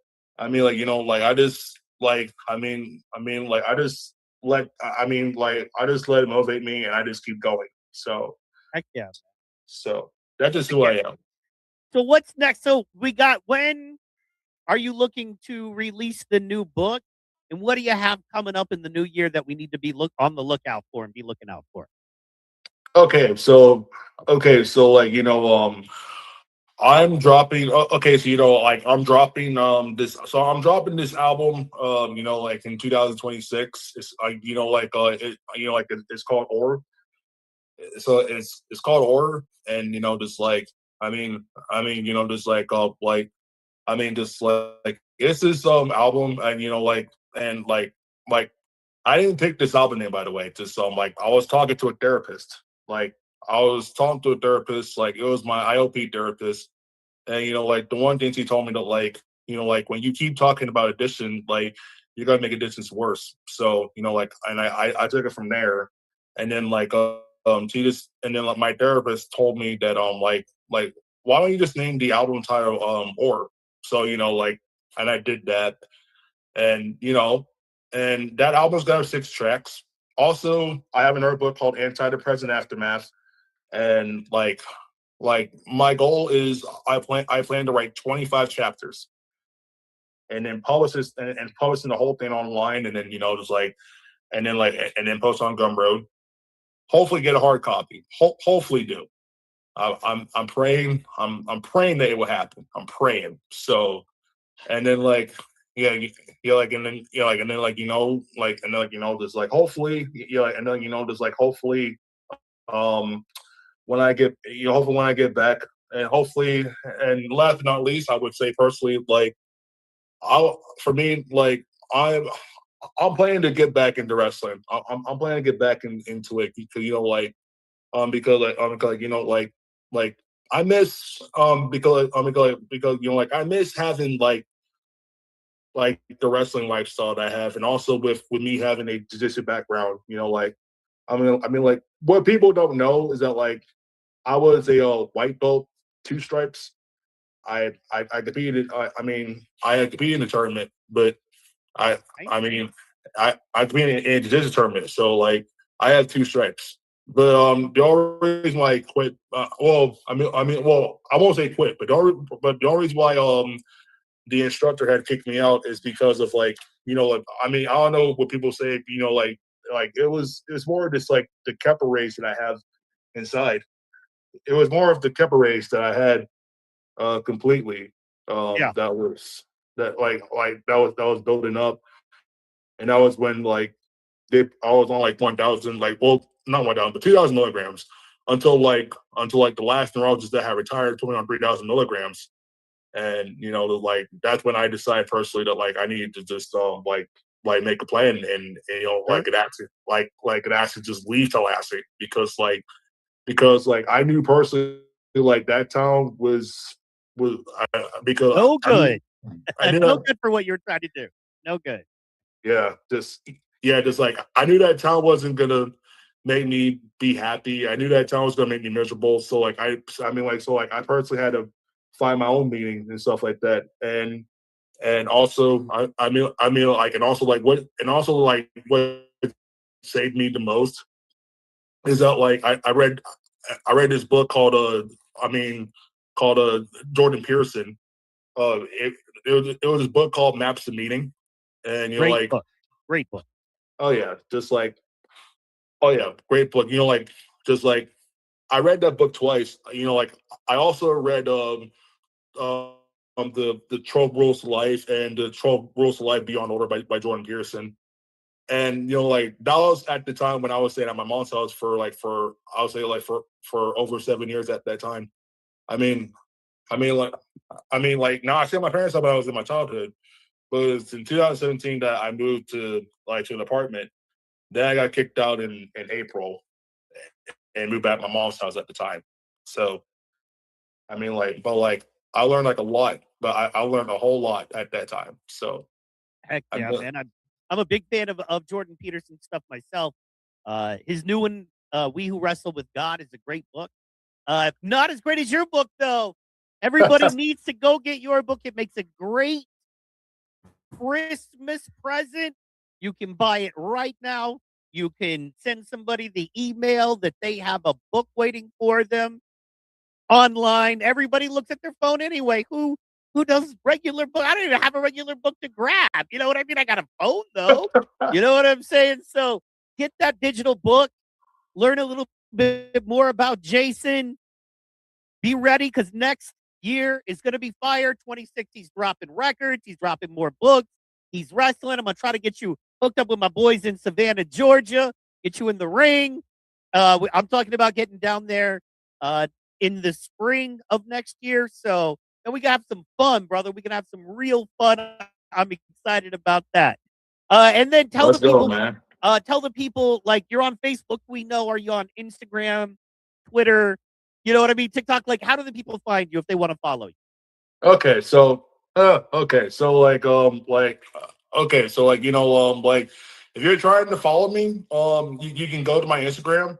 My Instagram is Jordan Hendricks 285. I mean, 285 is definitely my wrestling weight class, and I wrestled that when I was in high school after my senior year in distant duels. But that was the time that I wrestled in college as well.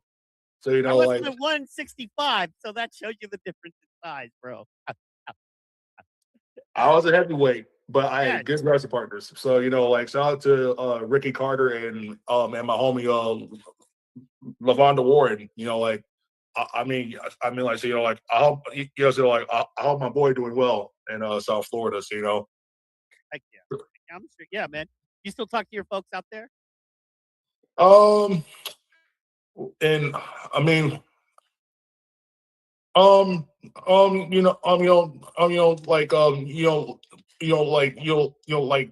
not as much, just like I would say like compared with work. Just like with work completely in Alabama and stuff.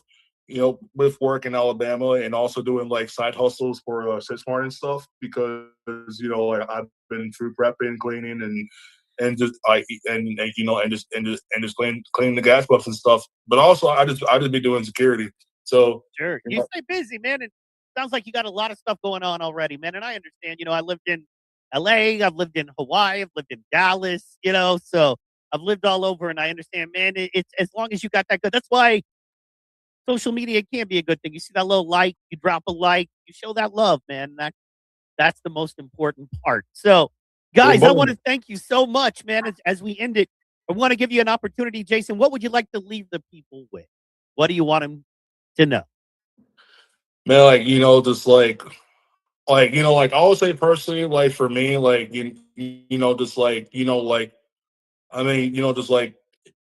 if you or your loved one are going through something, don't wait for them at all. Don't ever wait to tell it. Tell it right away. Tell it right now. Because you only got like one chance to live, and like you only got one chance to live, and like because like this is the only one shot that you will ever get in life. Like whether if you're a father or a mother, wherever the reason may be, like like you gotta give it all. You gotta give it all you got, and and also learn and also learn from your homies as well, man. Because like if there was because like if there was one time that I would go back in my 20s completely, like especially my college years, like I would definitely say that like I wish that like I wish I would listen to my homies more, and I would listen I would listen to my homies more, and I would listen to a lot of people. So just like let's say like personally, like like listen to your homies, listen to your professors, listen to your teachers, and listen to your coaches as well, because just because like I will tell you, like in my early 20s, like do not be like me in my early 20s, because in my early 20s I was more of more the high intense drug fueled. I would be seasoned like pretty much like like like every 2 weekends, and I'll be doing drugs completely. So but now I don't do drugs no more. I'm over 3 years. I haven't drank alcohol now for a year, and like like I still sometimes smoke weed, but because but I need it like just for like like just for my medicine and stuff. But now I don't drink alcohol for a lot of reasons, and and if you have a talent, keep that talent going. Do not stop. Use it or lose it, as they say. Absolutely. I love that, man. And guys, I want to thank you so much for tuning in. This has been the PT Pod Presents. You know the OG show. And we're here every single weeknight, Monday through Friday. Same bat time, same bat channel. That's 9 p.m. East, 8 p.m. Central. And I want to thank you guys so much for tuning in. Make sure you tune in tomorrow night for the Caltrop restream with me and my boy Mike Caltrop. Want to thank you so much, Jason. Everybody go get his book. You can follow him on Instagram, Facebook, YouTube, you name it, he's there. Thank you so much for tuning in. It's been a blessing to speak with you, brother. And we will be in touch. We're going to be doing more stuff. Absolutely. If you're down, we're down over here too. So, hey, I'm down. Hey, all right. I'm down, man. And thank you for having me, man. Yeah, I mean, like, no. Go ahead. I don't want to interrupt you, man. I'm sorry. I didn't mean to interrupt. oh no, like, oh no, man. Like, I mean, like, like, thank you for having me, man. Just like, it's really a blessing, man. And just like, I'll say personally, like, like this book, I'll say personally, like this book took me like more than like at least 2 months. But I know like this second book, The Antidepressant Aftermath, is, I mean, like, it's gonna be long, but but I mean, like, but it won't be too long. I mean, I'll say like, I'll say like, give me at least like February 2026 when that book comes out, and I'm ready. So let's go, man. Let's go. And I'm excited about the music too. And we'll get more into that next show because you got to come back. We're going to talk more. Guys, thank you so much for tuning in. This has been the PT Pod Presents, and we are out.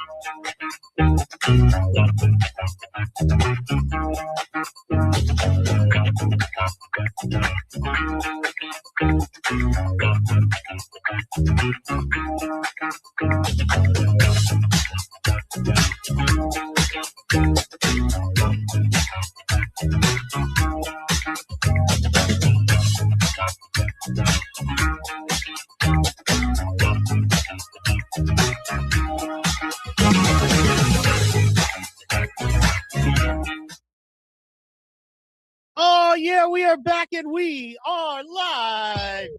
You already know for you get all the you, guys. This is a big one. I am excited, man.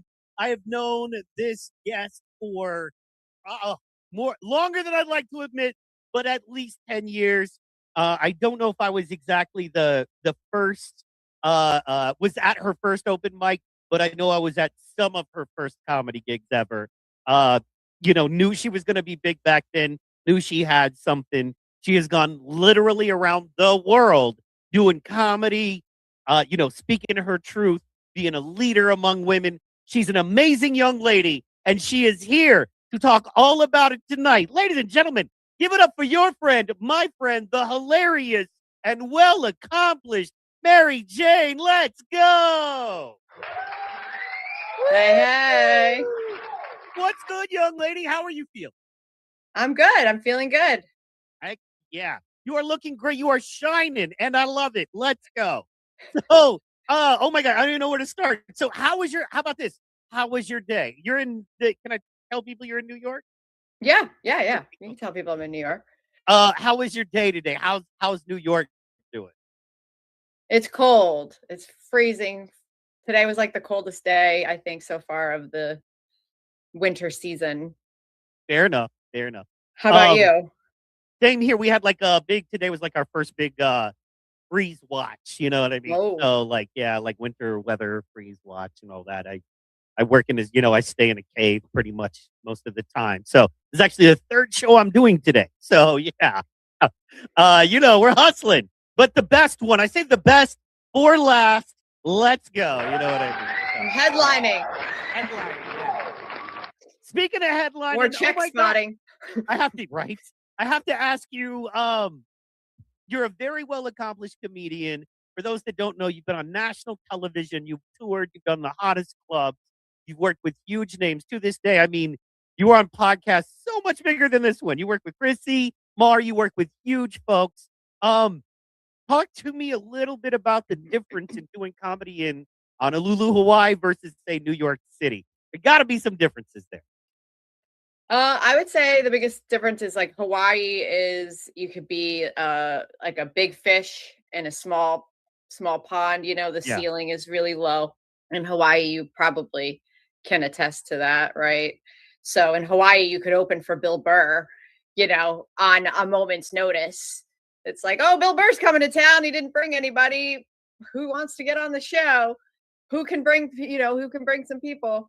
And then, New York City is just like dog eat dog. Like you can produce a show and you can get someone like of Bill Burr's caliber on a moment's notice if he had a cancellation, and you could just do like a secret show. You could put a secret show together with all of the best talent. So it's so saturated in New York with comedians. I heard it was first of all, most of the time I heard they don't even do just open mic, walk up open mics anymore. You have to sign up and wait a month or, go email and wait. You know what I mean? Until you get an email back going, you've been selected for this week or whatever. There's different systems for different shows. A lot of them have the lottery, so they like to make you show up and then you don't even get to go on.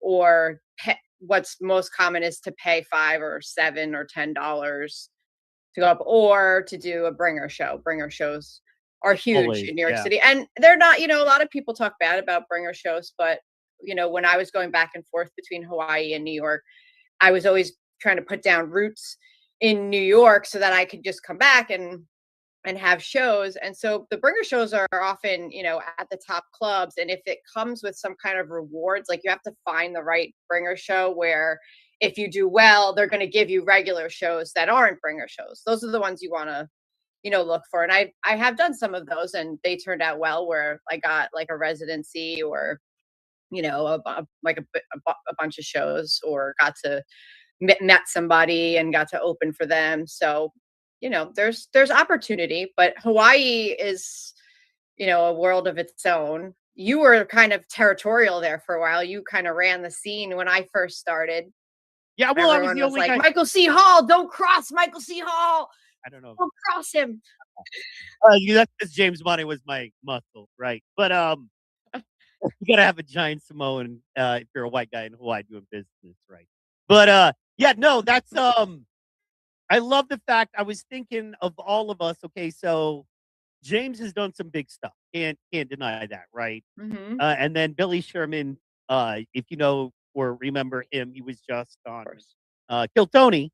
So that's a big credit. But I would say of everyone, that's not a big credit. Let's just stop. That's not a big fucking credit. That's your name was called out of a bucket and you signed up. You could be literally anybody and go on Kill Tony.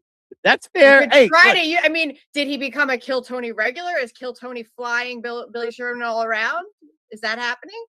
Hey, I like the Gong Show. Is that too. happening? I like the Gong Show. Okay, come on. Anyway, you're right. But I would say of all of us, you're the most accomplished by far on paper. And the thing that you really got to ask yourself is how many years later, like how many of us have eyes on us? How many of us can say we do something like this for a living? Now, me, I got tired of I'm old, man. I'm over the road. I don't want it. Where I live, in the South, it's different, right? Mm. Like my gigs this year have been in Mississippi, 14-hour drive, Portland, Vegas. So everything is just a drive or a flight. It's not like New York where I can play 10 clubs in a week. No problem. So, Right. and then if you're going to get paid, you have to travel. I just, you know what I mean? Now I have a great studio. I do shows. I get paid to do this. I get the comedy out.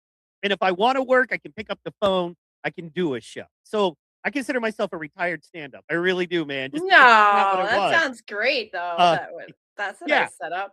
Well, and as we're and thank God numbers are finally happening. But as we build numbers, I did I produced how I got to work with Chrissy and Lila was producing the show in Morris Plains, New Jersey. Shout out Sam Tripoli's club, the Comedy Dojo. And I've got an open invite there, names on the wall, that kind of thing. So this will lead to other stuff. I was going to ask you, have you thought about streaming? Have you thought about doing your own stream? Well, I have my live stream that I just started. It's the Gender Files. Okay, very cool. Yeah, I've done 5 episodes, and I have the 6th one coming up. I have that all prepared. I like prepare slides that I go through and show videos and stuff. That's what people don't understand. To me, what you're doing is a podcast. You're producing a show, right? Mm-hmm. So what I mean by that is, in the same way I do, this is the only thing that's not that really. But the show I do on Wednesday night, me and a buddy watch. Me and an old comedian buddy watch old cartoons, right? And I produce a show, like MST3K the night before. We do sports shows, clips of wild sports. But I'm producing a show. Whereas streaming is different, right? Stream is I would almost say that podcasting is stand up and streaming is improv. Because it's you going live, talking shit about other podcasters or, whatever the case, other streamers, and then just kind of, vibing off your chat. Have you, and you, streamers love you, right? For people that don't know, streamers absolutely love you. You're on a ton of streams. What do you feel about the difference, and have you thought about doing streams? Well, yeah, I go on lots of people's live streams, and my Gender Files is a show, but I do live stream it. But I do know what you're saying. It's like I have the whole thing prepared for that, and it's probably most of my views are happening after the stream. It's not, but it's hard, I think, when you're not monetized to be motivated to get on there and do it. I think that's the reality, to be honest. We got to get you on Rumble. It's easy to get monetized on Rumble. I am on Rumble, but I haven't been on I have an account and I have some videos up on Rumble. I did some stuff last year with my ex, but you find it easier to get monetized on Rumble? Yeah, I am. I mean, it's and with who and man, we could pull a lever or two. Probably get it's not a lot, and I mean, it's kind of they make you do a lot for a little bit, but that's going to open you up for the super chats, and I think I want those. I have fun getting the super chats for whoever, when I'm on Keanu's or when I'm on Chrissy's. I love prompting people to do the super chats or be like, I'll do this if you give us a super chat for that. I love doing that.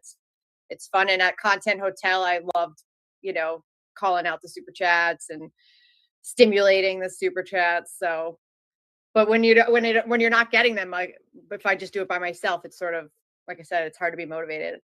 For sure. And I think that's the challenge of it is, can you be good?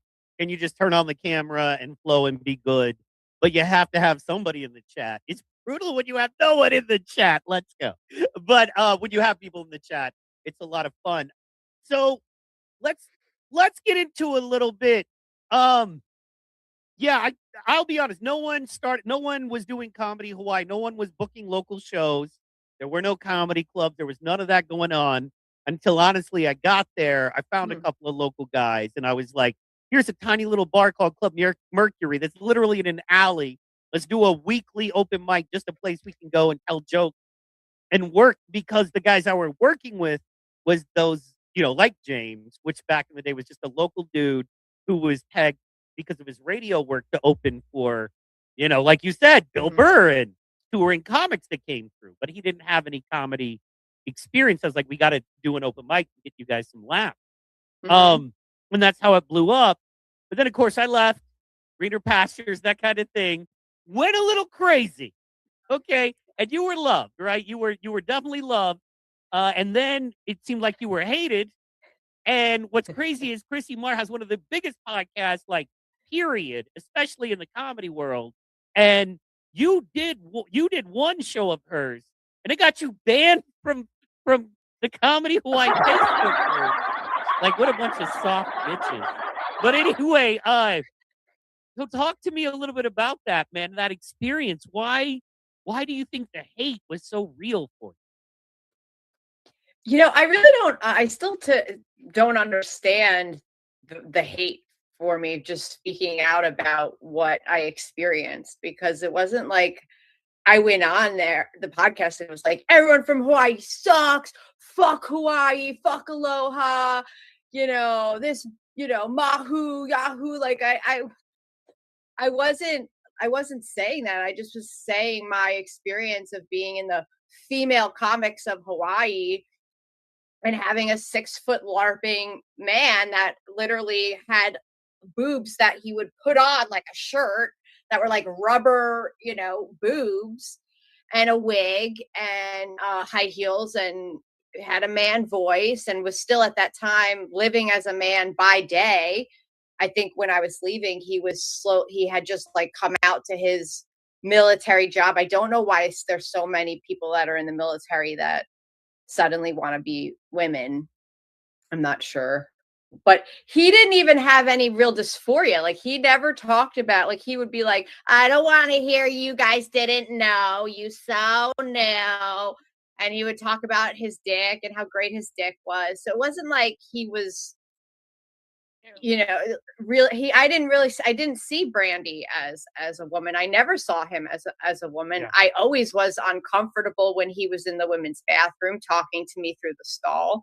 When we went away to Maui and Kona with the female comics of Hawaii, I never wanted to room with him. And I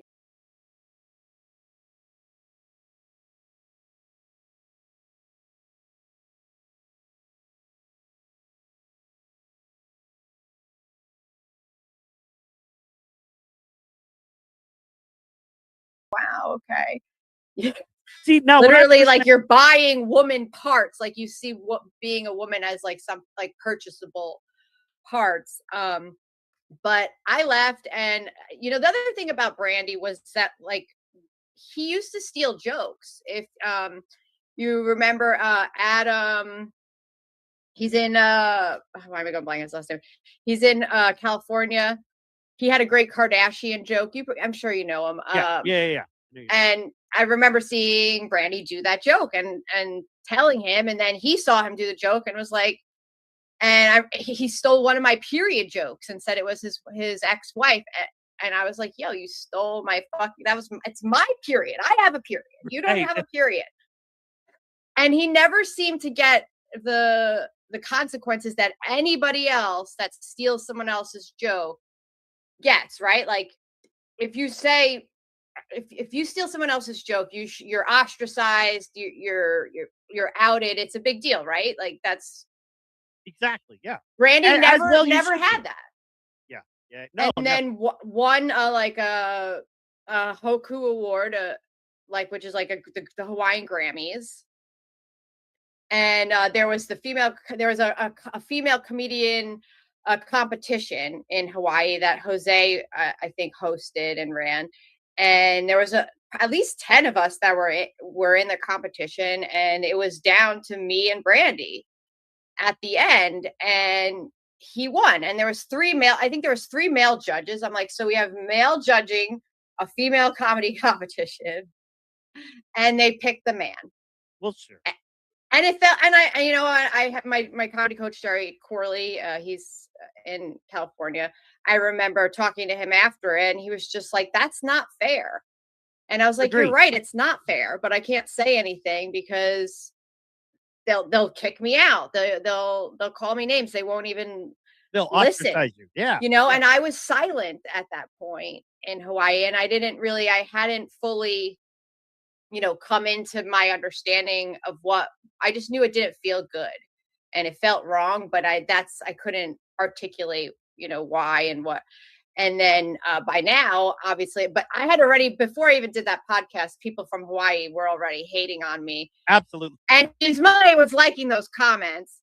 So it's like, people don't think you're looking and seeing like, oh, and they're like, oh, I support you. It's like, well, then why are you liking why is everyone shitting on me so hard, That's the weird thing about that community, is that it is so small and so small-minded. And I mean, even, to the point of, they loved hating on me and calling me names. So because I knew they were already hating on me, I went in after I was on Chrissy's show, and I had wanted the picture. I had wanted to find the specific picture that I was in with Brandy. And I had asked some people in Hawaii if I posted about it. Hey, does anybody have this picture?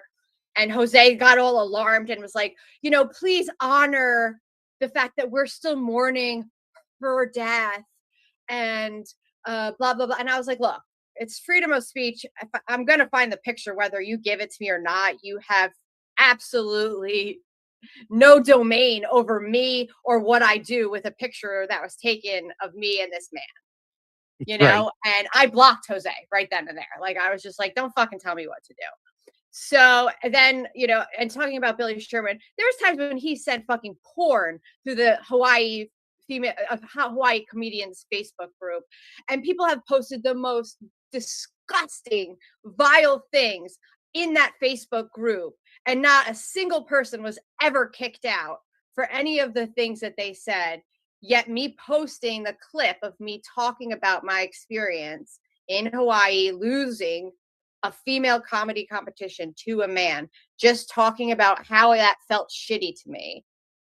That I posted that clip, they like relentlessly commented and harassed and verbally accosted me, called me bigot, transphobe, and all these names, and I didn't respond. I just sat back and laughed and was like, and then when I didn't respond for a couple of days, Jose, then he kicked me out of the group and deleted the video. Yeah, no, and he said it. I'm looking for the post now. I can't find it. You probably have a screenshot. It's funny. Here, look, shot it in your phone. Yeah. You type in Jose, it would probably come up. Yeah. It has your last post here. See here, yeah. Hey friends, I'm going on a podcast live in an hour.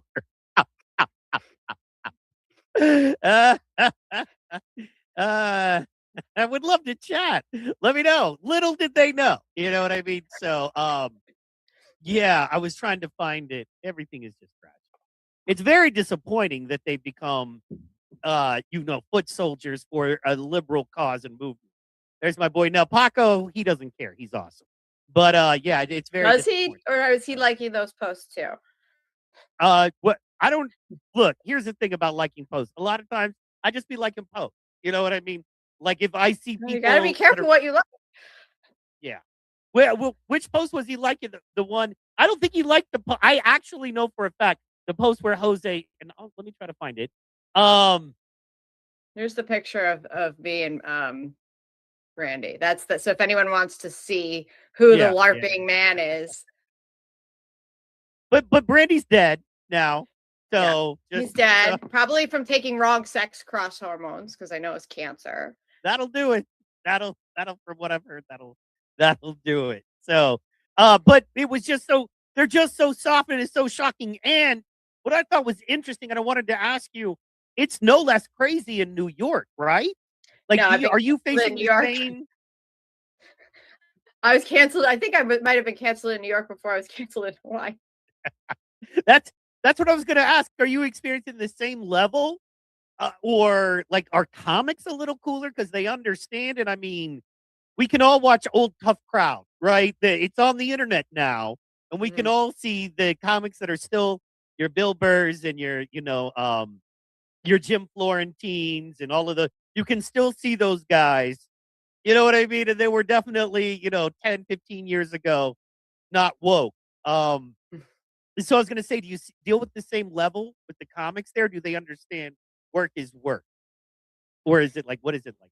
No, it's the same. It's like people still don't want to talk about it. If you say the slightest, thing, it's a big deal. So I had done I had a trade with this guy. It was a St. Patrick's Day show. So I did a St. Patrick's Day show. I made joints for all the comics. I had a corned beef and cabbage meal, and I had a crowd. And I was giving pay to some, but this one comic I had a deal with. I said, if you have a show for me to do, I have a show for you to do. And so he said, okay. And he gave me a date in April, and I gave him it was like March 17th. I think it was on St. Patrick's Day. He came, he did my show. He ate my food. He smoked my joints. Hell yeah. And then, I thought he was funny. I was kind of attracted to him. I was single, and I was he made posts that sounded kind of gay, but also made posts that sounded straight. And so I was just trying to find out if he was single, and it was very innocent. Was complimentary. Like, oh, I wasn't hitting on him, but I just was like, are you single? Are you straight? Are you gay? Like, I don't care. I mean, I didn't care if he was gay or not. I just wanted to, and he's like, why are you so weird? And I just saw your post on Instagram, and I have a lot of trans fans. And I'm like, you don't have any fans, dude. Like, what are you calm down. about? And I have to support them. So I'm taking you off of my show. If I had known, I never would have agreed to it. I'm like, but you did my show already. And we had a deal, like a deal is a deal. And he was just like, this isn't up for debate and blah, blah, blah. And so then we had a kind of a public back and forth. And because I was like, I wasn't taking that lightly. And then there's some other woman that went around messaging everybody that, I was super transphobic, to cancel me off of all their shows, to unfollow me. And there was people that she probably never would have expected telling me, but those same people, even though they agree with what I'm saying and maybe somewhat on my side, they still clearly aren't vocal enough that someone like that isn't sliding into their DMs saying, hey, she's this, racist. They throw racist in there too. It was like several Black women that actually like messaged me, were like, hey, this person's really out to get you. They messaged me and told me, like, I'm not going to unfollow you because I don't do what anyone says, but I'm just letting you know, Mary Jane, blah, blah, blah. So good night. It's like the only opportunities become like the ones you make for yourself. So then I produced a comedy festival to kind of say fuck you to everybody, to be like, look. And it was a 3-day event. I had 6 shows, 5 of them sold out, and I made a ton of money, and it was a really successful comedy festival. Had over 50 comedians. But the thing is, I was hoping to then get more gigs, obviously, and not have to create all my own shows. And I mean, you get paid more when you create your own shows, but you know how it is. Work. I just want to be booked and busy and not have to create everything myself. That's what I would like. And that's, a lot of times you got to get an agent. And even, hey man, I know guys on TV regularly. They're on some of the most watched talk shows, and they're still grinding. They still can't. I mean, there are guys I respect. For instance, Sam Tripoli. And Sam is the kind of guy I know I can talk about a little bit. But he's the kind of guy that I tell, if anyone is like, I want to be a stand-up, or I'm working on my stand-up, I'm like, you have to buy Sam Tripoli tickets and watch him at least once. That is tribute to the comedy gods. And whether he kills that night or he doesn't, Sam is one of the last living guys who was just so instrumental back in the original LA days. Right. So, but he can't, fill rooms. He does some, but a lot of places he's struggling, those late night Saturday night shows in, Dallas or wherever can be tough. So comedy, that's why I like doing what I do. That's why I like podcasts. But I stand up is awesome when you have the crowd, and it makes you better at everything else you're trying to do. So it definitely, makes you resilient. When I look back to when you first met me in Hawaii and how hard it was just for me to get on stage, at first you're so scared and when you bomb that first time, which I did one open mic, I killed it. And then my very next show, I might've been your show. I don't even know. I know I bombed. And it's like that feeling, right? And then you're just chasing the high, and you have to be willing to stay with it and just be, have that resilience, and it really builds up, which I'm grateful for. Like, just like anybody can call me a bigot, call me a transphobe, say that I have crazy eyes, say whatever the fuck you want. It really doesn't, I'm not sensitive to it the way I would have been 10 years ago. Oh yeah, no, So you were much sweeter. Yeah, you have to harden your heart. Especially like dealing with the people you deal with in the world you deal with them. Those are some of the and then the people that hate them, those are some of the hardest people. You know what I mean? Like, I don't understand. It is next level crazy, from the doxing to the threats. I mean, these people aren't just like, F you, you suck, you're not funny, you're ugly.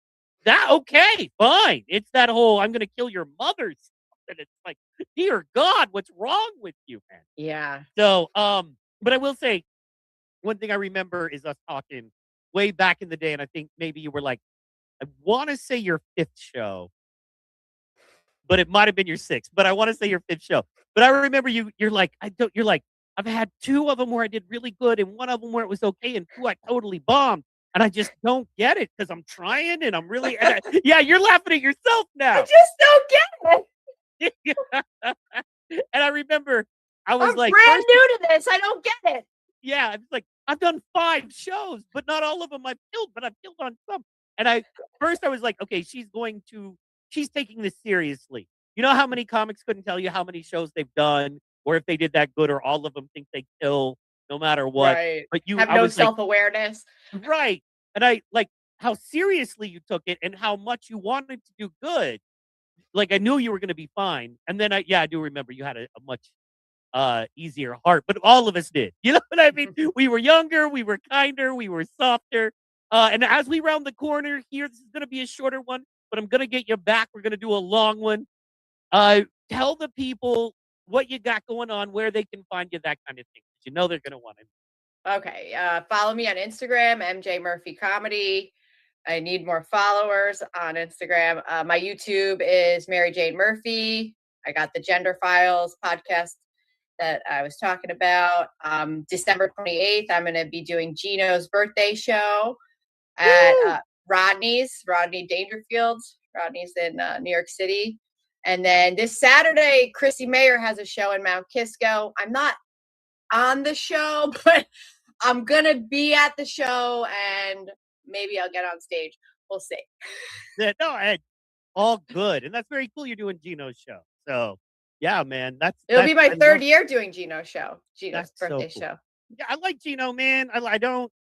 You can't get into it. I don't want to, you know how it is, man. Like, you say one wrong thing about one guy, and all of a sudden you wake up to, and I'm like, I'm not, you know what I mean? I don't even want to say I like this guy or I'm a fan of this guy's podcast, because then 47 other people will be like, oh, well, you must be satanic or evil, or you're like, oh my gosh, man. You know what I mean? Guilty by association, right?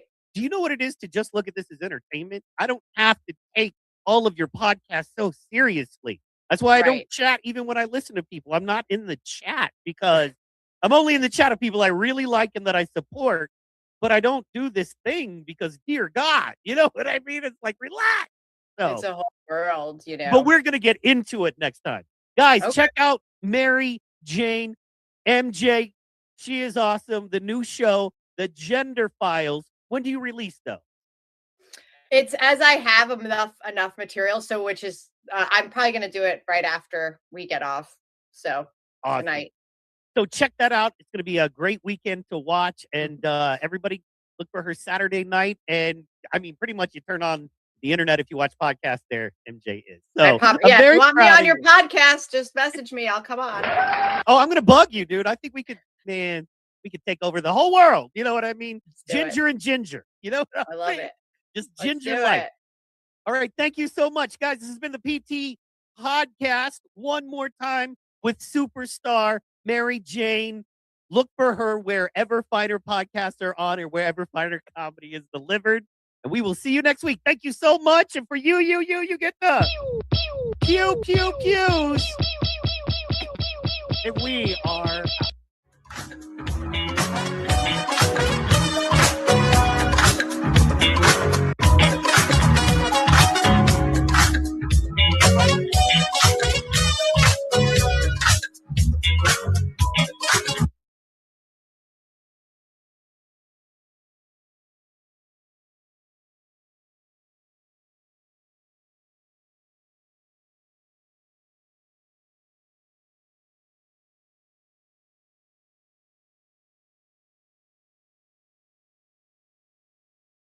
Striking first, Emmanuel Muniz. Power Slap 6 is available for betting. Must be 21 years of age. Scan the QR code now and learn more, or contact your favorite sportsbook. This is for the bell, Daniel. The welterweight strap 5.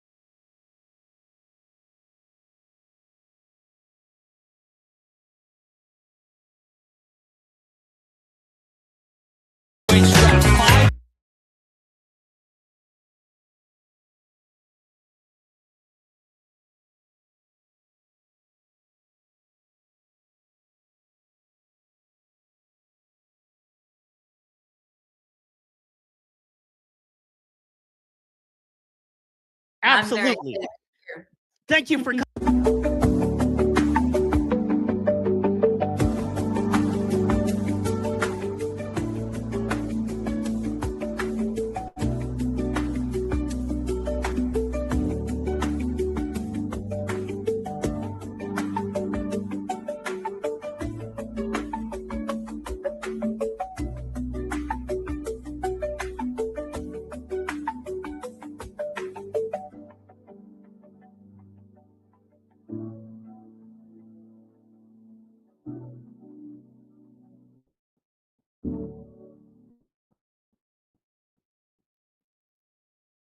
Oh, yeah, we are back and we are live.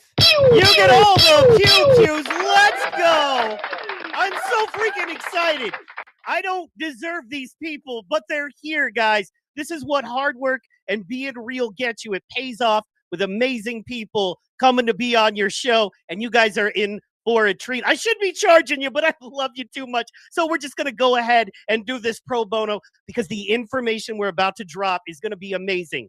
For those of you that may not know, I do suffer from epilepsy. I have seizures. It's been a big life-changing thing. I've been experiencing it for about 6 years of my life.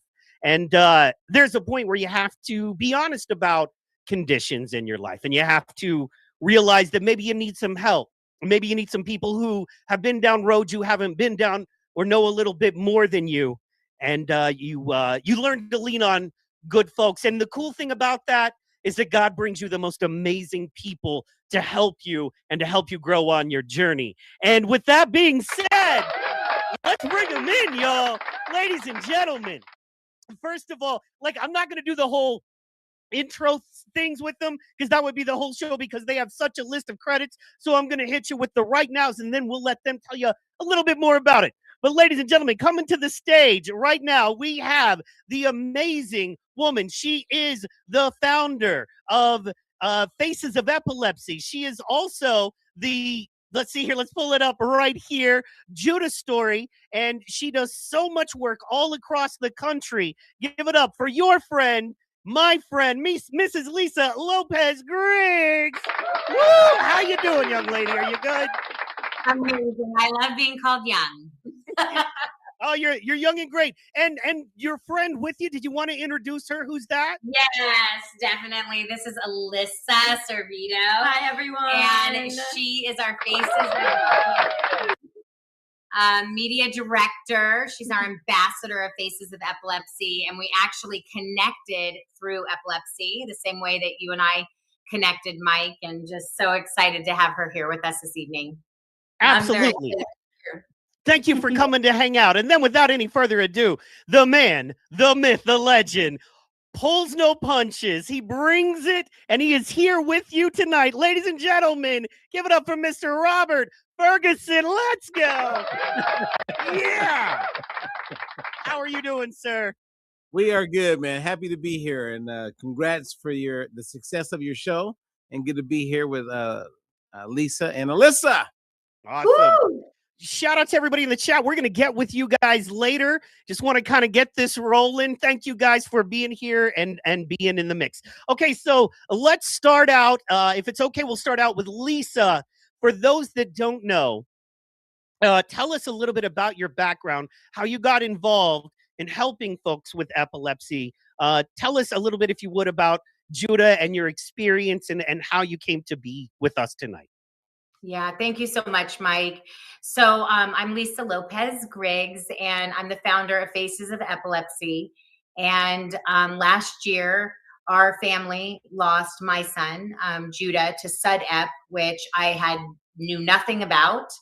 You know, my son had epilepsy, just like you, Mike, just like Alyssa. But it wasn't something that we really talked about.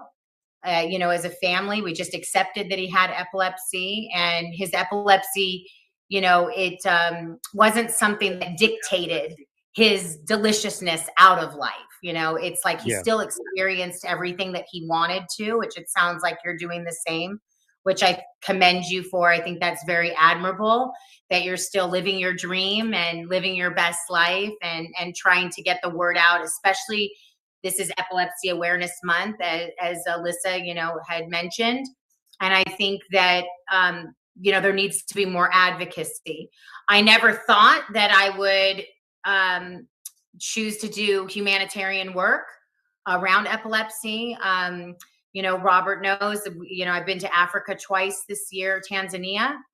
There's over 2 million orphans there. Many of their parents died of AIDS and malaria and accidents and different things. And so I've went there and I've loved working with the children there. But when I came back on this last trip, I had realized that there was a real need in the community of epilepsy.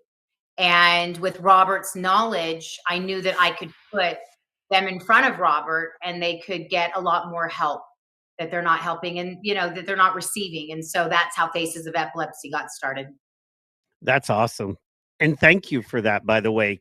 Clearly you're doing amazing work. And what are you guys up to right now that we should know about? What are you working on? You know, and how can we help? Well, I think the biggest thing is just awareness and advocacy around this fatty acid profile test that maybe Robert could speak into when we get to him. I think that that's the biggest piece right now, because the statistics show that when an epileptic has 3 seizures a year, which is, you know, quite common, you know, that's not outlandish to believe that an epileptic is having 3 seizures a year when they're still on medication, meaning that they're having breakthrough seizures, which was my son. My son Judah was on 3,000 milligrams of Depakote a day. And I believe you had mentioned that you were, you know, on Keppra, and my son was on Keppra too. And it's for him, it was not a good medication. It made him homicidal and made him suicidal. He was not the same child on it. He was diagnosed very young. He was diagnosed with juvenile epilepsy at 14 and on very heavy medication. And so I think that knowing that, we need to bring more awareness, conversation, safe space for the stigma around epilepsy to be silenced. And Robert and I've had a lot of conversation around that, because I do have a background as a minister. And, you know, a lot of times people think that epilepsy is demons. They think it's demonic. And so they don't want to have, you know, they don't want to associate themselves, you know, with people that have epilepsy because of that, which is quite interesting to me.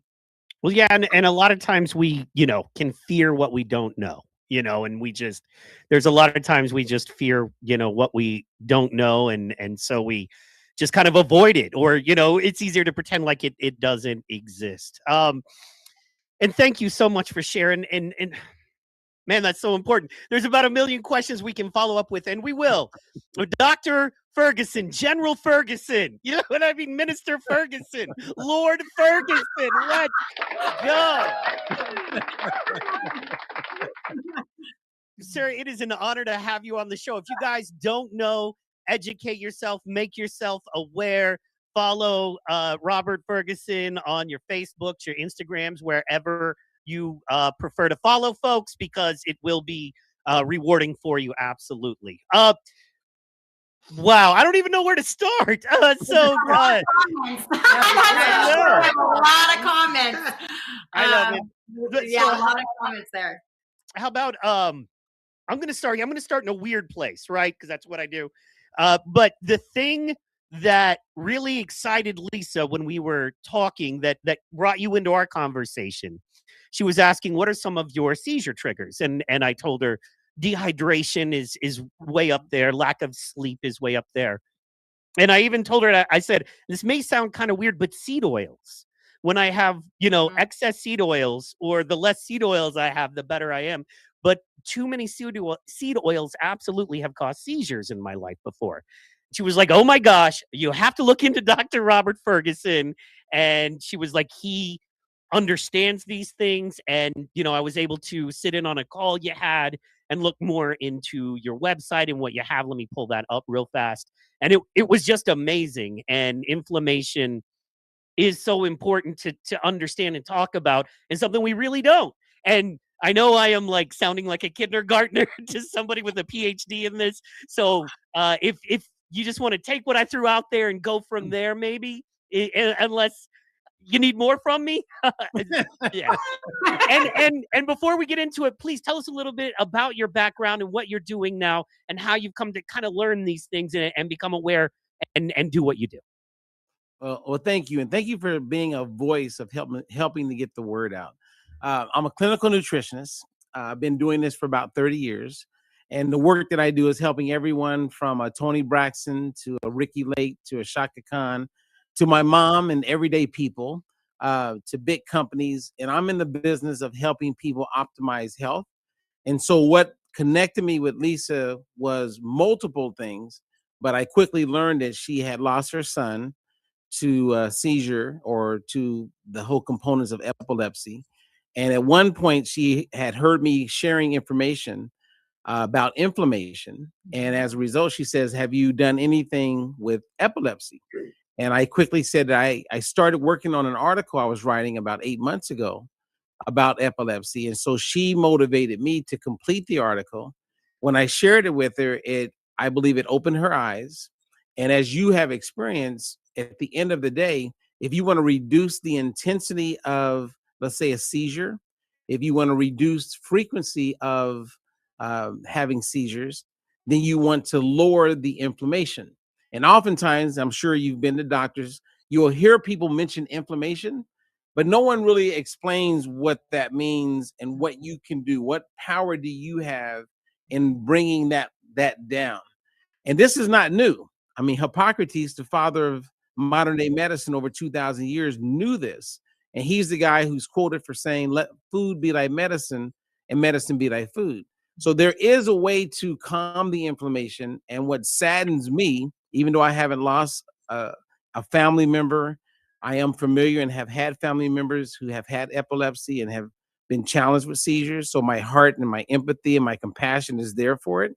But what really frustrates me, and as you saw on my Facebook, I mean, I just call it the way it is we got to get the word out. And we have a solution that's part of nutrition education. And at the same time, there's a protocol that can help everybody reduce inflammation. So to add on to what you said, and I'll pause, omega-6 fatty acids, which are called linoleic acid, which is also called seed oils, is in a lot of our food. The most consumed edible oil in America is soybean oil. And most people say, well, what do you mean soybean oil? I never buy soybean oil. Well, it's in everything. If you have mayonnaise in the refrigerator, the first ingredient is probably soybean oil. If you're cooking with grapeseed oil, guess what? It's very high in this inflammatory oil. That's a seed oil. If you buy sun chips or you go to Whole Foods and you feel like you're going the extra mile to be healthy, look at the ingredients and you will see sunflower oil, safflower oil. All of these oils are high in that inflammatory oil, which then raises the inflammation, which then plays a huge role in triggering a seizure, as well as adding to the intensity of a seizure.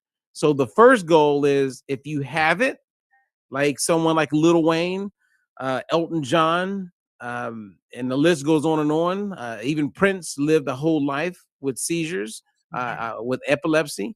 The goal is, let's calm what we can calm. So be in control of what we can be in control of. And that begins with nutrition. Absolutely. Wow.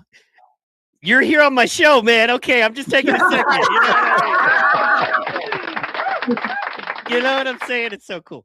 Yeah, no, I love Prince. I love Lil Wayne, of course. You know, Elton John. It's us really special people with extra good brains. I can't explain it. Alyssa knows what I'm talking about. Alyssa, can we take a second and ask you a couple questions about your experience? If that's Absolutely. Okay. So first of all, you seem a little younger than us old folks. Do you mind if we ask kind of your age range there? I look very young, but I'm actually 25. That is still very young. Yeah. That's how you. How old are you? You're gonna watch this in 40 and laugh and laugh. You know what I mean? Yeah. But no, and that's important because this stuff affects folks of all ages and all walks of life. It's something that is a great unifier in a way, in an odd way. But I wanted to ask, can you tell us? Clearly, you're active. Clearly, you understand. You've got.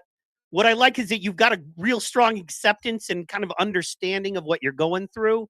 And can you tell us a little bit about what that takes as someone with seizures, and maybe any advice, inspiration that you'd have for them, and your experience with it, of course.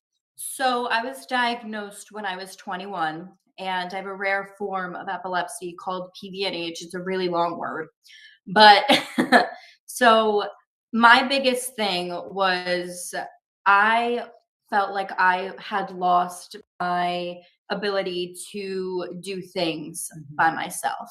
And it's that loss of independence that I really had to kind of grasp and go through. And once I finally recognized and realized that I am still such a beautiful soul and I'm capable of going through this, and I don't have to be like, I don't have to have this negative look upon my life just because I can't drive, because going from being able to drive to not being able to drive, it's a very heartbreaking experience, because that loss of independence is something huge. Yeah, freedom. So I guess my advice to those out there who are struggling with this, positivity is the biggest thing that you need. It is the biggest thing that will keep you going. Just because you have a seizure, just because you have a bad day, it doesn't need to, I guess, circle into something very, negative, Negative, yeah. Well, and that's kind of tricky, as you understand, because a lot of the medicines they give us make us feel even worse, right? Yes. On top of dealing with the mental and emotional kind of and physical stress of being epileptic or having seizures. So yeah, not being negative is huge. Maintaining that. Honestly, I am a proud Christian, but absolutely.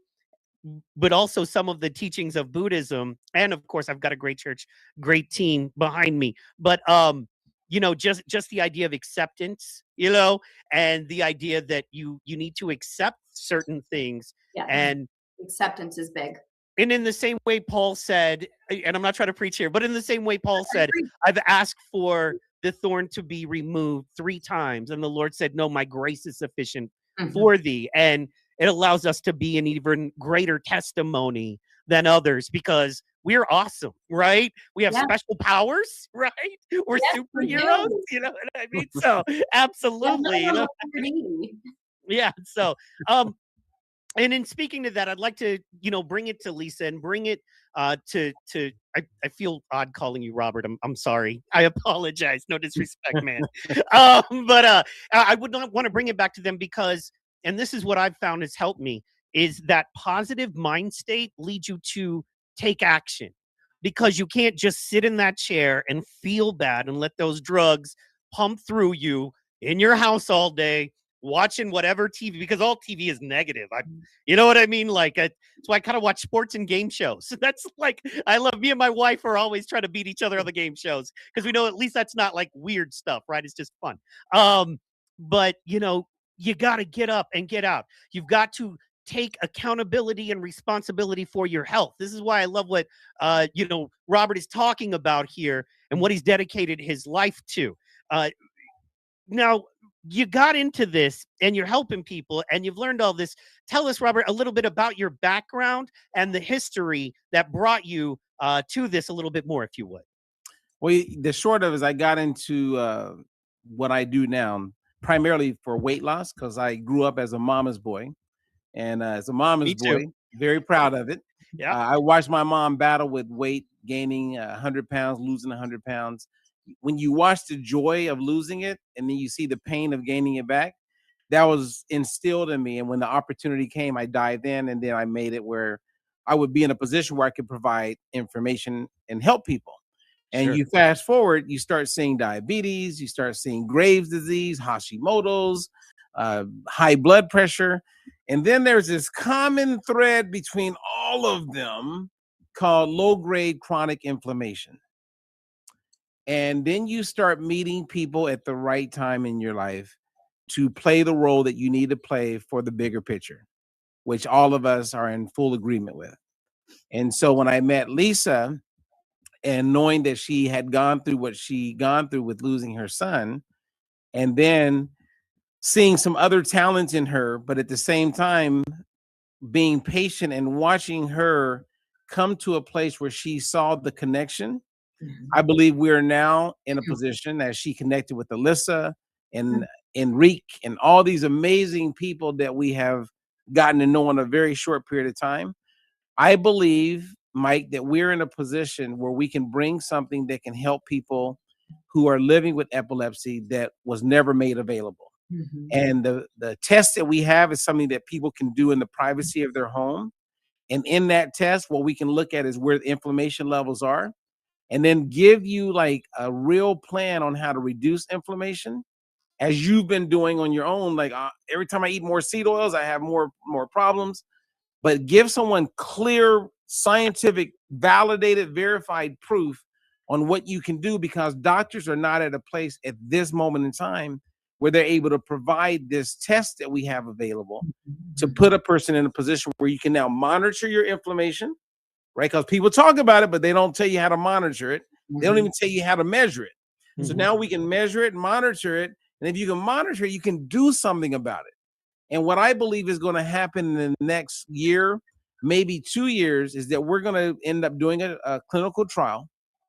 And we're going to demonstrate that when you actually look at the inflammation, you monitor the inflammation, we reduce the inflammation, people who do experience seizures are going to experience less often, and the intensity of the seizures are going to be reduced because we're going to give them a plan to lower the inflammation.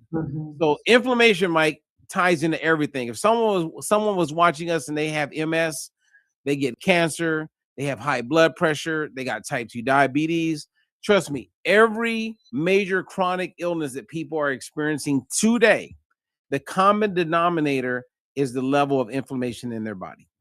Yeah, I two questions on that. One, I know folks that struggle with arthritis, on that next level. And, I had no idea arthritis could be so debilitating for folks, but it legitimately can be. It breaks my heart. And it's one of those, it's literally a swelling, and because it'll go away, you know what I mean? And then it comes back, and it's, correct me if I'm wrong, but it's inflammation, right? Like that specifically, that's what you call it, right? Like 100%. Yep. So if you live life, right, and we know that 50% of people who have epilepsy will never know what was the cause, right? So you have everything from seizures, or not seizures, but you have genetics to a brain injury. I mean, the list goes on and on of the other 50%. But in reality, we know that if you have low-grade chronic inflammation and you live long enough, that inflammation will be expressed in something. It could be Hashimoto's, it could be gout, it could be lupus, it could be type 2 diabetes. And the sad part, Mike, is that someone at the top knows this, and because it's not being dealt with early, it drives the financial benefits of the healthcare system, which is almost $5 trillion a year. And a third of that is going to pharma, which you guys talked about meds. And when you look at meds, for instance, with Alyssa, she shared with me some of the meds that she's on, and I got some of the meds that Judah was on. And what I'm going to do is I'm going to put together a presentation and show people what the meds actually do in what we call pathways from a biological standpoint. And when you see that, because I've already started on it, it's going to blow everybody's mind. And so when we do this, Mike, you got to see it, because once you see it, you're going to see how you can replace the med with food and get a better outcome. Yeah, no, and I absolutely agree. That's time to be real for a quick second. Y'all got me being real. Now I'm supposed to be, but time to be Keep real, it real, man. Mike. Keep it real, Mike. Yeah. Because man, there are people listening that are going through the same thing and are caretakers or family members. So just to keep it real, they put you on the Keppra, right? And it messes with your moods really hard. Really hard. Then you get on the Vimpat, right? And that eases your moods a little bit. But that itself, if you look at Vimpat, is not great. And then you get into this kind of prison where, for lack of a better term, where you got to take this meds because basically if you stop taking them, it's going to give you seizures. But you're taking the meds to not have seizures. But now I'm kind of stuck because I sure don't want to not take these meds, and the byproduct of that, or is more seizures, because that doesn't work. And then so it's hard. We need what you're doing, man, and I'm so down to figure that out. And yeah, man, whatever information you need, please, I'm around and available. And then past that, I wanted to ask you guys about something. You two, Lisa and Alyssa as well. Do you guys know something I haven't heard that much about? Not seizure clusters, right? And I'll explain it from, I know this from a couple of other folks, and it happens to me, and that I'll go 4 or 5, sometimes 6, 7 months without a seizure. And then I'll get a bunch, or I'll get like 3 or 4, in a day or two. And I was wondering if you guys had heard of that before. And it's both. It'll be a grand mal that's shaking, and then it'll be a tonic clonic. And then maybe another, but I'm just in, I'm in Seizureville, right? I'm, population me, and I'm in Seizureville for a while. And, do you guys know about that? Have you heard about that? And whatever you guys know about that, that might help the folks listening.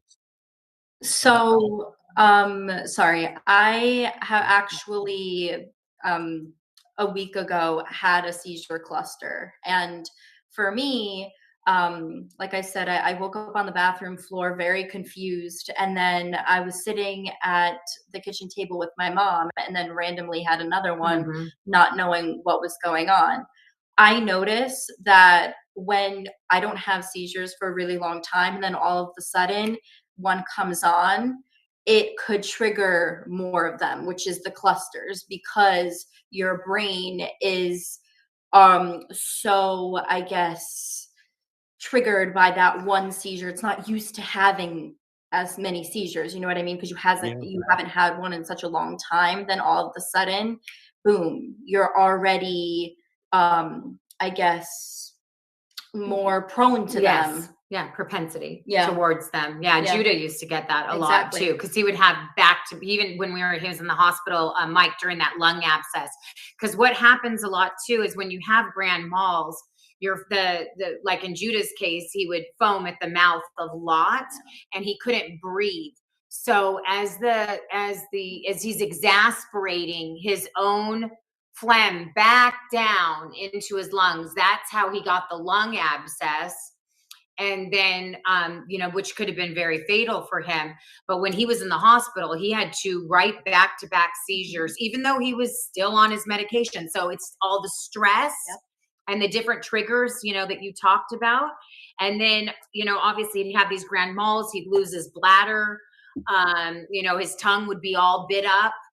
And then of course it's like running a marathon, then you're out for the rest of the day. I mean, the whole day is shot after you have a seizure. For anybody that's listening, that's not really familiar with how epilepsy works, I mean, if you see someone have a seizure, put them on their side, make sure their head is protected, try to stay calm. Sometimes, most oftentimes, we pray that, they'll go through the process and then they'll come back online again. And then, just keep an eye on them after that. But pretty much the day's shot after that. It really is. Sometimes the week after a cluster. Yeah. I couldn't. I do this now. People don't know, but there's a lot of little back end things where you've got to click this, and you've got to take this little RMTP code and put it into this server and make sure your download speeds are right, and upload speeds, and all of these little things that I'm doing as we speak, right? And you take for granted that RAM, that random access memory, my brain knows. It just knows right now. I'm not worried about it, right? There's 14 things I could tell you I'm doing right now, literally, from watching 4 different chats to checking the likes to making sure our time is right. Right now we're at 30:01 to making sure my feed is going right. You know what I mean? Making sure Robert is still engaged and you're still engaged and the lighting is still. I'm doing all of this in my brain as we speak. I would have, without seizures, I would have had no idea. I would just take advantage. That's just how your brain works. And never had known that, like the last time I had a seizure cluster, literally my wife had to tell me, no, baby, you're a podcaster and you're doing good now and you're making money and you do 5 shows a week. I mean, what do you do? Like, I wish people understood, like it's hard sometimes. And thank God for caretakers. And Lisa, for a second, I wanted to get into you because I've had more than one person, not understand how you've come out so strong. What you've been through could and has broken a lot of people. Yeah. Literally broken them. Mm-hmm. And not only did you not break, but you took that and you turned it into this and brought us Robert and brought us Alyssa and created this thing. Like, can you tell us about what that took? Because I know you had to go into a dark place to be able to come out with the power and the light you're bringing. So, could you, you're making me be real. So your turn. I'm getting emotional. Yeah. Like when you understand how energy works through the body, and I know Robert speaks on this and I hear Veronica talking about it all the time, that the body is made of trillions of cells and that we are energy. We're conduits or we're catalysts, but at the end of the day, we're energy. And when you lose a child, it's like the chi, in your body. It's the energy force, your life force that literally leaves you. And I couldn't stand up.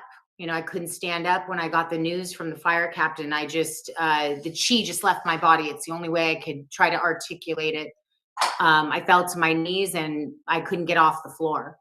My father was so concerned. He called the paramedics because he wanted to make sure I was okay. My blood pressure was okay. He had also lost a child. He'd lost his daughter, my sister, when she was 21. So he was a big source of comfort for me at that moment, because he said, God doesn't give this test to everybody.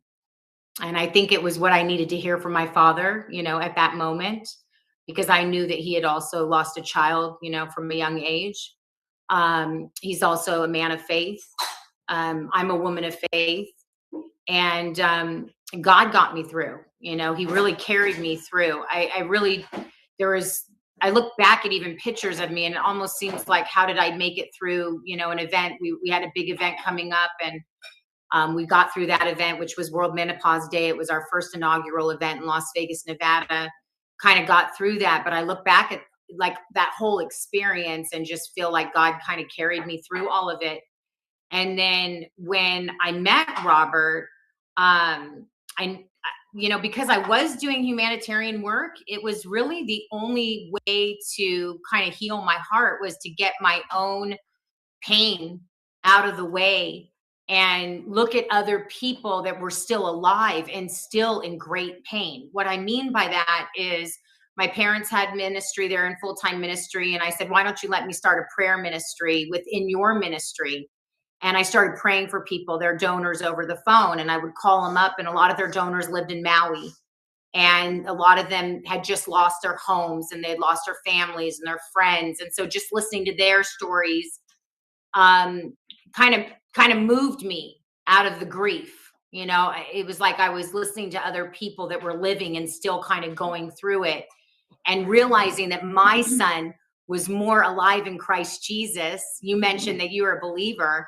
Oh, absolutely. Was more alive in Christ Jesus than him being physically here on this earth. And I never knew that how God would use all that with epilepsy. And had I not met Robert, I don't think that we would be on the mission that we're on with regard to what we're doing with Faces of Epilepsy. I wouldn't have been able to do this without him, that's for sure, because I wouldn't have his knowledge to be able to bring to the people. And I believe that Robert has a real call on his life. I believe that he has knowledge and insight that God has given him. He's a very brilliant man. He has a genius mind. And he really has a heart to help people. So I knew that it was just a matter of how can I get his information in front of people to help them. And then understanding that, there's just a big need in this community. And we need to silence, like I said, that stigma and be able to bring real advocacy and real change to epilepsy. We really need to do this. We really, really need to do this. And so I think that's what it was. It's just kind of like advocate for the living, because the ones that have already passed, they're gone, and they're still here with us, but they're just in a different dimension, if that makes sense to me. Yeah. Be remembered Yeah. too. Yeah. That's awesome.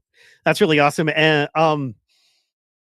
thank you so much. And as you were speaking, I was just thinking, God needed you. You know what I mean? Like, God needed you, needed your energy, your passion, your fire, your ability to clearly, do what you do with you get very little in return working in nonprofit. That's just the deal. And that's fair and that's okay. We help others, but it takes somebody with extra strength. You know what I mean? A little extra fire, and clearly you have that. So thank you, Lisa. Thank you so much. Mike, you know what? I want to get up on that for a second. I don't believe that God needs us to accomplish his will. Yeah. Okay. I didn't mean that. I didn't mean it like that. I mean, God chose you. I want to clarify that with you. I don't believe that he needs us to accomplish his will, but I believe that when we're fully surrendered to him, that he can use us as vessels. And I think for the audience and everyone that's listening in today, you choose, right? You get to choose if you want to be used as a vessel of God or not, right? And we have to surrender to that. We have to surrender our lives to that and what that purpose or that call looks like. And I think you're doing that today, by hosting your podcast and getting the word out there. You're making a choice to say, hey, you know what? I'm a Christian man. And I'm an epileptic, and, I'm still doing great things for God. And I think that takes real courage. So thank you. And that's I don't know about great things, but stuff. We're doing stuff. Yeah. This is absolutely stuff. Good stuff. Good stuff. We're doing stuff. Doing a lot of good stuff. Absolutely. And to lead back to that and what you were saying, Robert, why do you think, and I'm so lucky to be able to even ask you this question, why do you think it's taken so long, and why do you think that it's still slow for people to because the most frustrating thing, right, is the current medical situation where you go in and go, I have an issue, and they go, here's pills, and if these pills don't work, take more pills. They misdiagnosed me at the doctor not too long ago with like a super high A1C, right? Like red over 200, you know what I mean? And they just called me. They're like, oh, yeah, I was like, over 200. So you have some pills to pick up. And I'm like, okay, cool. But everything I'm seeing here, it's all in red and saying I need immediate attention. And they're like, yeah, that's why we gave you pills. I'm like, no, that's not how we should, right? Especially your blood pressure of all things. I'm like, well, let me just eat some bacon and die, I guess. What do you want? So anyway, that's so frustrating. And so we're so thankful to have you and your approach to this. And I also love what you're doing because yes, the human body works better without infectious things in it, without that inflammation. And it doesn't matter who you are or where you're from or what illnesses you suffer from. The fact that you're putting together a legit program that can help us all, that's huge. That's huge. And I wanted to pull this up again real fast and show folks that if they go to dietfreelife.com right now, there's a test they can take. Did you quiz? I'm sorry, not a test. Not a test, y'all. Relax. You know what I'm saying? So I wanted to ask you a little bit about that here now so we can encourage folks to go there and, take some control, take some action for themselves. I love your show, man. I love your energy and being around a lot of entertainers and people who have done well in this space. I love that you're doing what you're doing. And I hope that we can get more people to become compassionate or have more empathy for this whole mission of epilepsy. And thank you for sharing your story, because if you don't talk about it, and if Lisa doesn't talk about it, if Alyssa doesn't put it out there, then who's going to talk about it? You know, the other day we did a presentation, and a young man named Enrique was on our presentation on Zoom, and this guy's sitting in the hospital. I'm seeing all kind of cords all over him, and he's moved because of Lisa's outreach. And that speaks volumes. And then we're doing this call.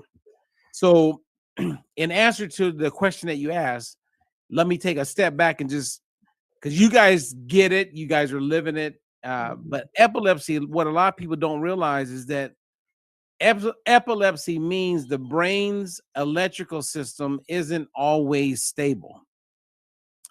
And what happens is that when it gets overheated, like a computer, there's misfires. So if you get overly excited, it can cause that misfire. If the cells get gummed up with those omega-6 and inflammatory oils, there's a misfire. And what saddens me is how many doctors, and I would love if you ever do another call and you can bring on some doctor who works with people who have epilepsy and they're so quick to prescribe drugs, get us all on the call with that doctor, because you're going to watch that doctor sit back and get schooled by a mom, by someone who's living it, by yourself, because they are not addressing the main problem of once you get epilepsy, and that is you're not controlling inflammation. You must control it once you get it.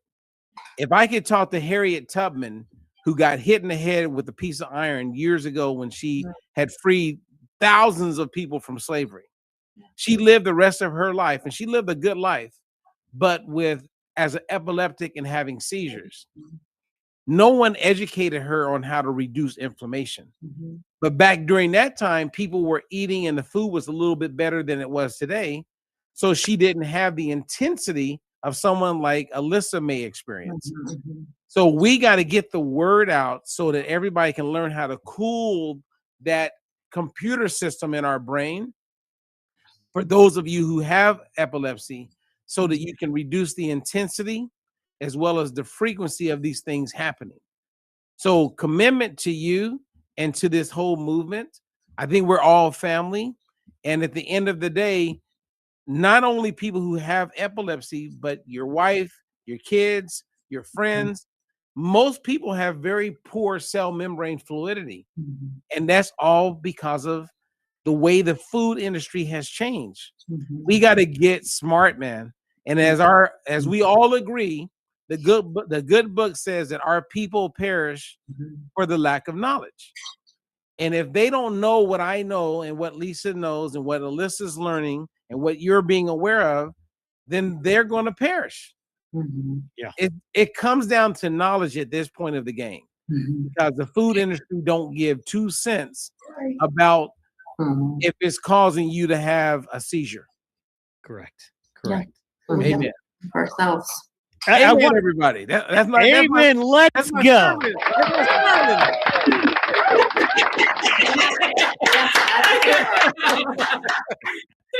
I've been wanting to preach all day. Thank you very much. I love it. But you don't have to take my word for it.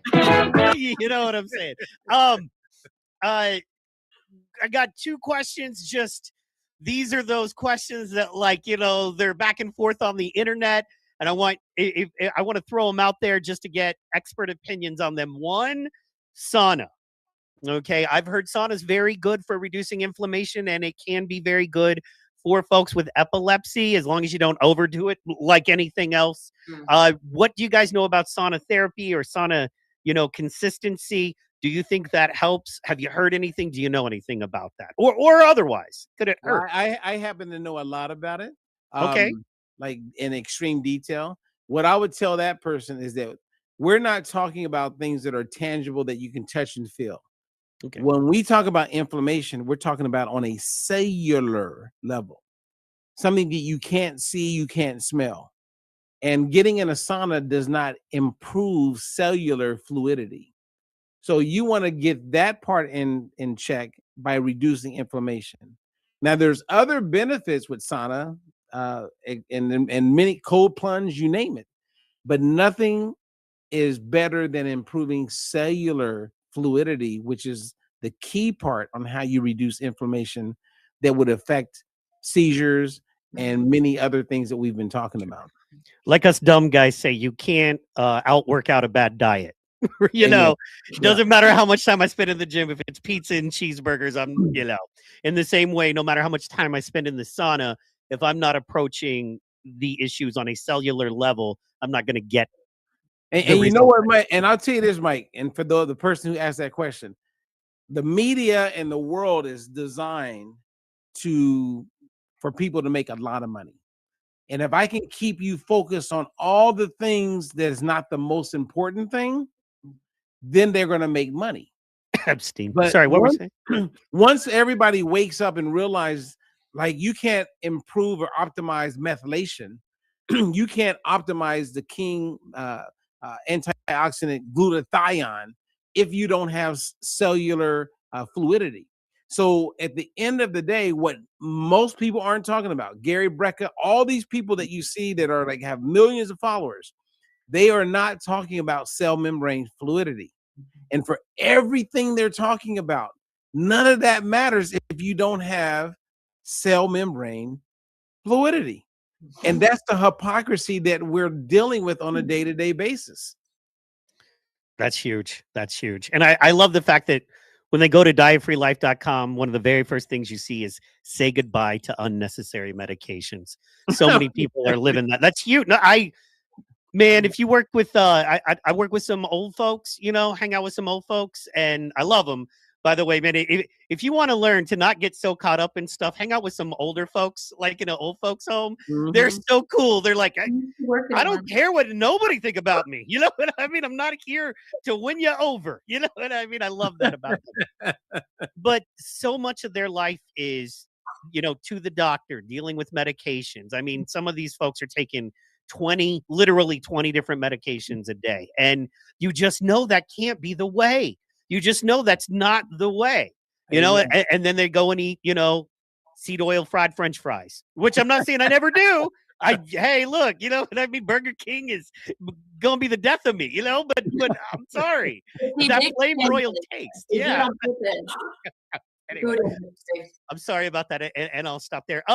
And then Lisa, what do you know about sauna therapy? And then the last one I want to ask you about, and then we'll wrap up, is methylene blue. Have you guys heard of that? I know a successful, you know, podcaster and author who suffers from seizures, and he says that methylene blue, if you know what that is, has helped him. And I wanted to know if you guys had heard of that and what were your thoughts on that. I haven't heard of it. Robert would be a better one to send that question over to. I've only known about infrared therapy as far as the sauna piece, but at the end of the day, for me, it all goes back to cell membrane fluidity, what Robert is talking about, because if the cells are rigid, it does not matter. It does not matter what supplements you're taking, what you're putting into your body. You're wasting your money. You're wasting your money if your cells are not fluid. Yeah. And I'm sure everybody's wondering, well, how do you get your cells fluid? Because as Robert was talking, I was like, well, doesn't anybody want to know how the heck you get your cells fluid, right? Because if the cells aren't fluid and they're rigid, and really everybody in our country, in the USA, our cells are rigid, because the what has happened now is these seed oils that you and Robert, Mike, that you were talking about and Robert is talking about, is in our food supply. So much so that now there are white papers and doctors trying to get this information to the White House, because it is so crucial that we're in an emergency. Our country is in a state of emergency with regard to what is in the food supply. And I'm talking to nurses that are telling me they've got they don't understand what's going on. I talked to one nurse yesterday. She's an oncologist, Mike, and she said, we've got 22 ICU beds in our hospital in Corpus Christi. And the majority of the beds are filled right now with young people with all neurological disorders. Young people coming in where all of a sudden they're healthy and now they're paralyzed from their waist down. She doesn't understand. She said, Lisa, she says, it's like there's something in the water. I said, no. There's something in the food supply. And so you're helping us, to get this information out, Mike, that is so vital. And maybe Robert, you could even speak into that about, what do people do to get their cells fluid? Yep. There was when I sat in on the call, not to interrupt, I was looking, I don't find it here on your website, but there was something that you were wanting us to get that is packed full of omega-3s, I believe. Yeah. Robert? Yeah, 100%. Yeah, so I'm going to go back to your methane blue. Okay. Because someone I used to know very well 25 years ago, we were very good friends, a guy named Joe Rogan. He does methane blue. Gary Brecka and many people use it. But do you know Chase Hughes, by the way? Side note. What's his name? Chase Hughes. He was a CIA. He was in the CIA, and he was on Joe Rogan. He was the guy who mentioned methylene blue on Joe Rogan. Oh, I know exactly. Like if I was on, okay, so here's an example. If I was on that show with him, I would have said, oh, guys, all right, let's slow down. There's nothing wrong with methylene blue. But here's what you guys are completely missing. Methylene blue only works if it's inside of your cells. It only works inside of the cells. Well, what is around every cell? A membrane. If the membrane is rigid, which 99% of them are, that means that you're not able to optimize methane blue, and you can speak about it all day long. But the reality is, if you have a poor cell membrane fluidity, then you're not optimizing potential health of anything. So they couldn't argue that. If you go to 9th grade biology, no one can argue that. And the thing that's going to make the cell membrane fluid, even with stem cell, I saw someone ask a question about that, or peptides. People are lying to you. They're omitting what they're uninformed about. And that's not being mean, that's being true.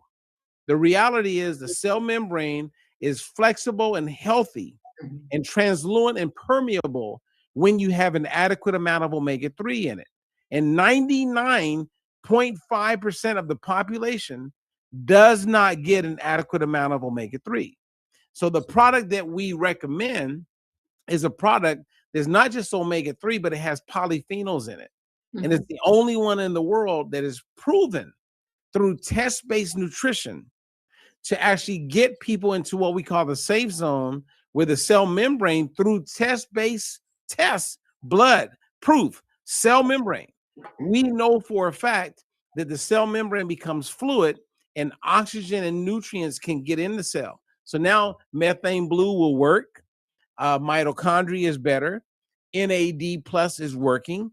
ATP, adenosine triphosphate, is working, and everybody is healthier. Glutathione, which is produced in the cell, is something every mom who has an autistic kid, every person who's thinking about inflammation and optimizing brain health, everybody must have cell membrane fluidity, Mike. Mike, if you don't do anything else, if we never talk to you again, make sure that you take steps to find out what your cell membrane fluidity is, which Lisa, I'm sure we can send you a free test. I'll send you a free test. And then you will see it for yourself. And then you can begin doing what you think is going to help it. We'll give you another free test. So you can then see before and after, did what I do actually help me? So cell membrane fluidity, everything else that people are talking about is crap. And I'm going to have a whole bunch of people eat crow over the next couple of years. As we I know Lisa thinks that I'm being very honest, because they're leaving out. I believe a lie is also omission. Even that's right. Yeah. Even like when you look at religion, right? If I decide I want to be a pastor I'm going to be judged more than anybody because I'm taking on that responsibility. If you are out there advocating health and you're sending people down these paths and you're not telling them about the importance of cell membrane fluidity, shame on you, because that is the foundation to everything. And when I go on Joe Rogan's show, which I will, that's the first thing I'm going to say, Joe, everything that everybody's talked about is crap because they never mention cell membrane fluidity. It cancels out everything. And go get any professor at any university. They're going to agree with me. Please find someone to say I'm lying because no one's going to say that.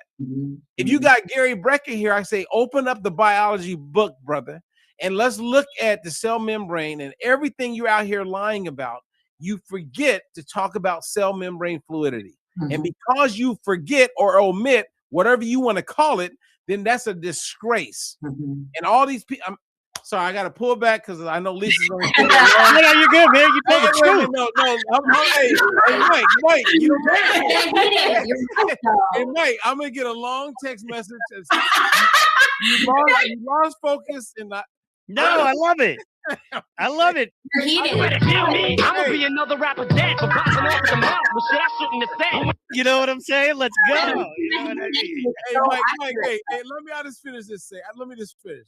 I apologize, Lisa, if I went over and I lost my head a little bit, but I'm so frustrated, you guys. I really care. I really, really, really want to make a difference. I want to help and be in the corner of Alyssa and everybody else, and you too, Mike.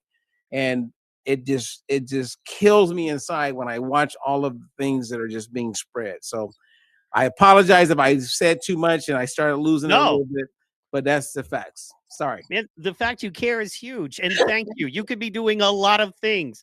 I tried to get you to go into it and you didn't, but you have a laundry list of qualifications. You know what I mean? I was like, you're like, yeah, I've worked with some folks, but listen, it's about cell membranes. I'm like, yes, but like people, like, they got to know you're the man on so many levels, bro. So thank you for being here and thank you for letting us know, man. We genuinely appreciate that. And we love that, man. Thank you so much. And then real fast, just to the chat, Wills08, Agnes, shout out to y'all. Man, there's been a ton of chatters. The Winner's Circle, Lynn Wiseman, it looks like, let's see here. Miss Hall 808. Let's see here. Everybody. Oh, by the way, got a shout out. Lived in Hawaii myself. Shout out to everybody in Paia, Maui. I worked at a little place there in Paia, Maui called Mana Foods. When I first moved to Hawaii, then I got to move up country.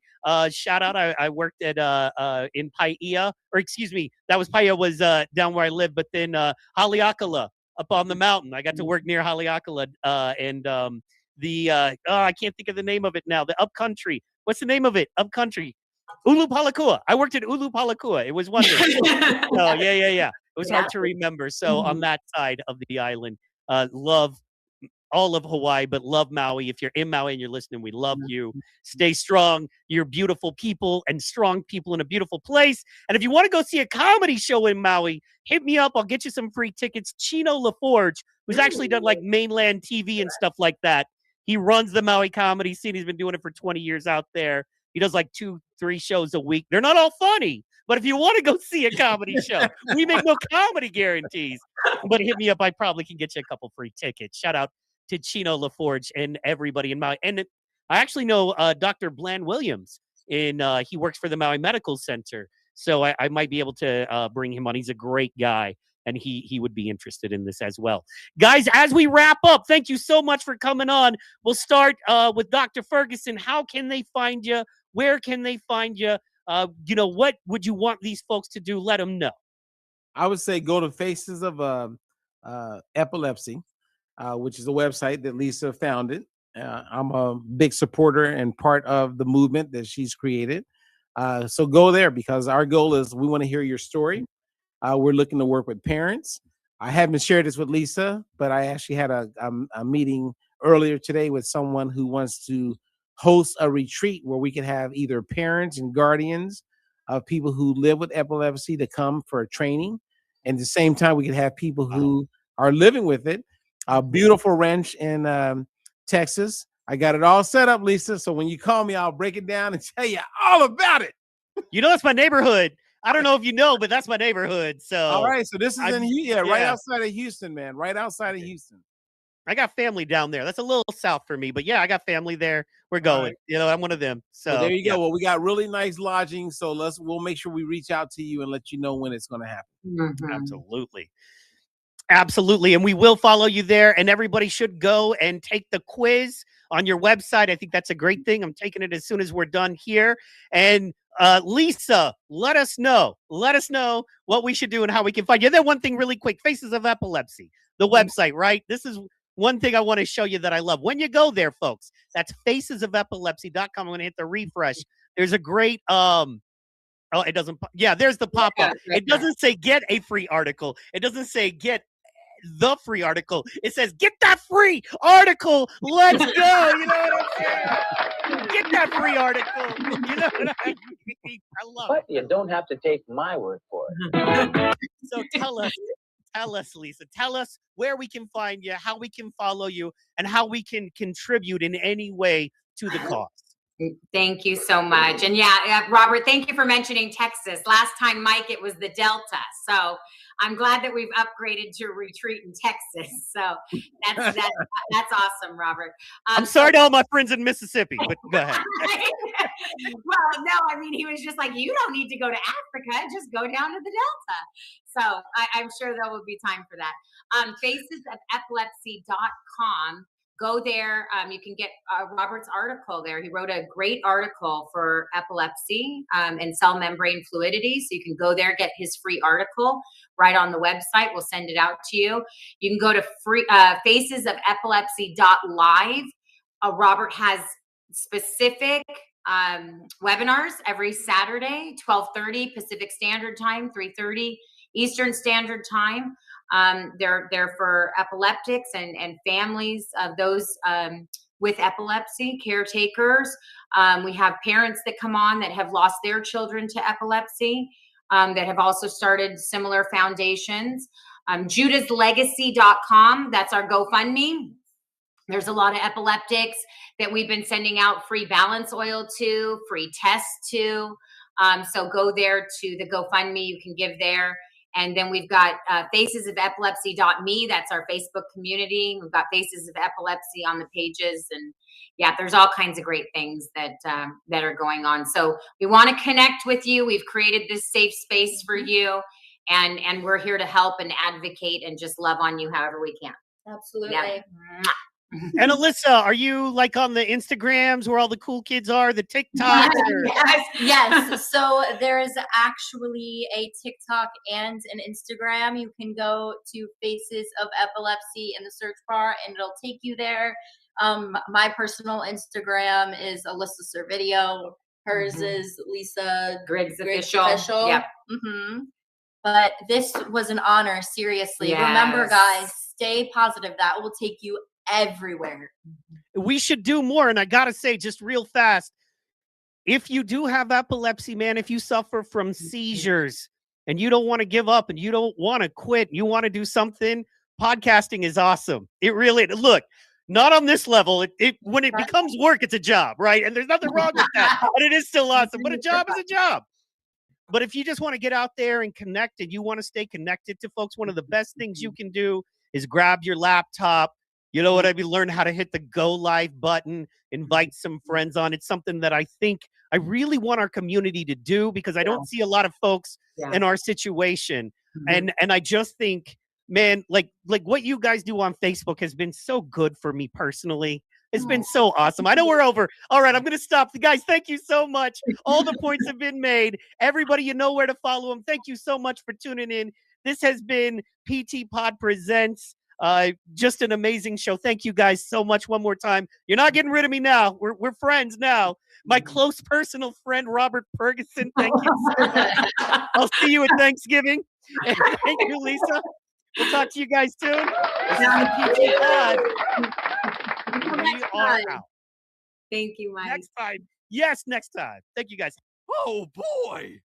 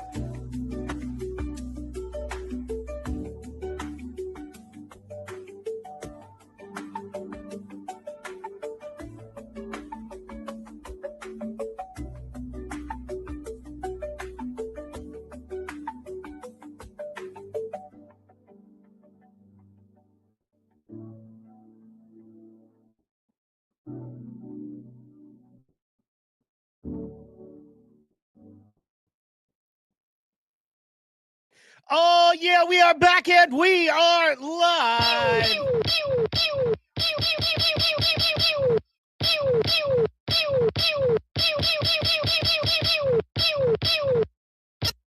Oh, yeah, ladies and gentlemen, you already know what it is. Do I have to tell you? Heck, no, I don't have to tell you.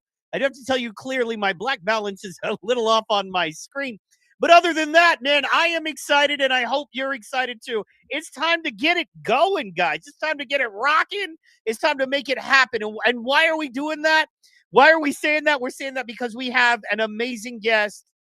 We have some amazing content. Welcome to the PT Pod OG show, the PT Pod Presents. As you know, we have some great shows. Thank you for tuning in all week, 5 shows a week. And tomorrow night, we've got the very special PT Pod watch party. We're going to be watching Power Slap 15 live from Las Vegas with some very special guests, maybe even some actual power slappers themselves. I'm excited and you're excited. Heck, we're all excited about it. But most importantly, thank you so much for dropping by and tuning in.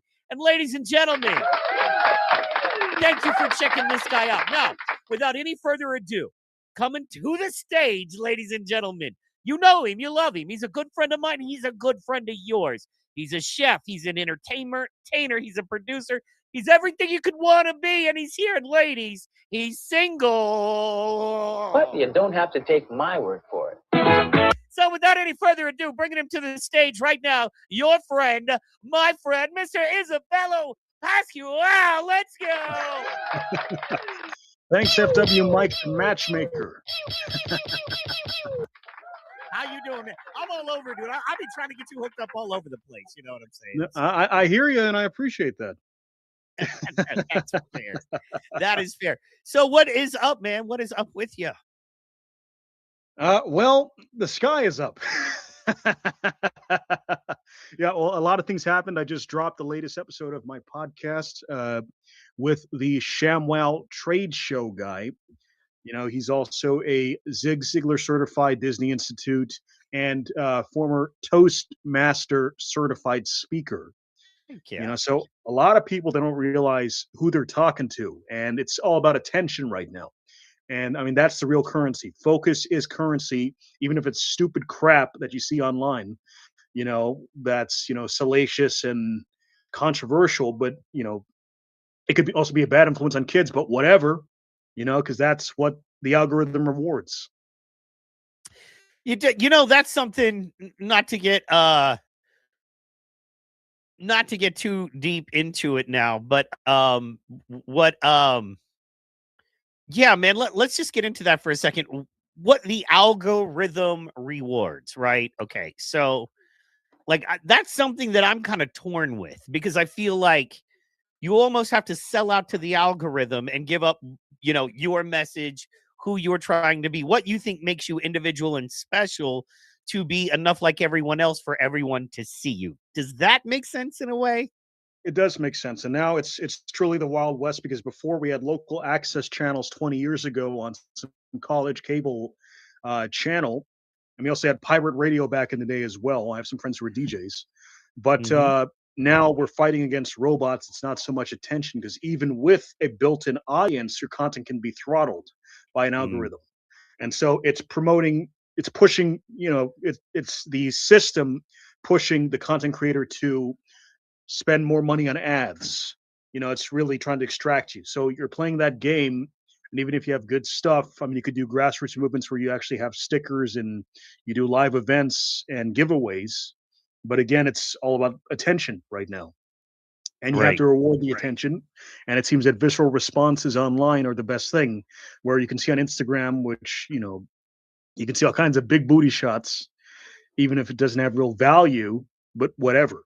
But when you deal with a veteran like FW Mike, who's been doing this for a long time, folks, and he's actually opened up for a number of celebrity comedians across the country. But Don't give me any credit. Yeah.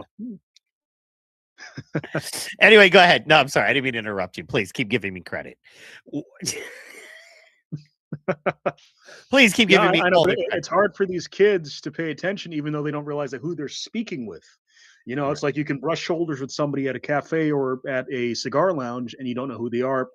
20, 30, 40 years ago, they may have been a politician or an inventor of something that you use every day, but whatever. It's all about attention. Shout out Michael Calories in the building. Let's go. Shout out Mrs. Hallway. Shout out to all our chatters. We love you. Just want to pause and take a second. We don't talk to our chatters as much on this show, but we want to give them love. You know what I mean? Let me know we appreciate them. Yeah, man, that's man, I don't know. I feel like there's going to be, and there slowly is, kind of a return to storytelling, analog things, things you can, feel and touch versus just things are Calories in the building. Versus hey, chat, things, thanks for tuning in. Thank you so much. And now I want you guys to push the number 1 if you're tuning in. Just number 1, not complicated.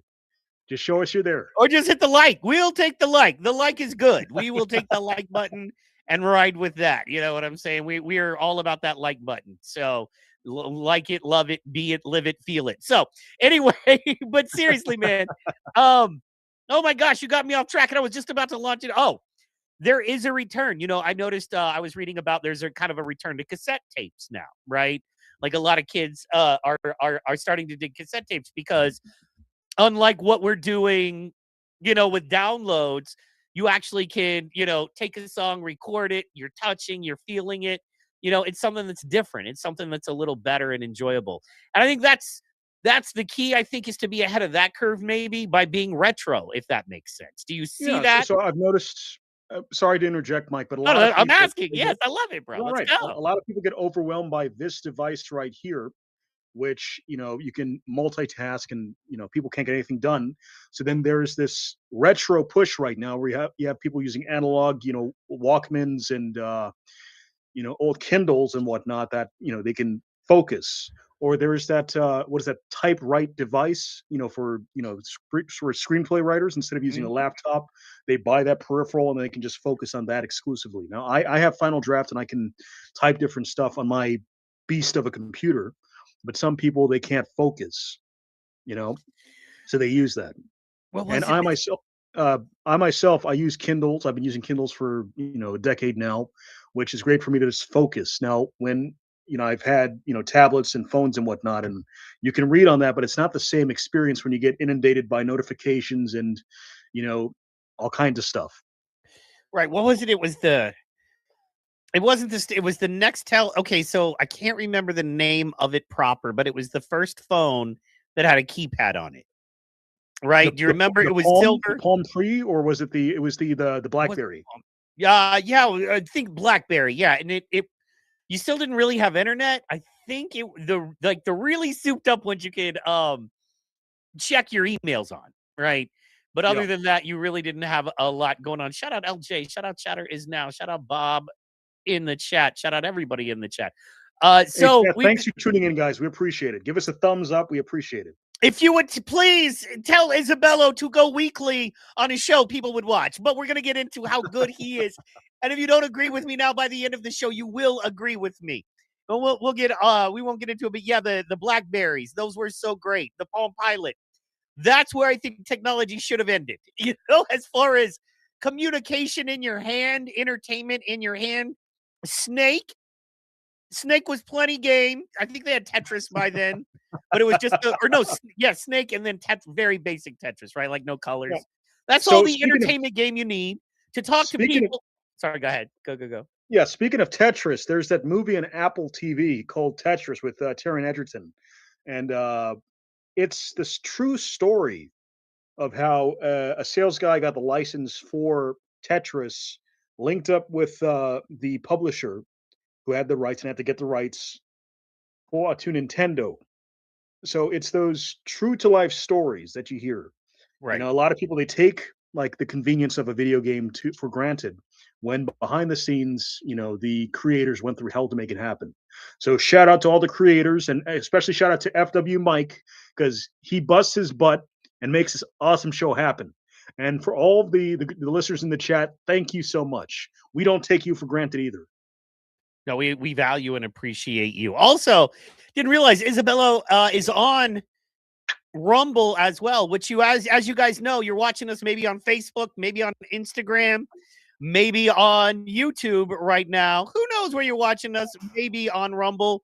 Rumble is the preferred platform. Rumble is the best. You guys go there. It's where we can do our watch parties tomorrow night, bro. Man, don't tell me you're hemmed up tomorrow night, man. Hang out with us, bro. We're probably gonna have a couple of actual slap fighters who just aren't at this event. Dropping in. It's going to be me and Michael Mann, who loves you. You know, man. He says, "What's up?" Today. He made sure to say what's up to you. So shout out to him from you. I'm going to have the Jersey boys in if I can, Patterson and Calder Reese, because we're going to be doing the Caltrop, and then we're going to be rolling right into the watch party. So, man, to have Izzy there would be gangster. So come on. Let's go. If you want to do it, if you can drop in, you will have the link and you will have the invite.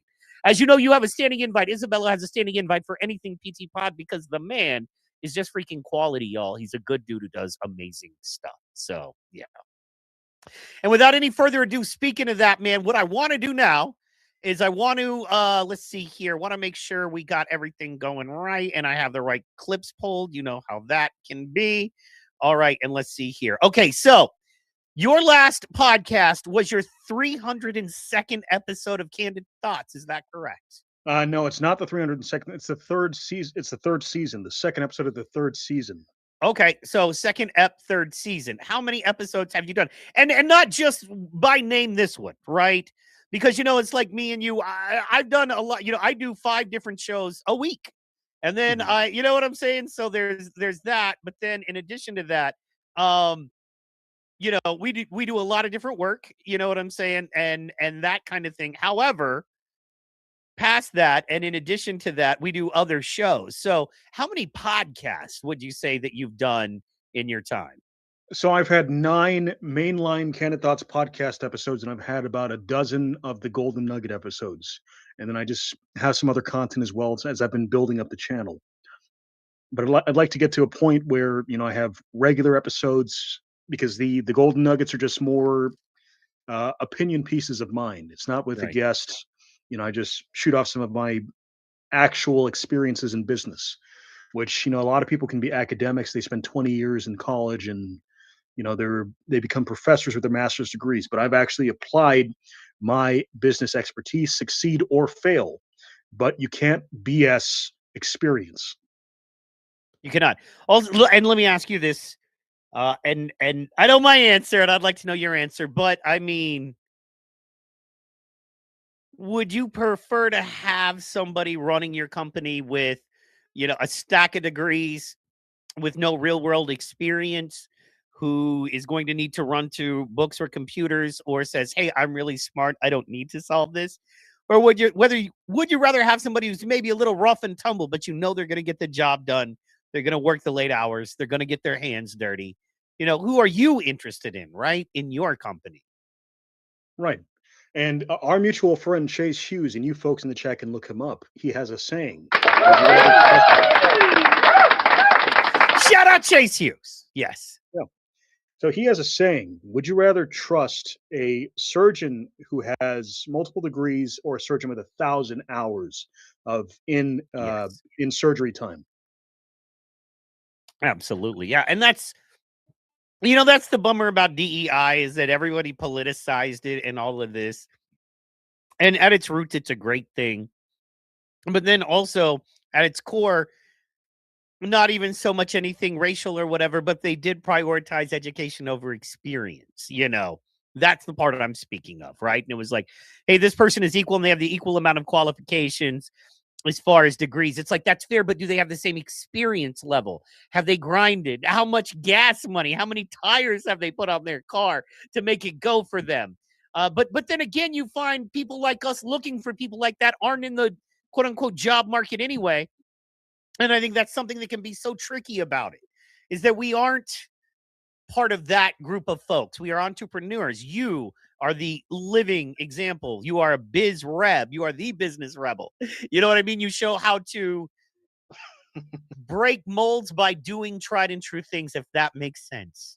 You know what I mean? It's interesting. It's very interesting. Yeah, and breaking the ice for real, being tactile, that's important. A lot of people think nowadays they can just go online, build up their LinkedIn, their link tree, drive traffic and whatnot.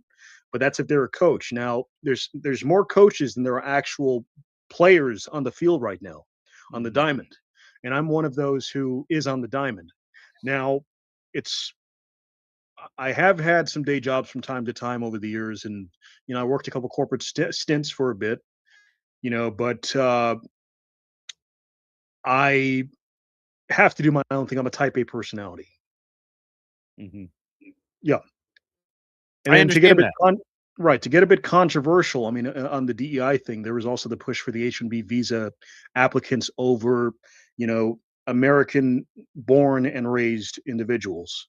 Mm-hmm. And I've seen that in my own experience too. It's like when I was younger, I've applied to hundreds of jobs, and educated here. I'm born and raised. I'm an American, and I have my qualifications, and I've done extracurricular activities, and I've done internships, built up my businesses, and have tactile experience. But other people were prioritized.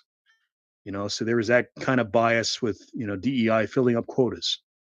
Right. And it wasn't necessary. And for those that can't tell, you're not white. So I'm sorry to disappoint folk. You know what I mean? I didn't do it on purpose, but you are not Caucasian. So it wasn't the it wasn't the racial aspect of it so much as it was the experience aspect of it for you. Yeah. Right, but I mean, as Americans past the color bar, there's that the H-1B visa prioritization for certain industries. Which, yeah, that's a whole nother thing. All right, it's another can of worms. That is. Speaking of can of worms, man, we've got this 2-minute basically preview of the hour-long episode you put out, roughly hour-long episode. And I want to go ahead and play this, let the people check it out, and then we're going to break it down and talk a little bit more about it, if that's okay. All right, let's go. Let's ride. I love it. You're like, heck yeah, let's do it. Well, fine. If you're down, I'm down. Let's go. But a mistake a lot of salespeople make is that they sell on price, not value-based selling. Can you explain the difference? I want to back up to what you just said about if you saw a product in a store shelves, they're already past that hurdle of adoption. So a lot of your people, nobody's ever heard of their product. They sell a product now, I think even at the dollar store, called LA's Best. And it's a spray cleaner. Well, that's a pitch item. And decades ago, it was sold at pitch stores, and it had never been in retail. And they're selling the bottles for $20 or 2 for $30 or whatever the show special was. And it's the same product. Then they got bigger and better. And then they hit that adoption where, oh, I don't even need the demo. I'll take 2 more bottles. That stuff works. Then the companies go, that works. I'll take a pallet and put it in my store. And then they start saying warehouse volume and distribution. So most of us have never seen that mass acceptance to where it's just distribute. Something you mentioned earlier, you mentioned ShamWow. Now, American trade shows, much like American TV, Shark Tank was a copy of Dragon's Den, which was a BBC show. A lot of our American TV shows are taken from our English neighbors. Right. The pitch industry is from England. And so there's a show called The Ideal Home Show.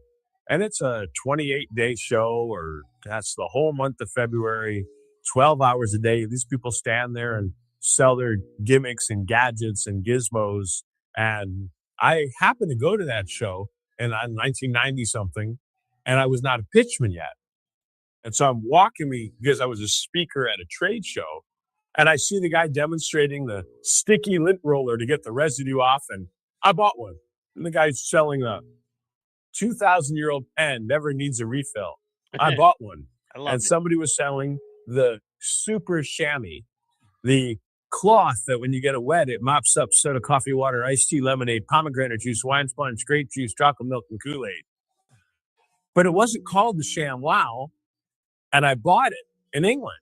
And decades later, that same product got a better marketing angle, and then it got mass produced, and now everybody just calls it the Sham Wow.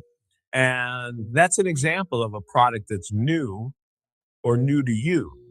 It's been out there, but it's new to you. Wow. All right, let's go.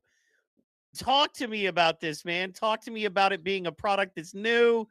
You know what I mean? That kind of thing, new to us, already been out there, history of products. Just talk to me about it, man. What are you thinking? Yeah. So I mean, in my case, I've been in business. Well, Chef Isabel has been in business since 2021, and I have serviced over 750 customers across Southern California and beyond. And I've had people say, "Oh, well, my cousin buys from you, or my neighbors buy from you. I've seen you around before, but I never bought. Now I'm ready to pull the trigger." But I have been around, but I'm obscure to some people, and it's that same concept. Let's say you have a widget, which is awesome, and you have people in a nursing home that have been using it for years, but let's say they pivot to an model, then all of a sudden you have these younger people that are exposed to it. They get into it. Now, he said a better way to market. What do you think he meant by that? Well, in the case of ShamWow, the first approach, they did what they did, but then ShamWow is really shock and awe, and that's really capturing people's attention right now. And that's the difference. So if you're a bit boring and you can't play to the room, then of course nobody's gonna, listen to you or pay attention, even if you are the bee's knees. But the average person doesn't get that. You really have to spoon feed it to them, or you have to codify your language so they understand it, right?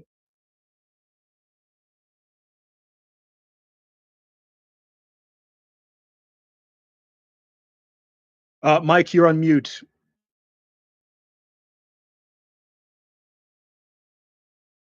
Sorry about that. Sorry. That automatically muted me when I popped that video. My bad. I'm trying to load our videos while we're doing. I'm trying to produce. I apologize. You know how it is.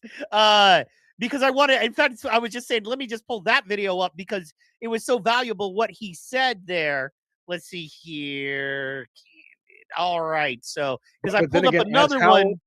Huh? right? But going back to that to that clip, what Hal said is that it's the same product decades later, but it was the wrong approach. So Exactly. maybe you need some big booty bitches in your video to push the brand for the second iteration. Yeah, that's what I wanted to show. Yeah, I Let's had go back to another thing I wanted 2005. to. I had another fun anecdote I wanted to show, but hold on real fast. I'm looking at. See, I had all these other clips, but there it is. There it is. There it is. There it is. This is really good. Okay, and we're gonna share this one. And this is when he breaks down that structure and the pyramid. And you actually are smart enough and cool enough to put a visual in there for us. And I just really appreciated that. And I wanted people to see the value. You know what I mean? The real value of checking it out. So here we go, and let's check this out. The times have changed. You couldn't pull a phone out 20 years ago and Google right in front of somebody. So persuasion and sales are the same. Technology has what has been the difference in the last 20 years to answer one of the questions. Yeah, so the triggers still remain the same. Yeah, the physics of persuasion. Right. So what's your system to persuading a complete stranger?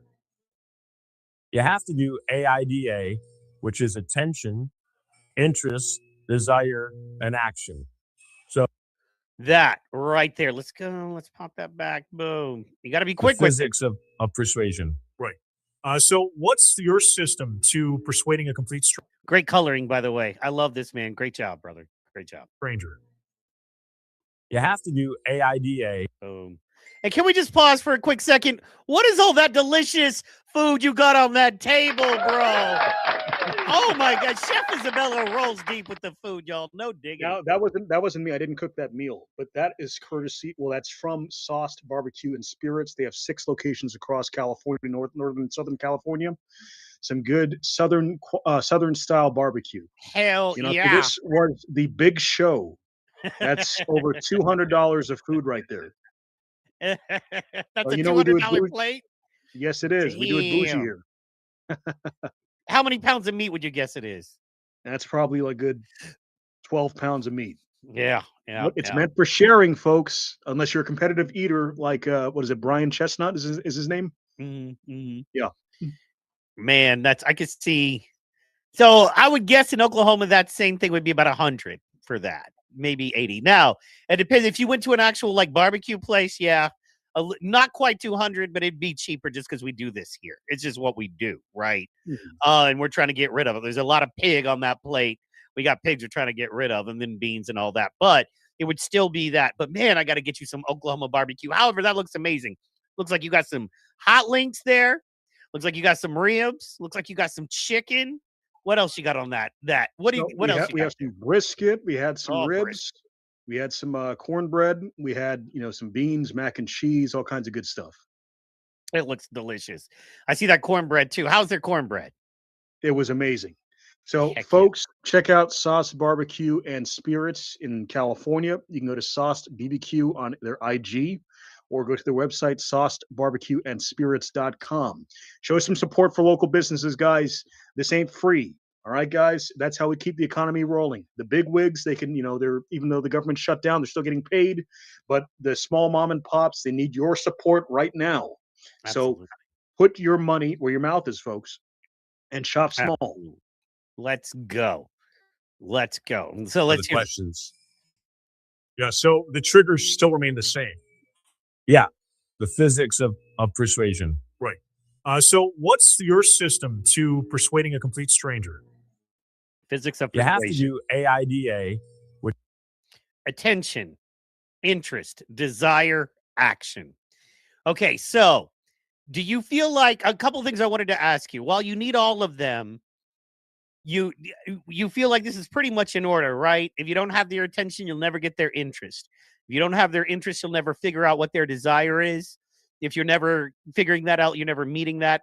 And if you're never meeting that, you're never able to take action. Is that correct? Would you say? That is correct. Yeah. Now, similarly, with the straight line persuasion model with Jordan Belfort, even though Hal himself, he is a Disney Institute certified, Zig Ziglar certified, and a Toastmaster. He gives a lot of advice, but something more mainstream would be Jordan Belfort's, straight line persuasion system, which is your build instant rapport, gather intelligence, control the sale, and he has these 4 triggers similar to Hal's system. So algorithm, listen to what I'm saying. Let's hack some of Jordan Belfort's audience and give Hal some shine as well. So you have to be sharp as attack, enthusiastic as hell. You're an authority figure, and you're a person who can achieve prospects' goals. So with attention, if you have no attention, then you're going to lose their interest. So you attention, you hook them. Interest, you maintain that interest. Desire, they are premeditated to purchase the product, and action is give me your credit card. Let's as Hal says, consummate the transaction, and you get your stuff, and everybody's happy, and you get the results. That's awesome. Heck yeah, man. And that's amazing. What I did want to ask you is, and you brought up Chase, and we were talking about Chase a little bit. Okay, so we know Chase also has kind of a pyramid structure that has authority. How do you think these things, you're one of the very few people maybe on the planet that can take Hal's thing, you know what I'm saying? Hal's idea and pyramid and Chase's, instruction and kind of bring it together and help somebody. And because Izzy, I'm going to be honest with you, man, a lot of the problem nowadays is just disseminating through the information, right? Mm-hmm. You ever do this? I try to do this a lot, not a lot, but at least once a week. I try to think, what if I was somebody who wanted to start a business tomorrow and I went online? Oh my goodness. What name the business? Baker, coffee shop, candlestick maker. You know what I mean? Plumber. What if I was a guy who had a plumbing license? What if I had, wanted to help people with insurance? I got my insurance sales license and then I go online, oh my God. What if I just wanted to use, Instagram, right? So say I'm a guy with a food truck. I'm a guy with a shake shop. I'm a guy with a meat business, whatever the case may be. I sell ShamWows. And I'm like, hey, man, a lot of people like Instagram. It's a photo visual driven business. I'd like to put some photos up and get some some traction. Maybe get some people interested in what I do. They might like it. I believe what I sell is good stuff. And you go there and, man, I dare you. You will be I was talking, shout out Ari Jacob about this, but I was showing her, I was like, my feed is inundated. Literally 8 ads for get more traction, get 10,000 followers, get 100,000 followers today. Bop, bop, bop, bop. Take this course, unlock the secrets, blah, blah, blah. And you're inundated and you could spend 10 grand and probably most of that is not worth a crap. You know what I'm saying? And going back to Chase's model, since we're comparing different models, Chase, he mentions in order to get somebody's attention, if there's focus, openness, connection, suggestion, compliance, and expectancy. Mm-hmm. And so if you can achieve 2 of those 6 traits, then you can get compliance from an individual. And let's say, using that model, if you were a plumber and you were to post some pictures, I mean, you have to you have to codify the content. So, there's some factors. Which generation am I appealing to? Am I appealing to boomers, Gen Z, older millennials with families, or some kid that, will just use another app? So then why would they use you? Okay, fair. And I see that with like an app, but what if it's something like, okay, I think Chef Isabello is a great business idea, right? So Chef Isabello is a great thing for people in their 20s, specifically young families in their 20s, right? It's a great product. It'll save them money, guarantee them quality product in their home. And so you have a kid, you know what I mean? You're working hard. You're not an old person. You're a young person. But you want quality products in your home and good food is important to you. And depending on grocery stores is maybe something you'd rather support local, or you'd rather support a businessman you know and trust, right? Well, that works for 30-year-olds and 40-year-olds and 50-year-olds. So how do you know what I mean? And that's, I think, one of the more frustrating things too, is everywhere you go, it's, you've got to tailor your ad to 18-year-olds who like Sprite, who, you know what I mean, listen to Taylor Swift on Tuesdays at 3 p.m. It's like, no, I don't want to spend my ad dollars on just that.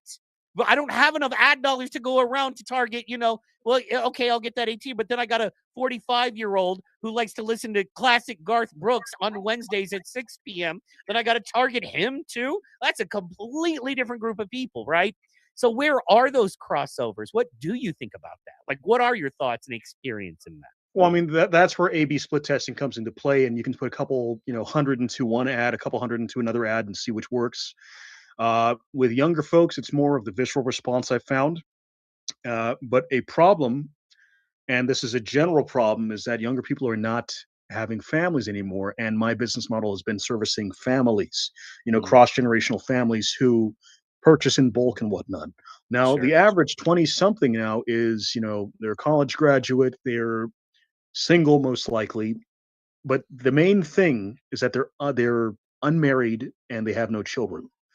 And then what I've noticed is that they use different services like Factor, HelloFresh, Good Shop, and whatnot. They want a done-for-you system, which Chef Isabello does offer a done-for-you delivery system of organic steaks, wild-caught seafood, free-range chicken, and pork delivered to you, so offering that convenience factor. You're buying more time back in your busy schedule so you can do the stuff that you care about. But there's always, somebody who can be cheaper. But is cheaper really the best option? And as we had this conversation with Hal about value-based versus price-based, sales. And as I've been a service provider and commodities broker for years, I have ran the gamut with different prospects. And even if I've serviced celebrities, if I have great quality stuff, I am personable as an individual, there's that price objection with service. Now, a lot of the coaching industry, they can BS value and whatnot, and they can build auto authority with hype and whatnot, appealing to these 20-year-old kids, giving them a confidence course breakdown or some other crap like that. I mean, not crap, because everyone needs some, assurance, but nobody's actually providing service or value. They just regurgitate stuff. And so if we're not producing anything as a nation, then we're going to be, you know, overrun. So what do we do? People used to develop widgets, and then that would, you know, be pushed on as seen on TV networks or platforms like Bulbhead, which, Hal actually introduced me to the Bulbhead CEO and, that ecosystem. So if you have a patented product and you want to get into that ecosystem, I can help with that. You can message me and we can talk about that. And then again, I've also sold beverages for celebrities such as Kylie Jenner's Glow beverage, which when I was the guy that was actually having the Costco and Gelson's and State of Bros meetings in person, then again, nowadays people can submit their consumer packaged goods product on a portal. And, there's so many different products online, and, anybody can white label an e-commerce product versus developing it themselves. Then what's the differentiating factor? Right. Right. So it's right. not just price, it's the value of your product, how it stands on its own merits. Because all these coaches nowadays, they're pushing to these 20-year-old kids. You can, outsource stuff to AliExpress and Amazon arbitrage. You can, develop some crap product that you can source. Meanwhile, it's, defective, but hey, let's get rich off this stuff and let's not have any merit anymore. That's the past 12 years. Right. Yeah, no, So absolutely. I, Well, and I've that had plenty of. Go ahead, Mike. I was going to say that seems to be the consistent battle is quality versus, well, it's kind of a three, and people forget that it's a 3-leg battle, and it's quality versus price versus accessibility, right? Meaning, how accessible, is Chef Isabello's meat versus cost versus value, right? So we know your value is there. We know you have the best value by far. We know even for a single person, it would do them well to get Chef Isabella. Man, I got a friend in Hawaii, right? Single guy. Got a lot going on, very healthy dude. He's like, oh, I got to go to Costco. And I was like, man, we got to get you some Chef Isabella. You know what I mean? You can order it. You can put it in your freezer, and as busy as you are, you don't have to worry about it, So it's that kind of thing, but then it's accessibility. Can we go on Amazon and get it? Can we go here and there? And then creating your own storefronts on top of trying to market your product, that can be very difficult. But I think, like Hal was saying, it's about understanding the sales part of it. And I think it's where a lot of people fall short, right? Yeah. Exactly. So there's the sales aspect, driving enough traffic that's convertible, because a lot of people, they can build a site, they can have the entire apparatus, have the right point of sale system. But then again, if you don't have enough traffic driven, qualified traffic that you can convert, then, it's money that's, bleeding. You're putting a hole in your pocket. Right. Right. Yeah.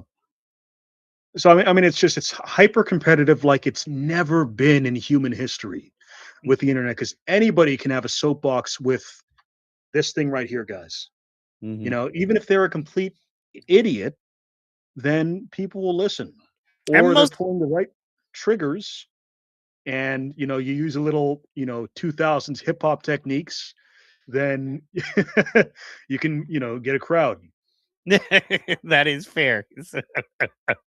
And yes, you can. So that is correct.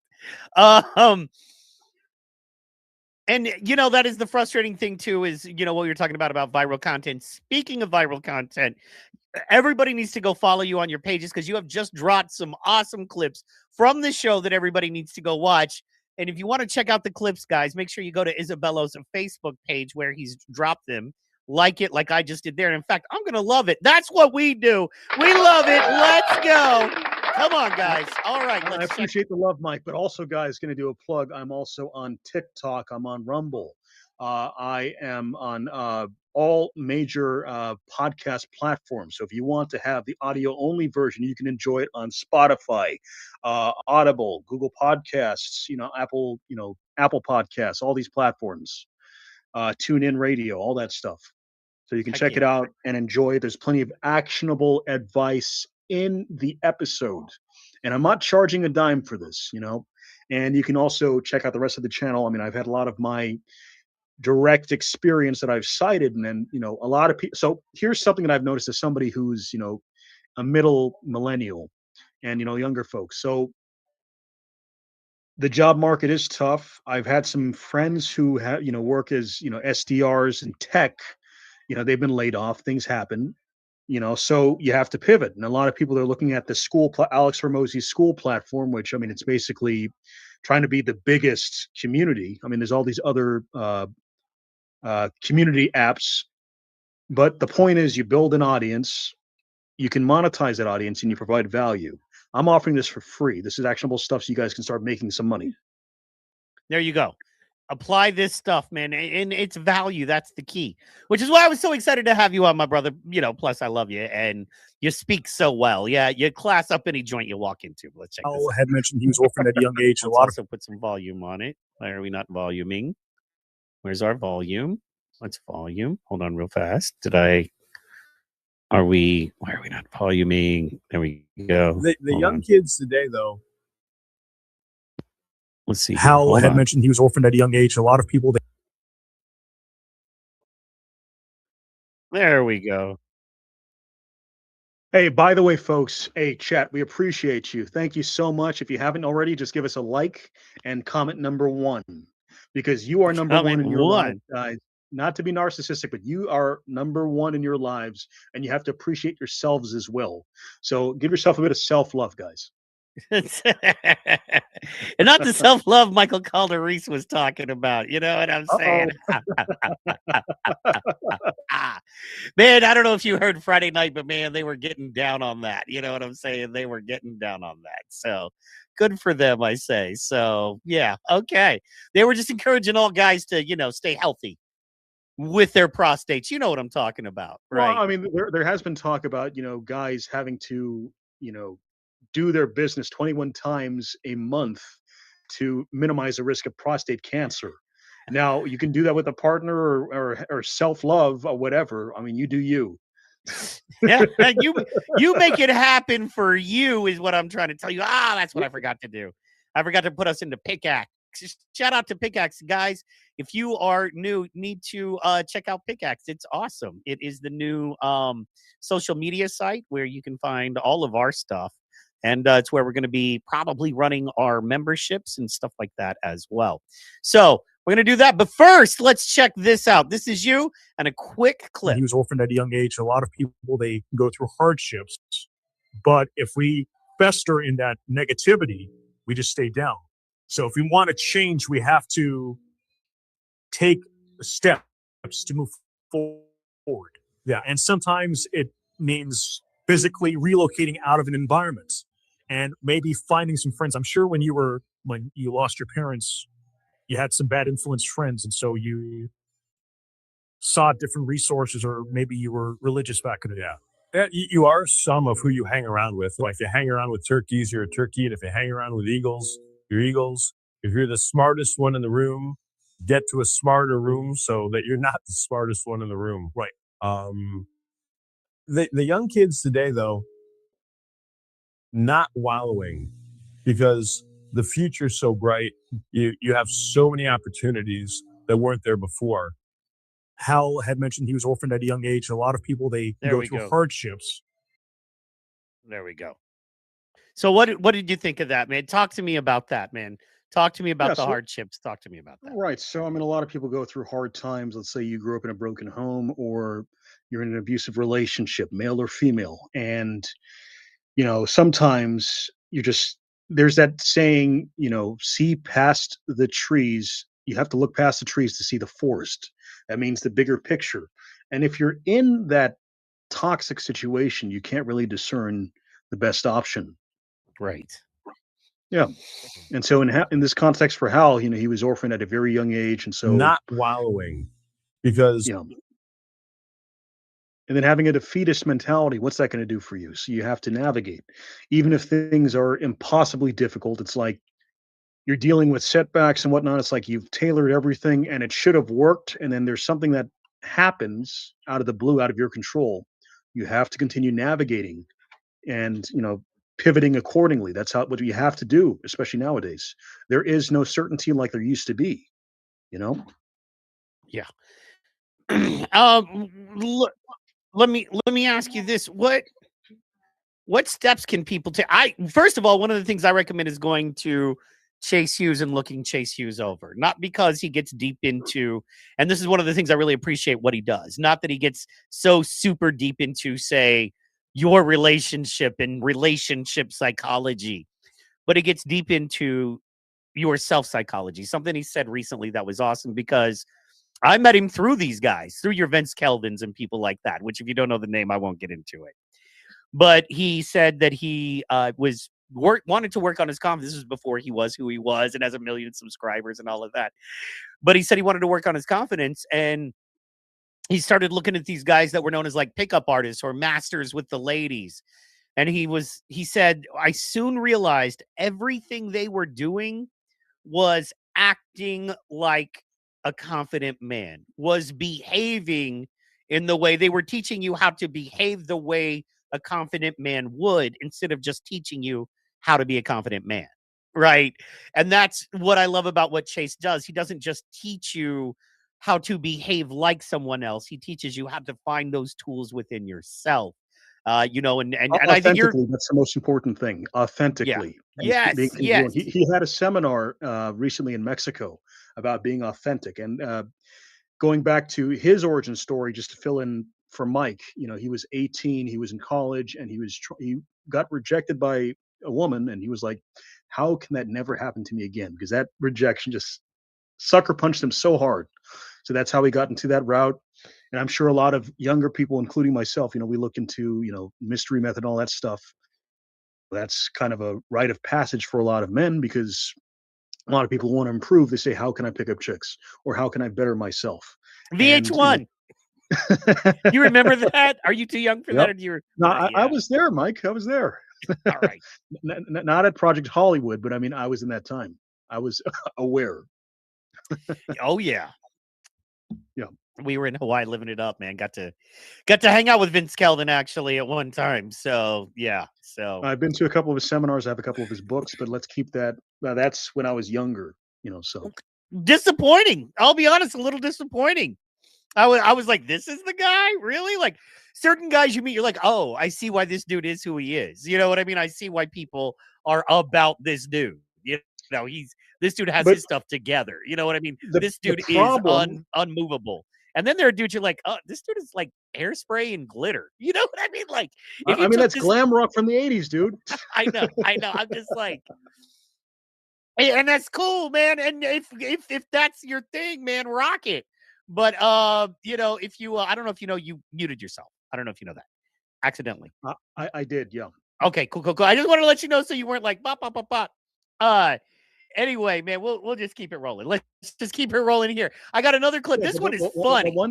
But one thing about the pickup industry is that it has a lot of guys fixated on one thing for most of these coaches. Meanwhile, what somebody who is level-headed, mentally sane, because there are a lot of people on both ends of the spectrum, male and female, who can be toxic.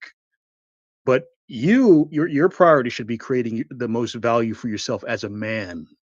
If I can be as real as I can be, if you have no value as a man, you are worth nothing.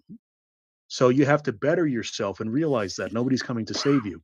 And so even when you're dire, when you're down, when you've been, when you've been backstabbed, when you've helped people and you're all alone, you have to create value so people can see you in the marketplace or in whatever social circle you're in. Otherwise, they won't care. So as a man, it's an offense. It's a sin even to be useless.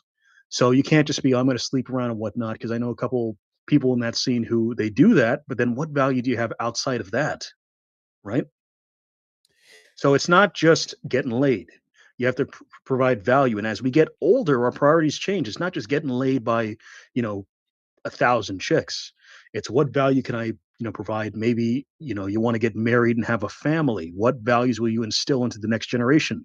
You have to think about, your legacy and, continuity. It's not just I'm a selfish prick and I'm going to do this. I'm going to pick up all these chicks and put on an act, which a lot of guys do. And then, then you have the hobosexuals out there. There was that guy in New York. He picked up like a bunch of chicks and he was homeless.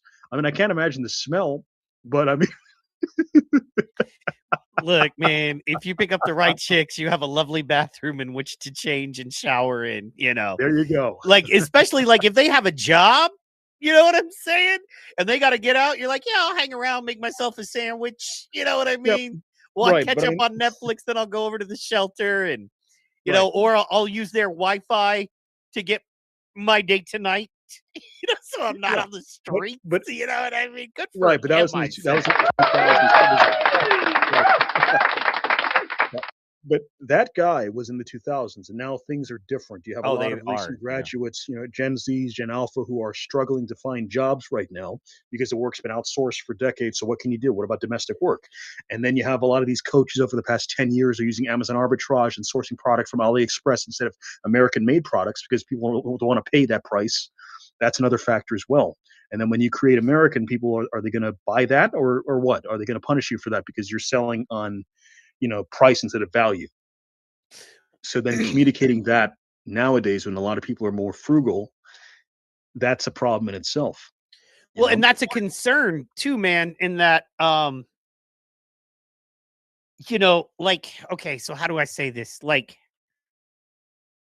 the easiest way to say it is the economy's getting worse, right? But that's not necessarily the case. How about this? Your dollars are getting more valuable. Okay. And I'll say it like that. And what I mean by that is there are less people purchasing because, the population from the boomers on down all the way till now, there are half of the people producing people than there were, for into the boomer generation. So every dollar spent is more valuable because it's not like they stopped making products or cut all products down to a half, right? There's still every day, there's more TV shows, more streaming networks, more products on the shelves, more channels, more. So each dollar matters more. Now, in addition to that, each dollar is becoming more scarce because, and man, this is something we were just talking about is that, I mean, with the news and stuff about, potentially having, 100,000 layoffs. And past that, I don't think we scratched the surface, brother, because I want people to, I don't want anybody to think about it unless, they need to mentally and physically prepare. But you got to think about, there's going to be no more cab drivers. There's going to be no more janitors. There's not going to be not any more hotel house cleaners. There's not going to be any more, you know what I mean? There's not going to be any more gas station workers. There's a friend of mine right now is in Vegas staying at Hotel Autonomous. There are no people working at the desk. I mean, they have a housekeeping crew because they haven't figured out yet how to keep that efficient enough or to get that efficient enough via robot. But as soon as they do, trust, why would they pay a human? You don't have to give a robot health care. You don't have to have that liability insurance if the robot falls down the stairs because there was water because of a leak. And now you're paying for somebody's disability for the next 10 years. Robots, no problem at all. So it's inherently cheaper. But I'm talking every truck driver, every cab driver, every fast food worker, or by far the vast majority, gas station workers, home cleaners. Now, that's on the lower end blue collar side, right? Now think about coders. Layoffs too. Say what? I mean, even white collar is facing layoffs. I was about to say now think about your coders, your web, your web designers, I have friends in those industries, and I've heard from Silicon Valley directly. And I'm under NDA, I can't talk too much about that, but I mean they have seen it. They're directly affected. So that's a reality a lot of people 40 and under have to consider. And in my case, I mean, I went to film school. I've worked for studios. I've done some stuff, and I saw motion control technology, automated technology. Especially for for live event stuff. They have these remote control systems for motion control systems for cameras. So then, all of the V1 teams for stadiums, they're getting they're facing layoffs and whatnot with technological advancements. Newsrooms as well. Why do I need to have two camera people when I can have one operator and then I can have somebody else in motion control on the console? Or I have no operators and I have a console guy who controls the audio and the video, and everything is just pre-lit already. So that's a factor. And past that, I mean, with that, you can say, okay, so I need two cameramen, a segment producer, a lighting director, you know what I mean? And a live real-time editor, to make a new show run. That's the core raw, you know what I mean? You would like to have way more than that, but that's the core raw. Now, imagine if I have one little system and I have 10 camera angles or 5 instead of 2. I have and that, okay, so it's gonna be, say it's gonna be roughly $100,000 cost. I'm gonna pay him 50, and it's gonna cost me another 50 in insurance, payroll, tax, right? So that's gonna be $100,000 for the 2 cameramen, $100,000 for the lighting guy, $100,000 for the segment producer, $100,000 for basically the board app live segment editor guy that anyway, that guy. And then you're using right? a TriCast, and then you can just select it from an app now or a console Right. now. You're right, exactly. So that's $500,000 a year in just human cost before the, all the equipment costs and insurance on that. Or I pay one guy $80,000 a year and I get way better lighting, way faster. I get way more camera angles. You know what I'm saying? I know way quicker if there's anything wrong. It's got backup systems to fix itself. You know what I mean? Or automatically cut to a camera. Versus a guy telling me something's wrong, then I have to react to that guy with the only other guy option I have versus 5 cameras. Just saying, man. Yeah.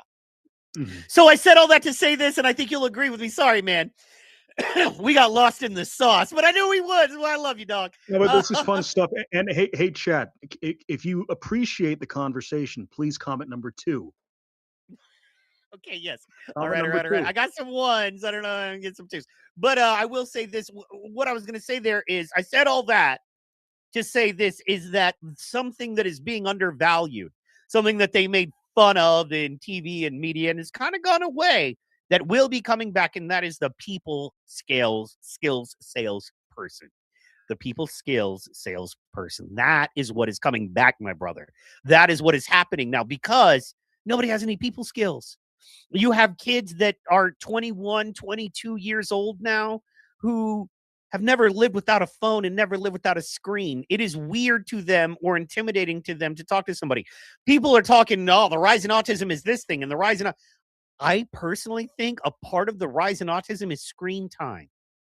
I think that there might be some mild autism there that you can develop through, but when you feed kids screens from the time they're 2 years old, if there's any potential of that developing, you are throwing gas on a fire.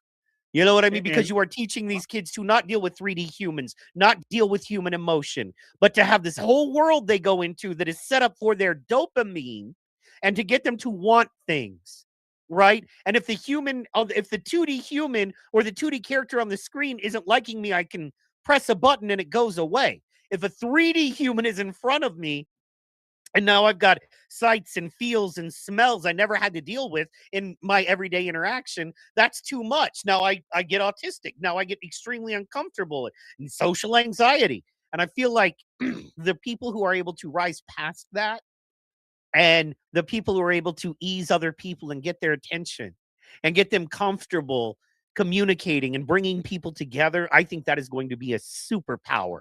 I think it is, but it always has been throughout history. But I think in these upcoming years, I think it's going to be even more valuable than ever. I wanted your thoughts. I mean, it harkens back to pastors. I mean, an influencer is in all effect a pastor, and then they can bring people together. That's core to our human experience. We used to, after the hunt, we would gather by a campfire and recite stories. So that's why storytelling is so intrinsic to the human experience, and why we like these fantasies. And in fact, there's a book called Sapiens, A Brief History of Humankind by Yuval Noah Harari. And, he poses this theory that the Homo sapiens, they smoked a bit of that sacred hash or whatever, that sacred burning bush, and they were able to I have no develop idea what you're cognitive skills. talking about. Go ahead. I have no idea what that is. Anyway, go ahead. What were you saying? Smoking sacred bushes or Comment something? number 3 if you partake in the devil's lettuce. It's a devil's lettuce, ladies and gentlemen. I love it. That's nice. But no, I agree, and I believe. So, to finish my point, now Yuval Noah Harari, he posed that that's how humankind was able to develop these cognitive skills, and how Homo sapiens were able to survive instead of Neanderthals and Cro-Magnon and Homo erectus, who were more just id based. Now, Freudian psychology was id, just the basic needs, but Homo sapiens, according to Harari's theory, were able to, aspire and dream of something better. Maybe let's go past this valley. I'll find something else, or maybe there's more. It's an adaptive trigger. It's an adaptation mechanism. But then we're also able to tell stories to motivate people to let's come together, build the Tower of Babel. Let's do this stuff. Let's write these parables so we can pass down across generations good values. But man,